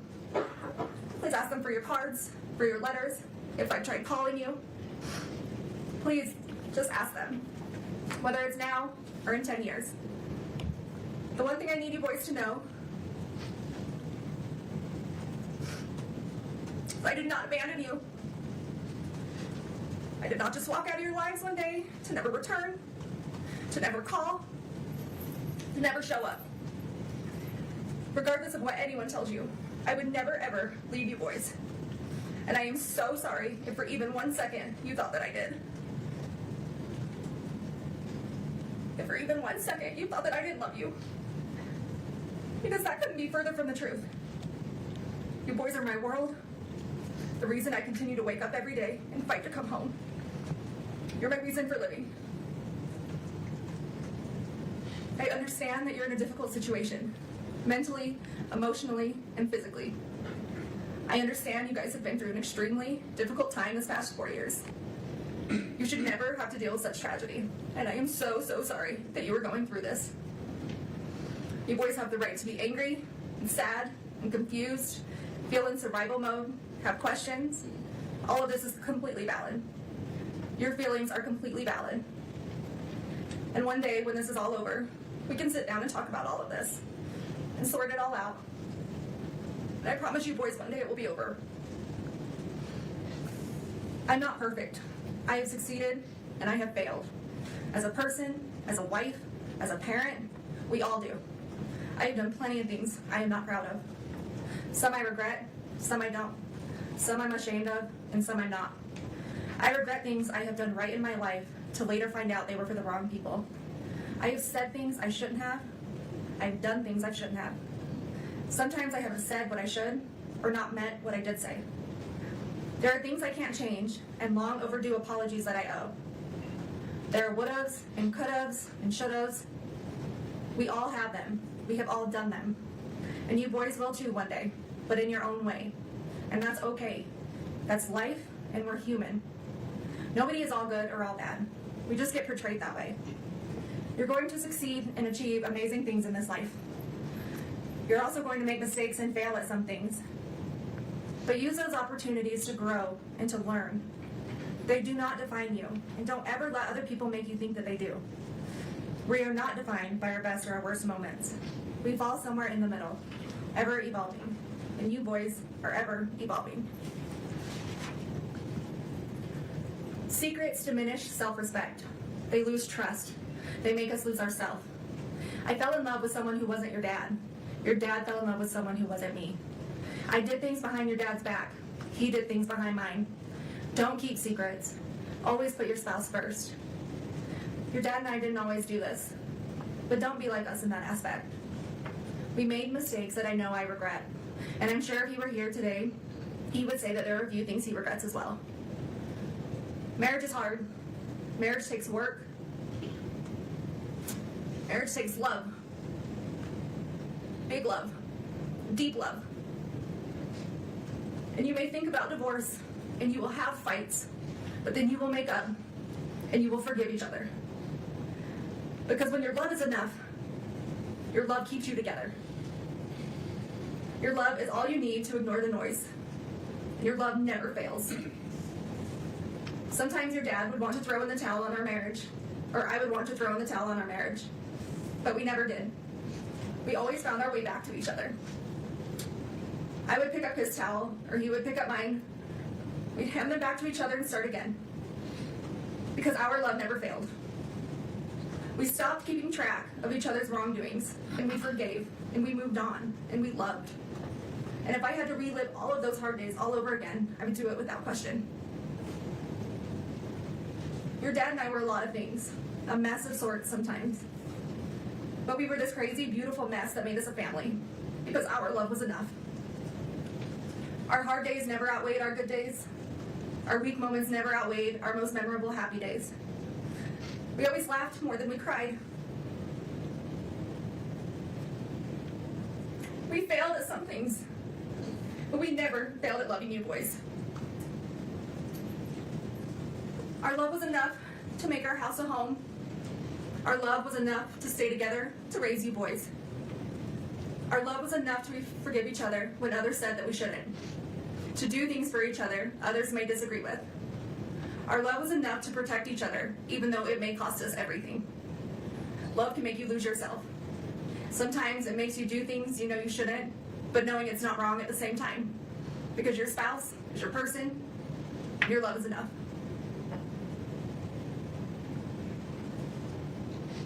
One day, you will meet someone and fall in love and understand that just your love is enough. Enough to withstand everything else. The noise of the world, the obstacles, the trials of marriage, the heartache, bad choices, forgiveness. You will understand your love is enough, and your love never fails. Don't worry about what others think about your relationship.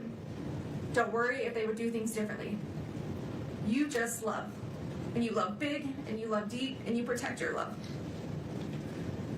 Your dad and I didn't have it all together. Together, we really did have it all. Because we had you three. Don't let anyone choose the direction of your life by their opinions and their judgments. Being able to hold yourself together in the worst of situations doesn't make you emotionless. Separating personal and business life and emotions doesn't make you unreasonable. Resentment can get the best of others. Don't let it get the best of you. People will always have a lot to say about lives they've never lived. Live your life the way you choose to live it. Just be safe and be healthy and be happy. That's all that matters.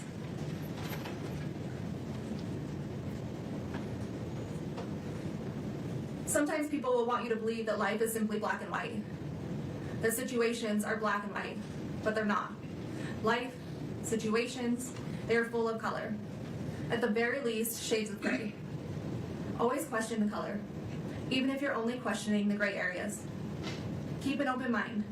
Question situations and stay curious. You will have some people in your life tell you how their love for you is unconditional. But once your most private love... This Snoop's for you, Mr. Bloodworth, because I know you're trying very, very hard not to give any face to this ridiculous display of bullshittery. You are the consummate professional, whereas my couth done left the building. It is down the street, down the road, past the county line, into a whole other city at this point. I can't do it with this lady at all. This is ridiculous. Life has been revealed, you quickly find out just how conditional their love actually was. Choose the people you hold close to your heart wisely. And always be the friend that walks into somebody's life when everyone else chooses to walk out. Always remember, the only people you owe your loyalty to are those people who never made you question theirs. Every day you wake up, you get a second chance at life. To do whatever you want. Be whoever you want. To succeed in all your dreams. Take the day and run with it. It's a blessing. Don't take it for granted. Sometimes you'll have hard days when all you want to do is count all the ways things are going wrong or have gone wrong in your life. In that moment, stop. Take a minute. Take a step back. Take a breath. And switch your thinking to count all the ways that it has gone right. All the good that has come to you, boys. All the grace, the blessings, and the love. Remember that anyone can give up on something. That's the easy way out. True strength comes when everyone is expecting you to fall apart, but you hold it together, persevering through the hardest of times. Always persevere. Always prove them wrong. Because you boys don't give up, and you boys will never quit.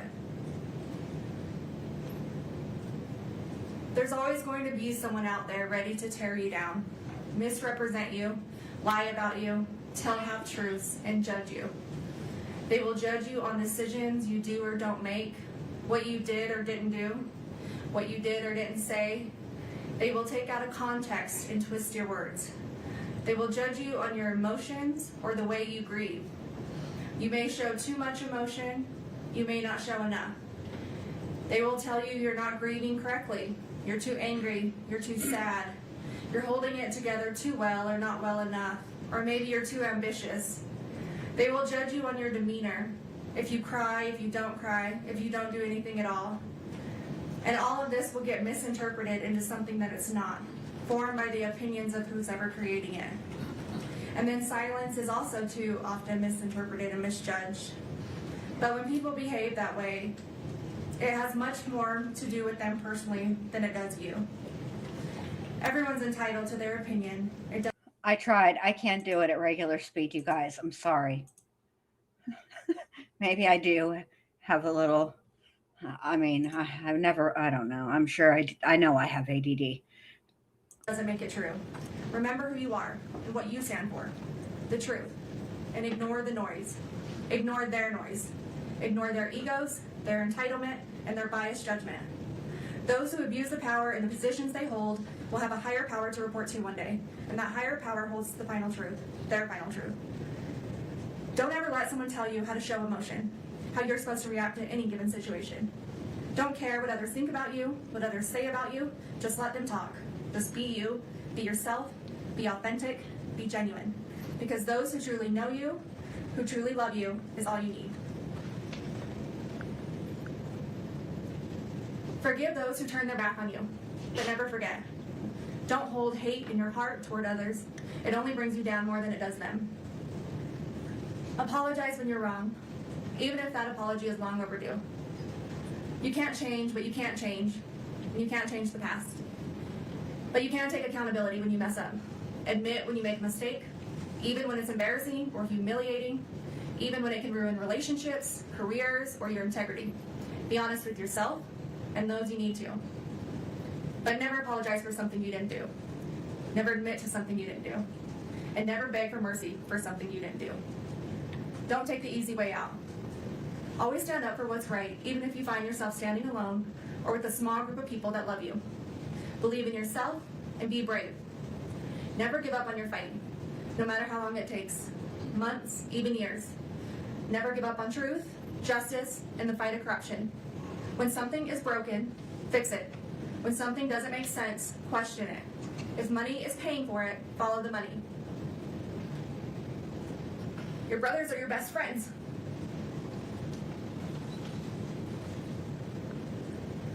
Your dad and I raised you boys, that if you cared about nothing else in this. Shut up. You guys are definitely my people. I cannot watch normal speed. I'm sorry. I try, but I just cannot do it. I always have to come in late and have it on. And that's not true. I will say I can watch Melissa Jade. I watch Allie at regular speed, but generally speaking, I don't watch at normal speed. Like if they're live and I come into their live, like I don't need to go back just so I can watch it fast. Know what I mean? World, you care about each other.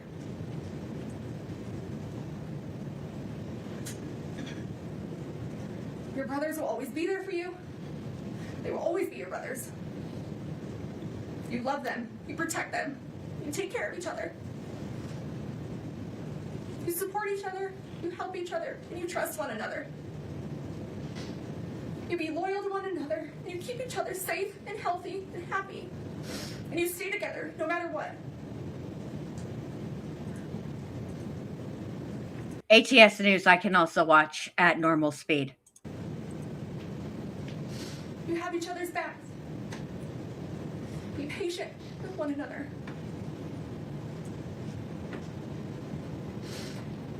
Don't keep track of wrongdoings. Let them go. Forgive. Move on. Show compassion, empathy toward each other. And never go a day without telling one another you love each other. Because you are never too old, or too cool, or too busy to love each other. Don't ever settle for just good. Go for great. In school, I would just like to take the opportunity, hold on a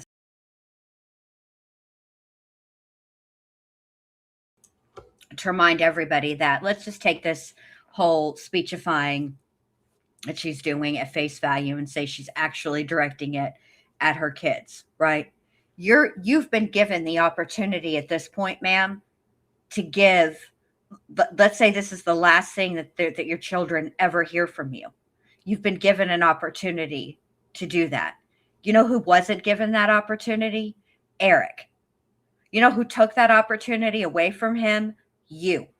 So I don't want to hear nothing about how you take it, about taking accountability. You ought to practice what you preach, lady. You ain't taking accountability for nothing. in your career, in hunting, in fishing, in your relationships, in your goals, exceed expectations. Be like your dad. Be generous. Be charitable. Stay humble. Give when you have too much. Give more than you take. Help when others are in need. Serve your community. Be like your dad. Never stop learning through education, through people, through travel, culture, through business and friends. From your success and achievements, from your mistakes and failures. Be like your dad.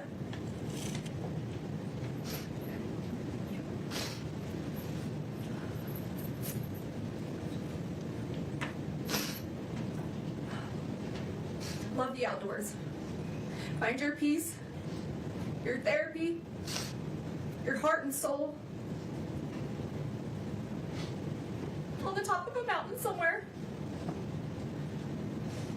where it's quiet, where it's calm, where you will be able to feel the spirits of those that you love and miss the most. Be like your dad.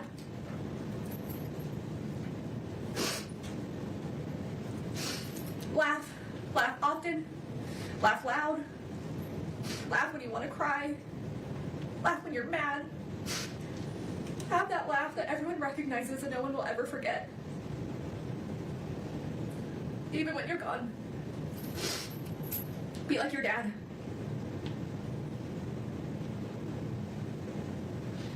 Love your family. Through the good, the bad, the disagreements, the back and forth arguments. Choose forgiveness. Choose love. Choose happiness. Be a loyal brother. Be a noble son. Lady, are you going to read every sign at the fucking home goods store? Is that what you're doing here? Because Jesus fuck. Be like your dad.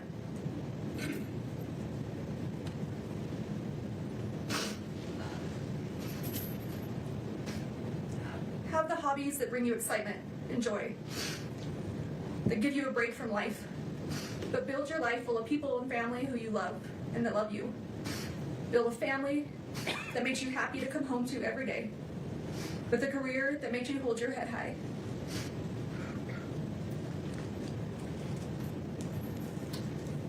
Be the friend everyone wants to be friends with, the dad that everyone wishes they had.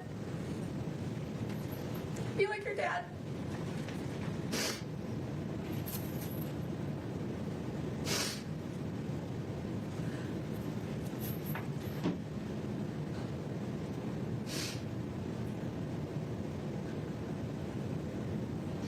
As your parents, your dad and I wanted to give you every opportunity or choice that we didn't have.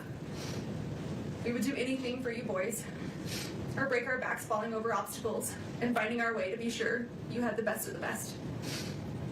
Even if we didn't always do it well, or have the right answers, or the words, we would give you everything that we had.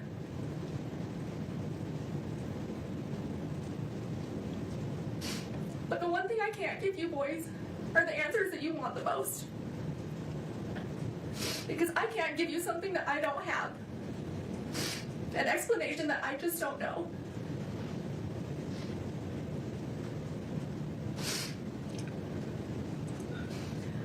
Wow, so you took this opportunity to speak to your boys and you're going to lie to them. Are you kidding me? Really? This is how all them thoughts rolling around in that brain of yours, and these are the ones that got out. Okay. Jesus. Never lost a son. I've never lost one of my brothers, a nephew, or a best friend. But I did grow up with a single mother, and I have lost my father. I do know what it's like to wonder, what if Dad could have watched me graduate college, walk me down the aisle, be there for the birth of one of you boys? If only Dad were here. I do know what that's like. The lifetime of pain that brings, the sadness and the anger. I would never wish that upon anyone. Especially you boys. My own sweet babies.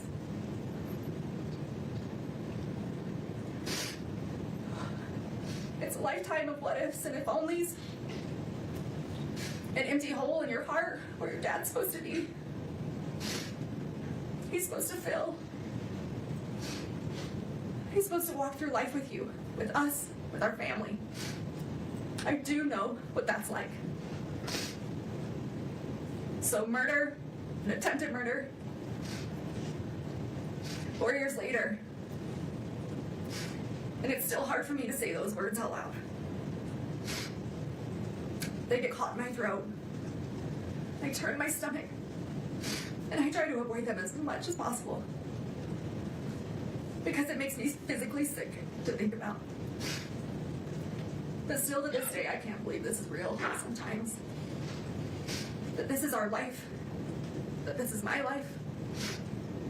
Convicted of taking one of the people out of my life who filled it the most. My husband. The father of my children. Still in shock. And still in disbelief.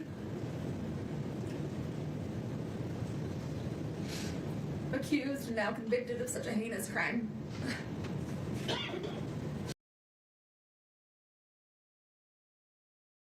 Oh my God, who the hell cares? Potentially costing me to never see you boys again. I just lost both of their parents, and there's no textbook answer on how or what we're supposed to do, how I'm supposed to react or move forward. And I'm so sorry you boys are being pulled through the middle of this. It's absolute chaos. Between two families fighting that both love you so very much. Trust and assets, our home, none of it matters. You boys are what matter. Your safety, your health, mentally, emotionally. Well, if none of it matters, then why don't you drop the civil suit? All of that should be being prioritized. I will and have always prioritized your safety. I am your mother, and that is my job. And for anyone to scare you otherwise, it's just cruel and heartless.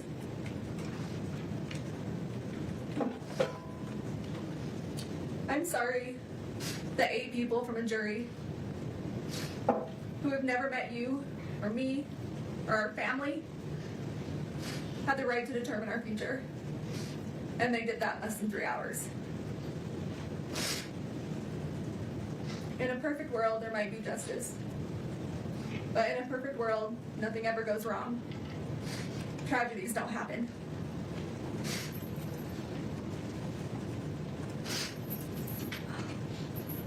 Some think a verdict or the sentencing will be the answer that they seek or that they need, but it won't. It will only give them something else to think about for a while.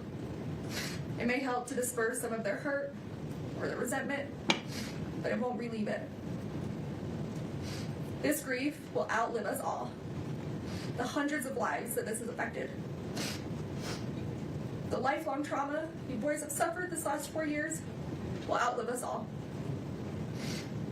You haven't had to just endure losing one parent, but losing 2. And no child should ever have to go through that. Especially when one was an unforeseen tragedy, and the other based on injustice and a system we're supposed to trust.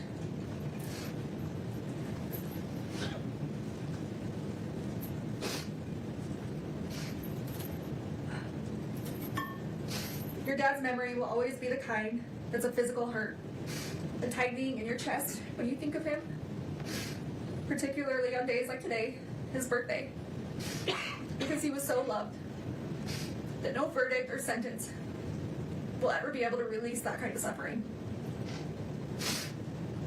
I'm broken without your dad, I'm broken without you boys. God did not put me in this world to take a life. God put me in this world to give life, your lives. And I don't know who or what I'm supposed to be if it's not a mother. Your mother. And as much as you've been influenced into thinking that Dad was murdered, that I took your dad from you, that is completely wrong and an absolute lie. And the thought of that is still as absurd today as it was 4 years ago. And just because someone may not be perfect, that's a far reach for them to be capable of murder. To kill someone, our someone. Your dad was in physical pain. A lot of physical pain. And just because some people didn't know or didn't want to see certain things doesn't mean they weren't happening or they weren't true. He would have never left us intentionally. And I would have never taken him from you, from us. He was the glue that held us all together, that made us, us.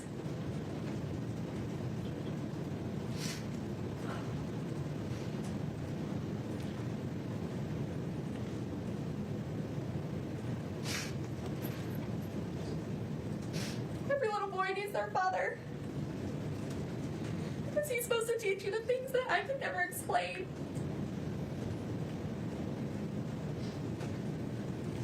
He's supposed to teach you and do things with you that only a dad can do. And only he could give you those life lessons between a father and a son.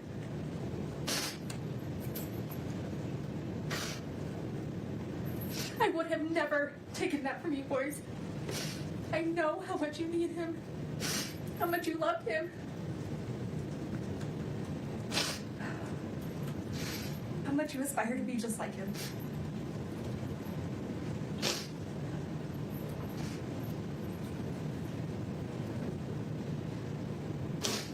And I would have never taken that from you. And I'm so sorry that I can't bring him back. For you, for me, for our family.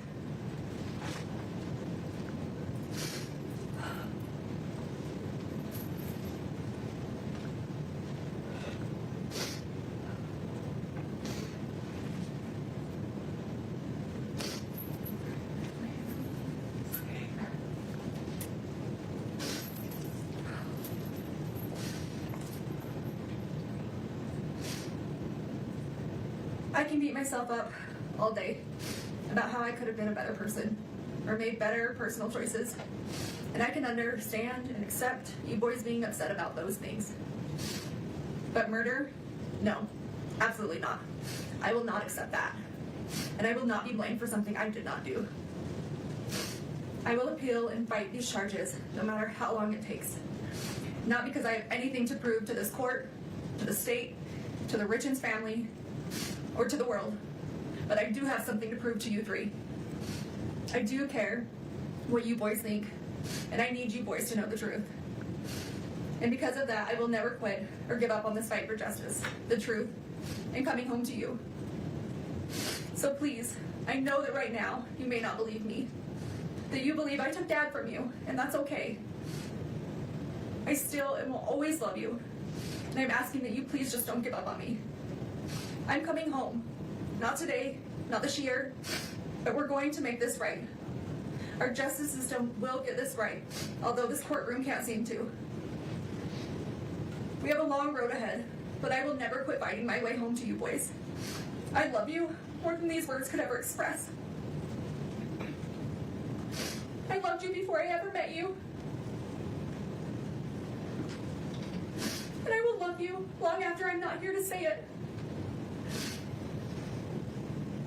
And every minute of every day, I miss you boys more and more. And I think about how much I wish I could be with you, that this nightmare would go away, and we could have our family back. This entire situation isn't fair to anyone, but it's especially not fair to you three. And you boys are all that matters. I want to remind you just how strong you are, that you are loved by so many, and I am beyond proud of you, of everything you have overcome, everything you have achieved, and how much you bring into this world.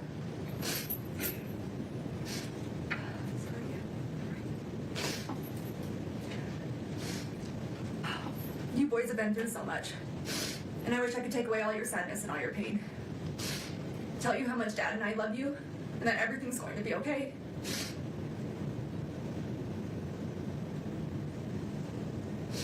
I wish I could count the freckles in your little cheeks.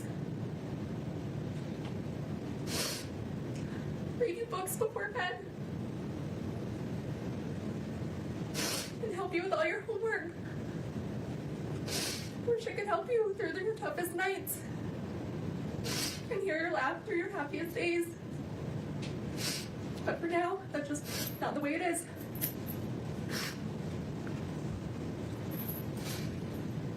You have to be strong. You have to remember that our strength grows in these moments when we don't think we can go on.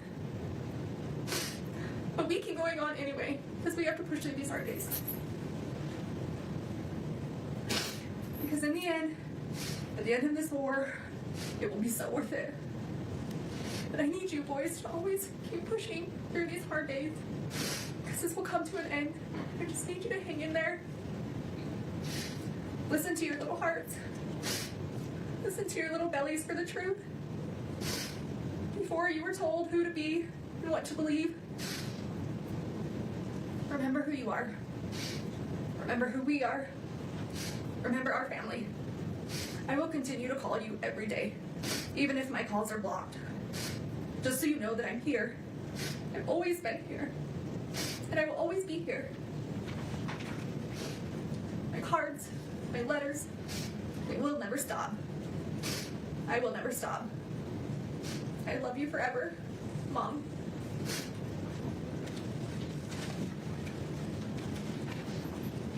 That's all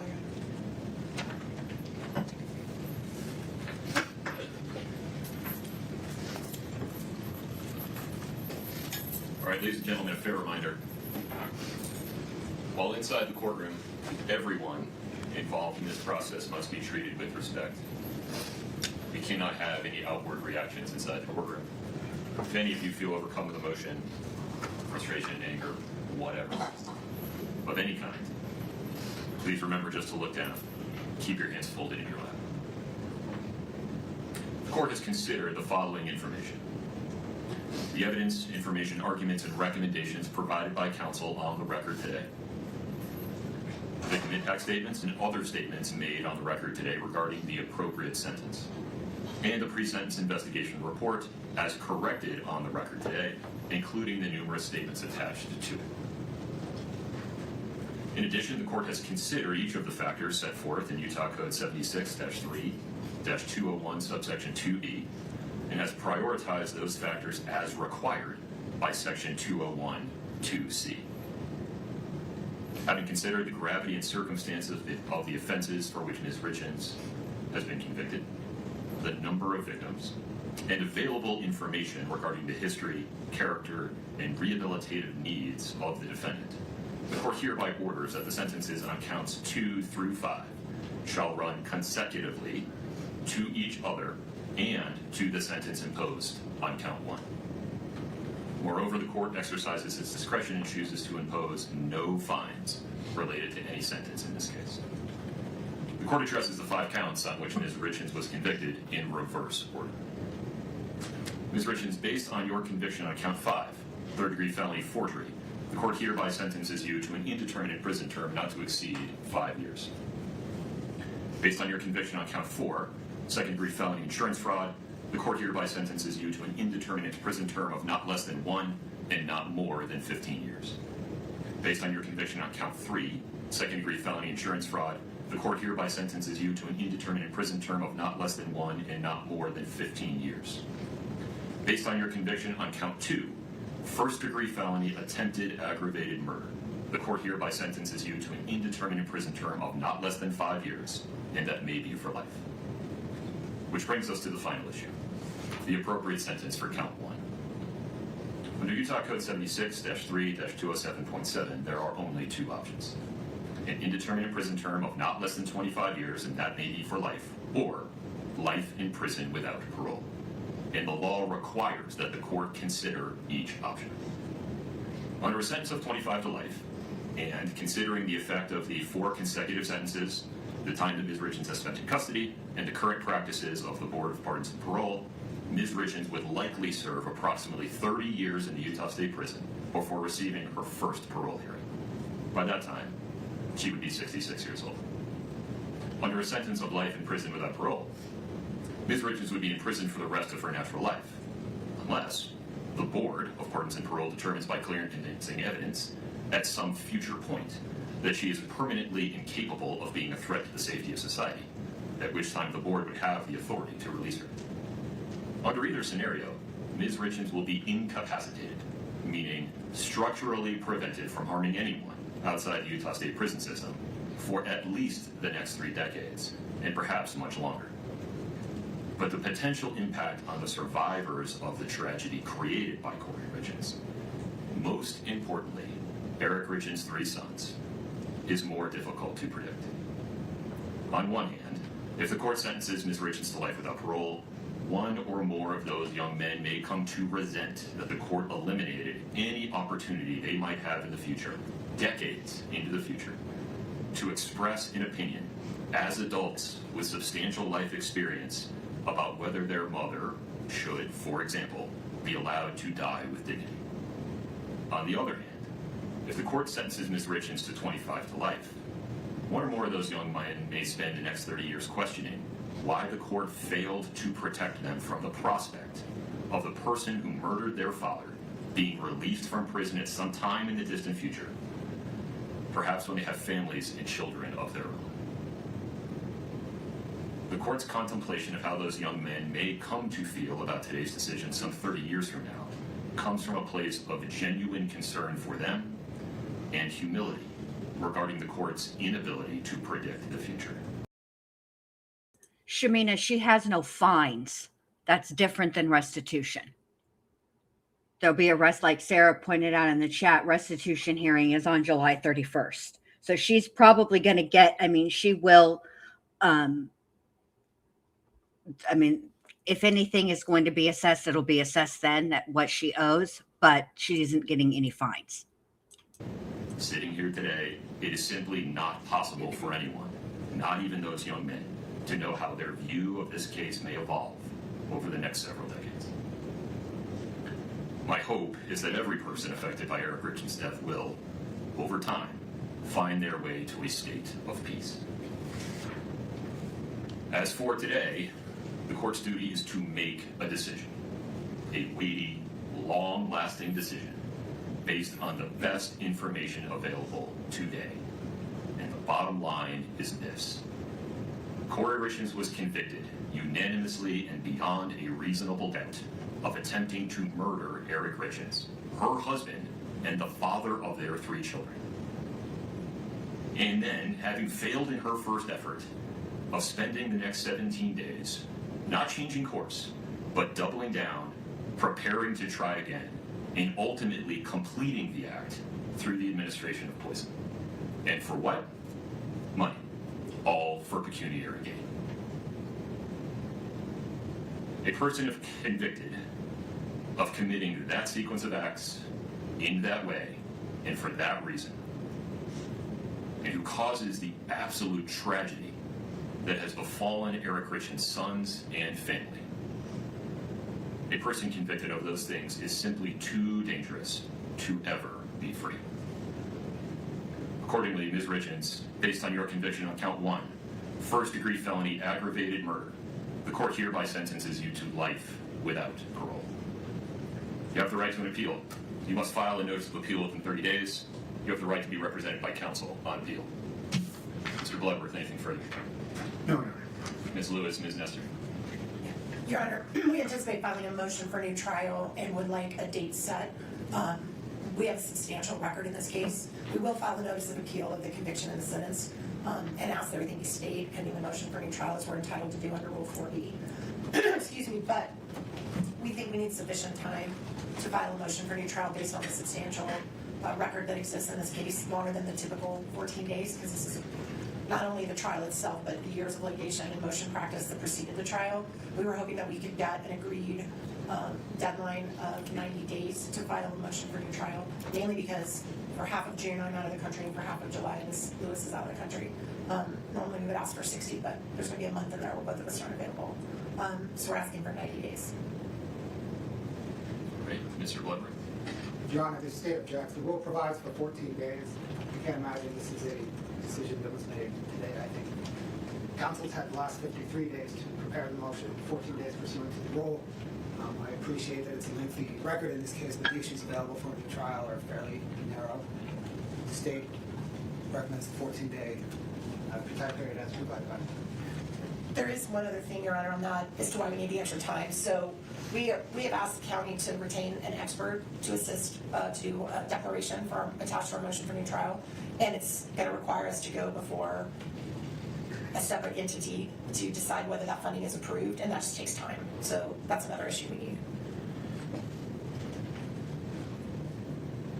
I feel like there's more that I need to know in order to make this decision. And so I can also appreciate why a defendant is concerned about the 14-day deadline so they do not lose that opportunity. Sitting here today with very little information and the state having very little opportunity to respond to this idea, I'll extend your deadline to 28 days. But within that time, if you want to file a motion to extend it, Ms. Nestor, with more detail, you have 14 days to file that motion.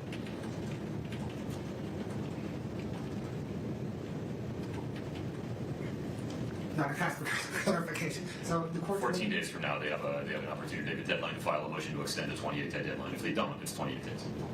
Gotcha. I acknowledge that that 28-day deadline may cause practical difficulties for the state's team, and if I need to extend the state's response deadline, I will certainly give that fair consideration. Understood. Ms. Ness or Ms. Lewis, anything else today? Ms. Richins, you are hereby committed to the Utah State Prison and remanded to the custody of the Department of Corrections. This court is in recess. Please follow the deputy's instructions. We're off the record.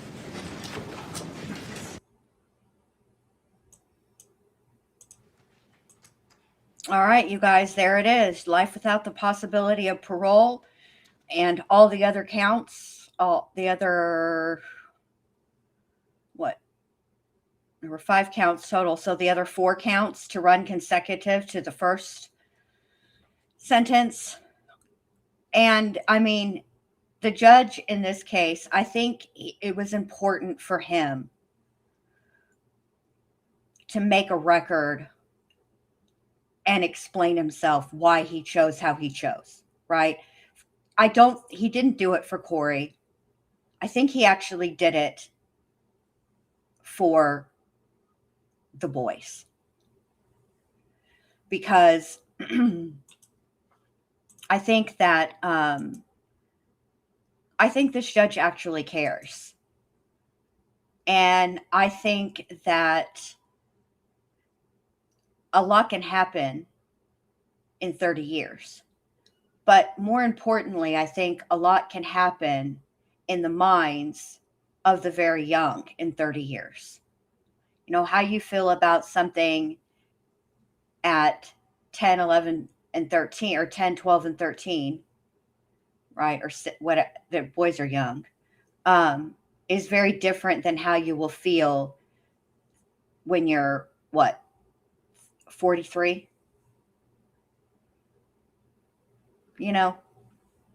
So I think that, and the judge did explain also that there is a committee that if, you know, they determine that, you know, she absolutely no longer poses a threat to society, then they'll let her out. But I think that the judge worries for their sons. And I think that for Kouri, I think that if he were leaning towards parole, I think that allocution shut the door to parole for him. Oh, thank you, Nicole Be Cool. I appreciate that. Thank you so much for sending a floating heart. Thank you. I appreciate that very much. I think that her speaking to her sons, first of all, it's an insult because she was giving, I don't know if you guys have ever seen Terms of Endearment, but it kind of reminded me of that scene in Terms of Endearment when she brings her kids in, the boys in, and she has a talk with them because she's, you know, dying or whatever, and she tells them to be good to each other and all the things, right? But she didn't give that opportunity to Eric. Eric didn't know that that day was going to be the last day on Earth. He didn't know that. She did, but he didn't. And so I think it was very manipulative. I think it was insulting. And it actually goes to her mindset, in my opinion, because when somebody tells you that they don't want any contact from you, like I am the wrongest person to ever play that game with. If somebody says to me, don't call me or ever speak to me again, I will ghost you so hard, I will make you question your own existence. Don't say something like that to me if you don't mean it, because I will absolutely respect that wish. We will never speak again. Ever. Even if you reach out to me. You know? So, now if it were my kids, it would be different. If they reached out to me, of course, I would always speak to them. But if my kids told me, I don't want to speak to you right now. I don't want to have anything to do with you right now. Because as much as it would hurt, as much as it would crush my soul, I would honor that. I would honor and respect that wish. The fact of the matter is her children don't want to speak to her right now because, quite frankly, it's confusing for them. They have a stability. They have people that love them. They have people that are taking care of them. And I think they remember things the way they were. I think they remember what happened that night. And even if they don't remember every single detail, they remember the general feeling. They remember they can remember the overall vibe of that day, into that evening, into those early morning hours. And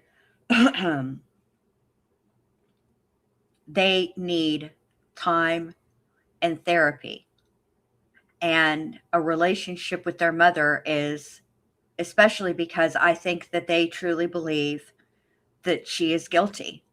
And the more that she continues to not take accountability while telling them, apologize when you're wrong, those kinds of all the speechifying she did, right, must be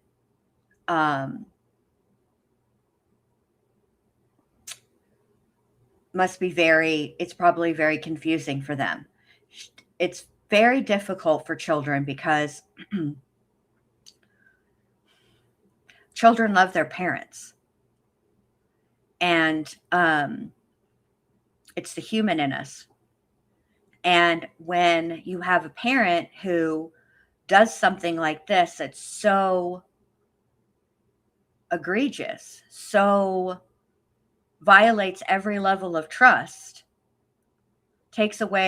pulls the rug out from your whole world.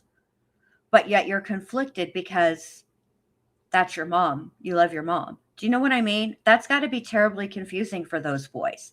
And they need time, they need space, they need distance to be able to sort those feelings out. Excuse me. Sorry, I didn't mean to cough in your ear. It just came on suddenly. They need time to be able to process all of this.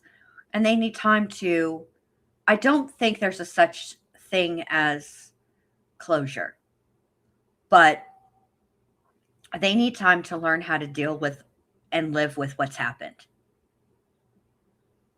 And her constantly calling them, even though the number is blocked, right? Making this big show in the courtroom is really evidence of her mindset, in that what it is more important to Kouri to say what she wants to say, to get it off her chest, to get it out, regardless of what the people that she's supposed to love and care about above and beyond and before herself, her children, want. And I think that speaks to her character really more than, anything. If there was a doubt, if there was,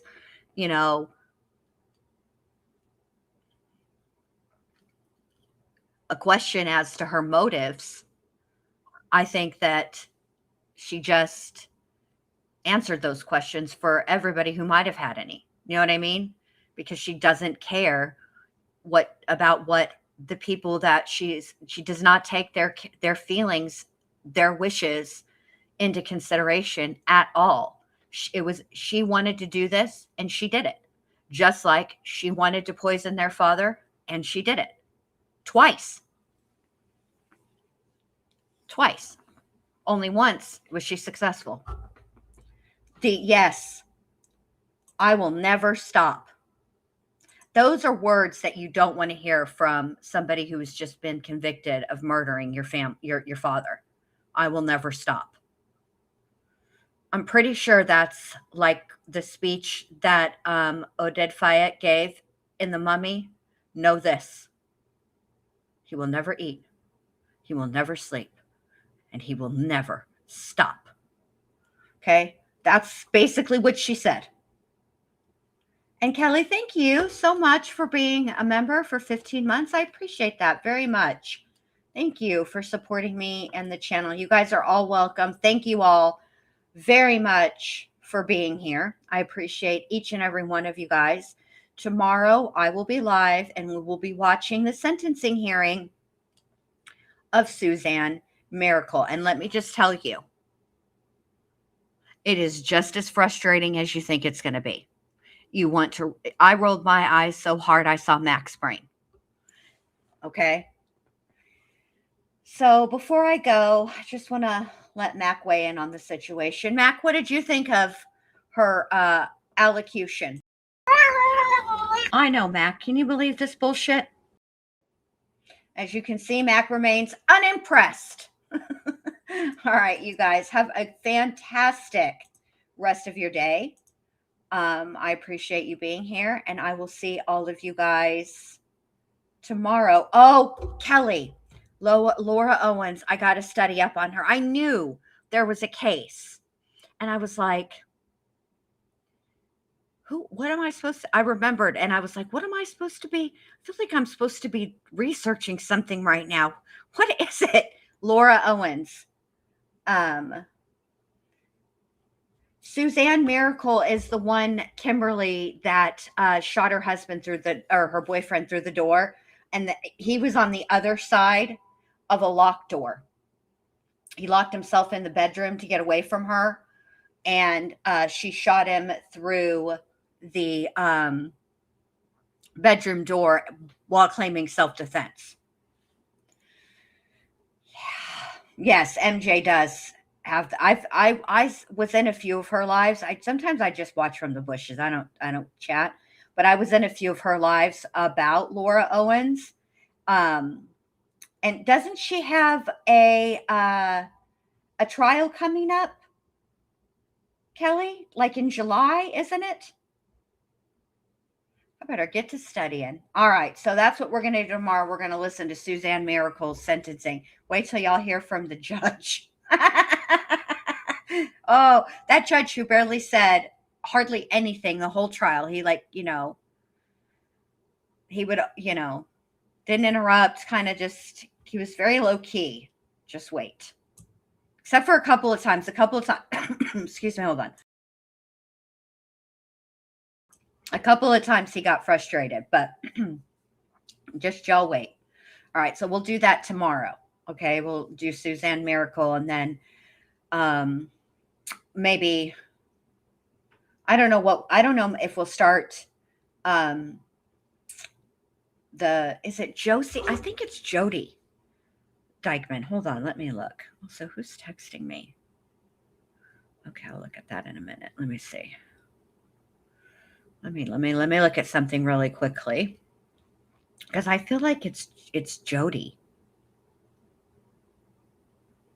Hold on. Let me look. No, it's Josie Dykeman.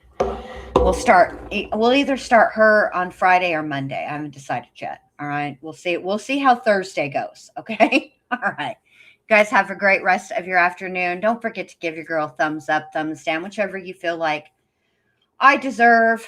And I'll see y'all tomorrow. All right. Have a great afternoon. Bye.